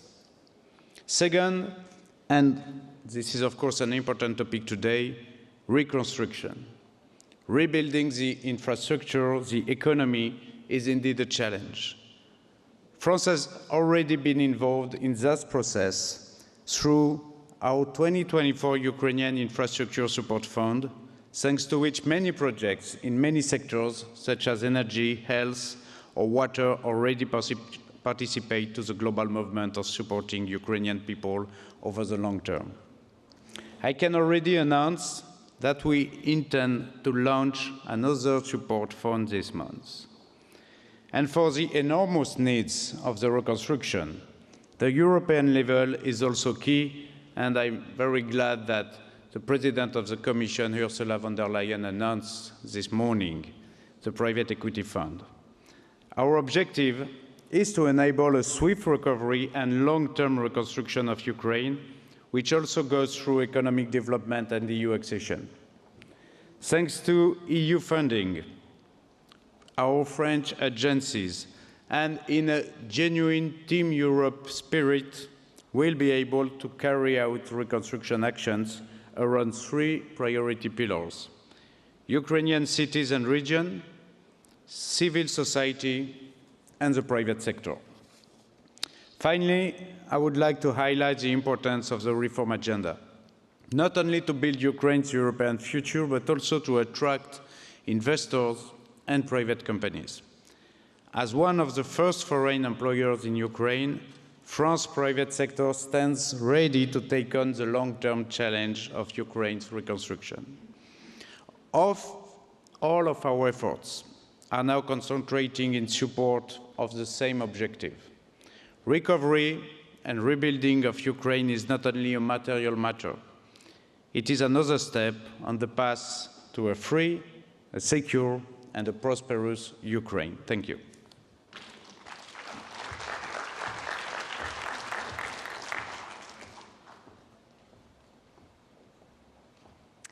We now turn to the Business Advisory Council, which serves as a crucial bridge between Ukraine's recovery needs and also the global business community. We are pleased today to welcome Mr. Christian Bruch, President and Chief Executive Officer of Siemens Energy AG.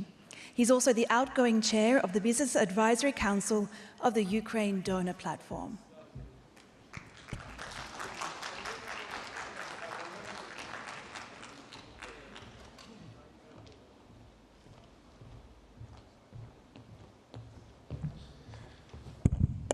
Excellencies, ladies and gentlemen, thank you very much for having me, and good afternoon.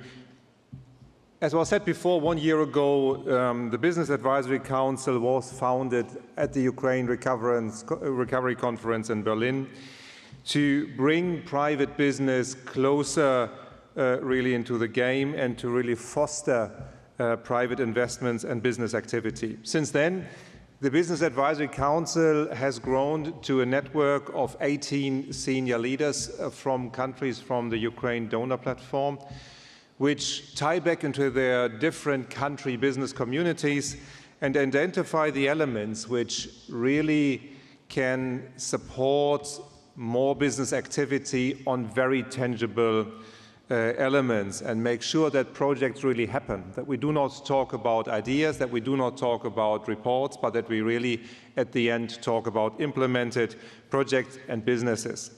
I would like just to give a couple of examples what the Business Advisory Council has been tackling throughout the last 12 months.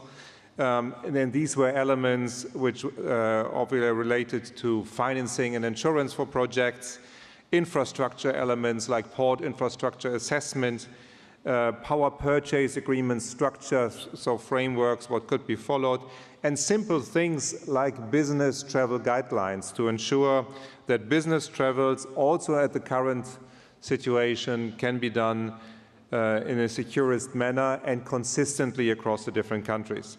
I'm very grateful that over the last 12 months we were able to really bring tangible results also to the recommendation for the Ukraine donor platform with a big support of the Ukrainian government. And as a business person, I have to say I'm impressed by the pragmatism which was demonstrated by the Ukrainian government whenever we have risen an issue to resolve. I would like to give one example which will also be discussed here at the conference, which is the war risk insurance, which is obviously instrumental to allow private capital to be invested into the country. And during the last 12 months, roughly 50 global insurance stakeholders have been brought together in workshops. We will sign here on the conference an MOU to structure war risk insurance elements. And I'm extremely grateful also here to the Ukrainian Ministry of Economy to help really to put these type of facilities together. We are not there where I would have liked to be, I clearly say this, but we also see that the recovery of Ukraine is not one bold move. It's a step after step exercise. And it will require politicians and business leaders working very closely together. In that regard, I'm extremely grateful for the support of the Ukraine donor platform and the close interaction. Please continue to champion the work which the Business Advisory Council is doing, engage with it in terms of identifying the elements which need to be done to move Ukraine's recovery forward. And to my business or fellow business colleagues and leaders, I really would shout out, it's now the time really to get active in Ukraine. There's massive opportunities and there's a willingness to support from the Ukraine donor platform and the Ukrainian government. I have the pleasure now, ahead of year 2, to hand over the chairmanship to Barbara Cimino. I'm very pleased, Barbara, that under your leadership, the Business Advisory Council will continue to develop their activities. Thank you very much, really, for the joint year behind us, and I'm very much looking forward to the year ahead of us and looking forward to the results to come to build business in Ukraine. Thank you very much.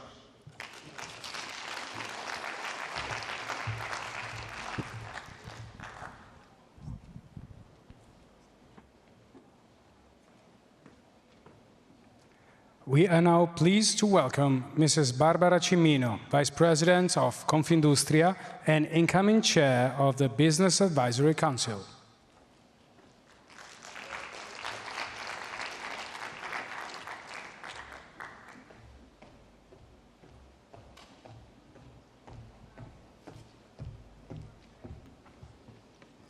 Dear authorities, distinguished guests, There are moments in the history where rebuilding is not just an act of restoration, but is a statement of purpose. Today is one of those moments.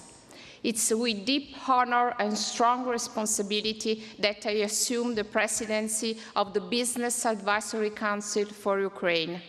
I extend my sincere thanks to Christian Bruck for his leadership and for the outstanding work carried out under the German presidency. Germany has not only provided strategic direction, it has set the tone for a transition from analysis to action. We are living through times of profound transformation. The reconstruction of Ukraine is not only about funds, bricks, roads, grids, manufacturing and infrastructures. It's about trust and future prosperity. And it's a challenge we are proud to take on as part of Italy's system-wide commitment. As Vice President of Confindustria, I bring to this role the strength of an industrial ecosystem that unites over 200 business associations representing the beating heart of Italy's production system, a system that has already mobilized to support Ukraine with projects, partnerships, and a pragmatic and tangible approach to cooperation. Our leadership will ensure continuity with German presidency, with a renewed determination to deliver tangible results, so that recommendations turn into projects. This is why we will carry on an approach focused on feasibility, impact, and time-bound execution. Our priority will be to align with the Ukraine donor platform and to concentrate on concrete and investable projects, unlocking the potential of the private sector to generate real, measurable progress. We have identified priority sectors such as energy, infrastructure, manufacturing, and emerging technologies because they are crucial to the recovery and because they will shape Ukraine's future within the European Union. At the same time, we will concentrate on the strategic enablers that underpin a functioning investment environment: access to finance, risk mitigation, human capital. Our work will be grounded in partnership with public-private partnerships to mobilize capital and innovation, stronger cooperation between Ukrainian and international businesses, and a continuous and respectful dialogue with the Ukrainian institutions and communities, ensuring our efforts meet real needs. Hence, the BAC must also be a catalyst for tangible impact, offering the business community a current, reliable, and forward-looking framework. Confindustria will work in full alignment with the EU institutions and with our European and international counterparts to ensure consistency, ambition, and execution. We do not rebuild only what was lost. We build what must last. Let me conclude with the hope and the promise. The hope is that this presidency will lead to such tangible progress that a third cycle on the same issues may no longer be necessary. The promise is that our commitment will endure to Ukraine, to its people, and to a vision of peace and prosperity shared by Italy, Europe, and the global business community. Thank you for your trust, and let us begin. Thank you.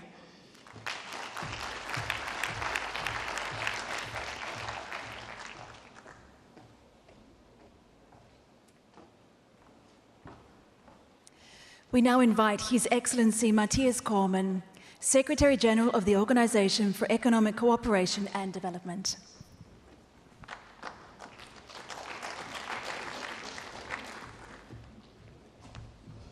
Thank you very much for the opportunity to participate in this session. At the OECD, we're very proud to be supporting Ukraine strongly in advancing its ambitious reform priorities. We are halfway through a 4-year OECD Ukraine country program, which we launched in 2023 and which forms part of an initial accession dialogue for Ukraine to the OECD. Ukraine's unwavering commitment to pursue important reforms and the successful reform outcomes Ukraine has been able to achieve so far in the most challenging of circumstances are incredibly impressive and inspiring. There is no doubt in my mind that once a just and lasting peace has been secured, Ukraine's hard work on reforms right now will provide a strong foundation for a strong recovery, for strong growth, and for increased prosperity and living standards for the people of Ukraine. Ukraine has done a lot of work to materially improve public sector and business integrity. This will help boost trust and future investment. Indeed, Ukraine has succeeded to materially decrease public experience of everyday corruption.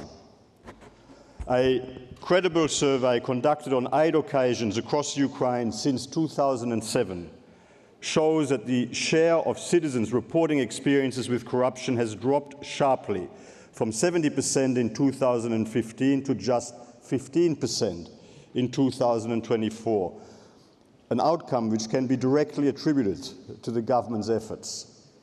Indeed, assessed against the OECD's public integrity indicators, Ukraine has built a robust legal and institutional framework to tackle corruption risk and boost integrity. In fact, the quality of Ukraine's legal and institutional integrity arrangements is now above the OECD average in several key areas. Indeed, Ukraine's national anti-corruption strategy fulfills 73% of OECD criteria on the quality of its strategic framework and 80% of criteria on implementation, well above the OECD averages of 43% and 36% respectively. We have recently finalized and publicly released our Integrity and Anti-Corruption Review of Ukraine, which provides recommendations for further progress.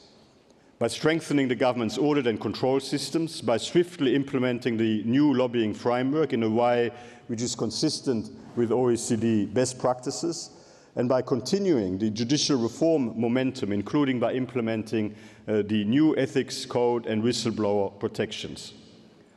More broadly, we are working with Ukraine on reforms to unlock greater competition, dynamism and productivity in the economy. The OECD's competition policy peer review, which we plan to launch in October, will help Ukraine align more closely with OECD standards on competition investigations and merger controls, as well as with the European Union's competition rules. And we have supported Ukraine in aligning with the OECD guidelines on corporate governance of state-owned enterprises. In November last year, Ukraine introduced a new state ownership policy boosting transparency in the supervision of state-owned enterprises, aligning their operations with market principles consistent with OECD guidelines.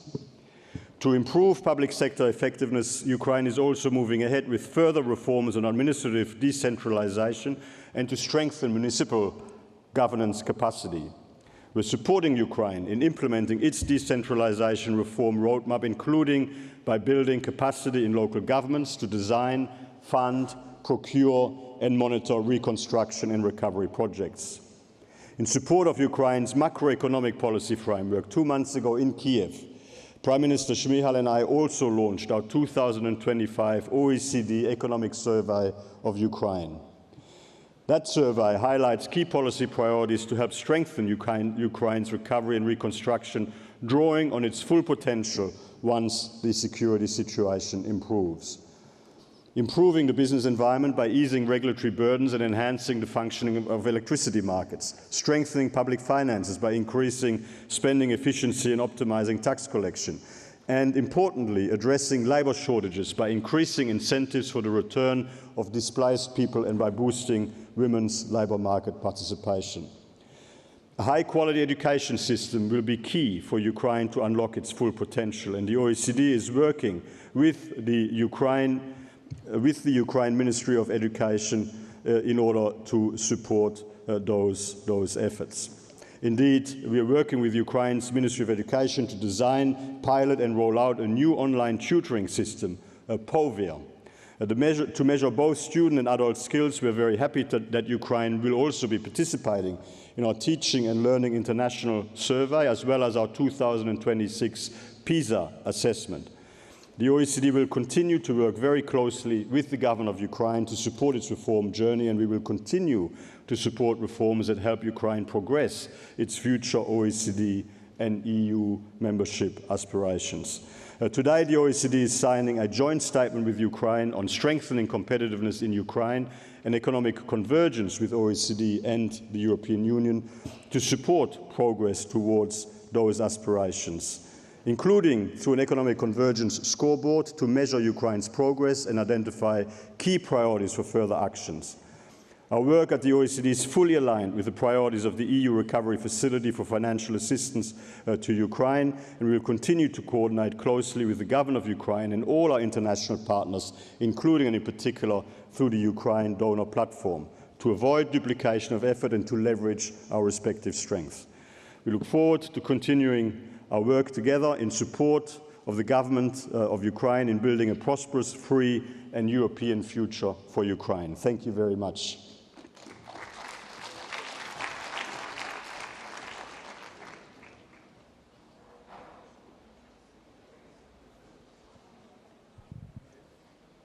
To conclude this session, please welcome His Excellency Hao Liangshu, UN Under-Secretary General and Associate Administrator of UNDP, speaking also on behalf of the Secretary General of the United Nations.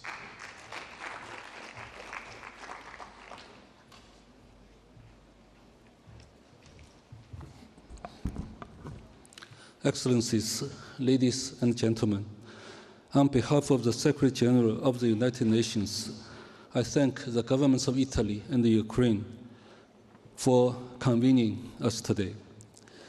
From the outset, let me reiterate the UN's full commitment to the sovereignty, independence, and the national integrity of Ukraine.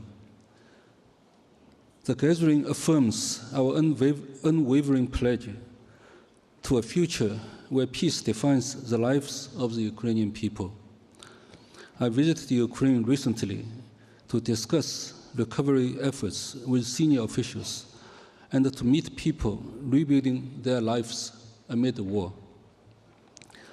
That includes meeting Vera and her husband in Bolodianka, reconstructing their home after the land was cleared of unexploded ordnance with UN support. Since the earliest days of the war, the UN has stood alongside the people of Ukraine. In 2024, over 20 UN agencies delivered coordinated humanitarian recovery and development support. Thanks to the strong donor support, nearly $2.5 billion was provided under the Humanitarian Needs and Response Plan, and over $685 million was invested in recovery and development. Some notable results include over 8.4 million people received life-saving humanitarian assistance, and 23 million people will have regained access to basic services through the recovery of the energy sector by the end of 2025. Looking ahead, the new UN Sustainable Development Cooperation Framework 2025-2029 will focus on investing in people, fostering inclusive economic growth, protecting the environment, and promoting peace, justice, and strong institutions. The UN will continue to support the government's recovery portfolios, everything from green energy to demining and economic revitalization, while convening stakeholders to co-design inclusive and sustainable solutions. We call on all partners to champion local leadership, mobilizing the private sector and unlocking concessional finance. Excellencies, ladies and gentlemen, from energy to demining, from jobs to justice, the United Nations is committed to an inclusive recovery that reimagines Ukraine's future. Investing in reconstruction and recovery requires all of us to also invest in peace. The UN reiterates its call for a full, immediate, and unconditional ceasefire toward a just and lasting peace grounded in the UN Charter, international law, and the relevant resolutions. Thank you very much.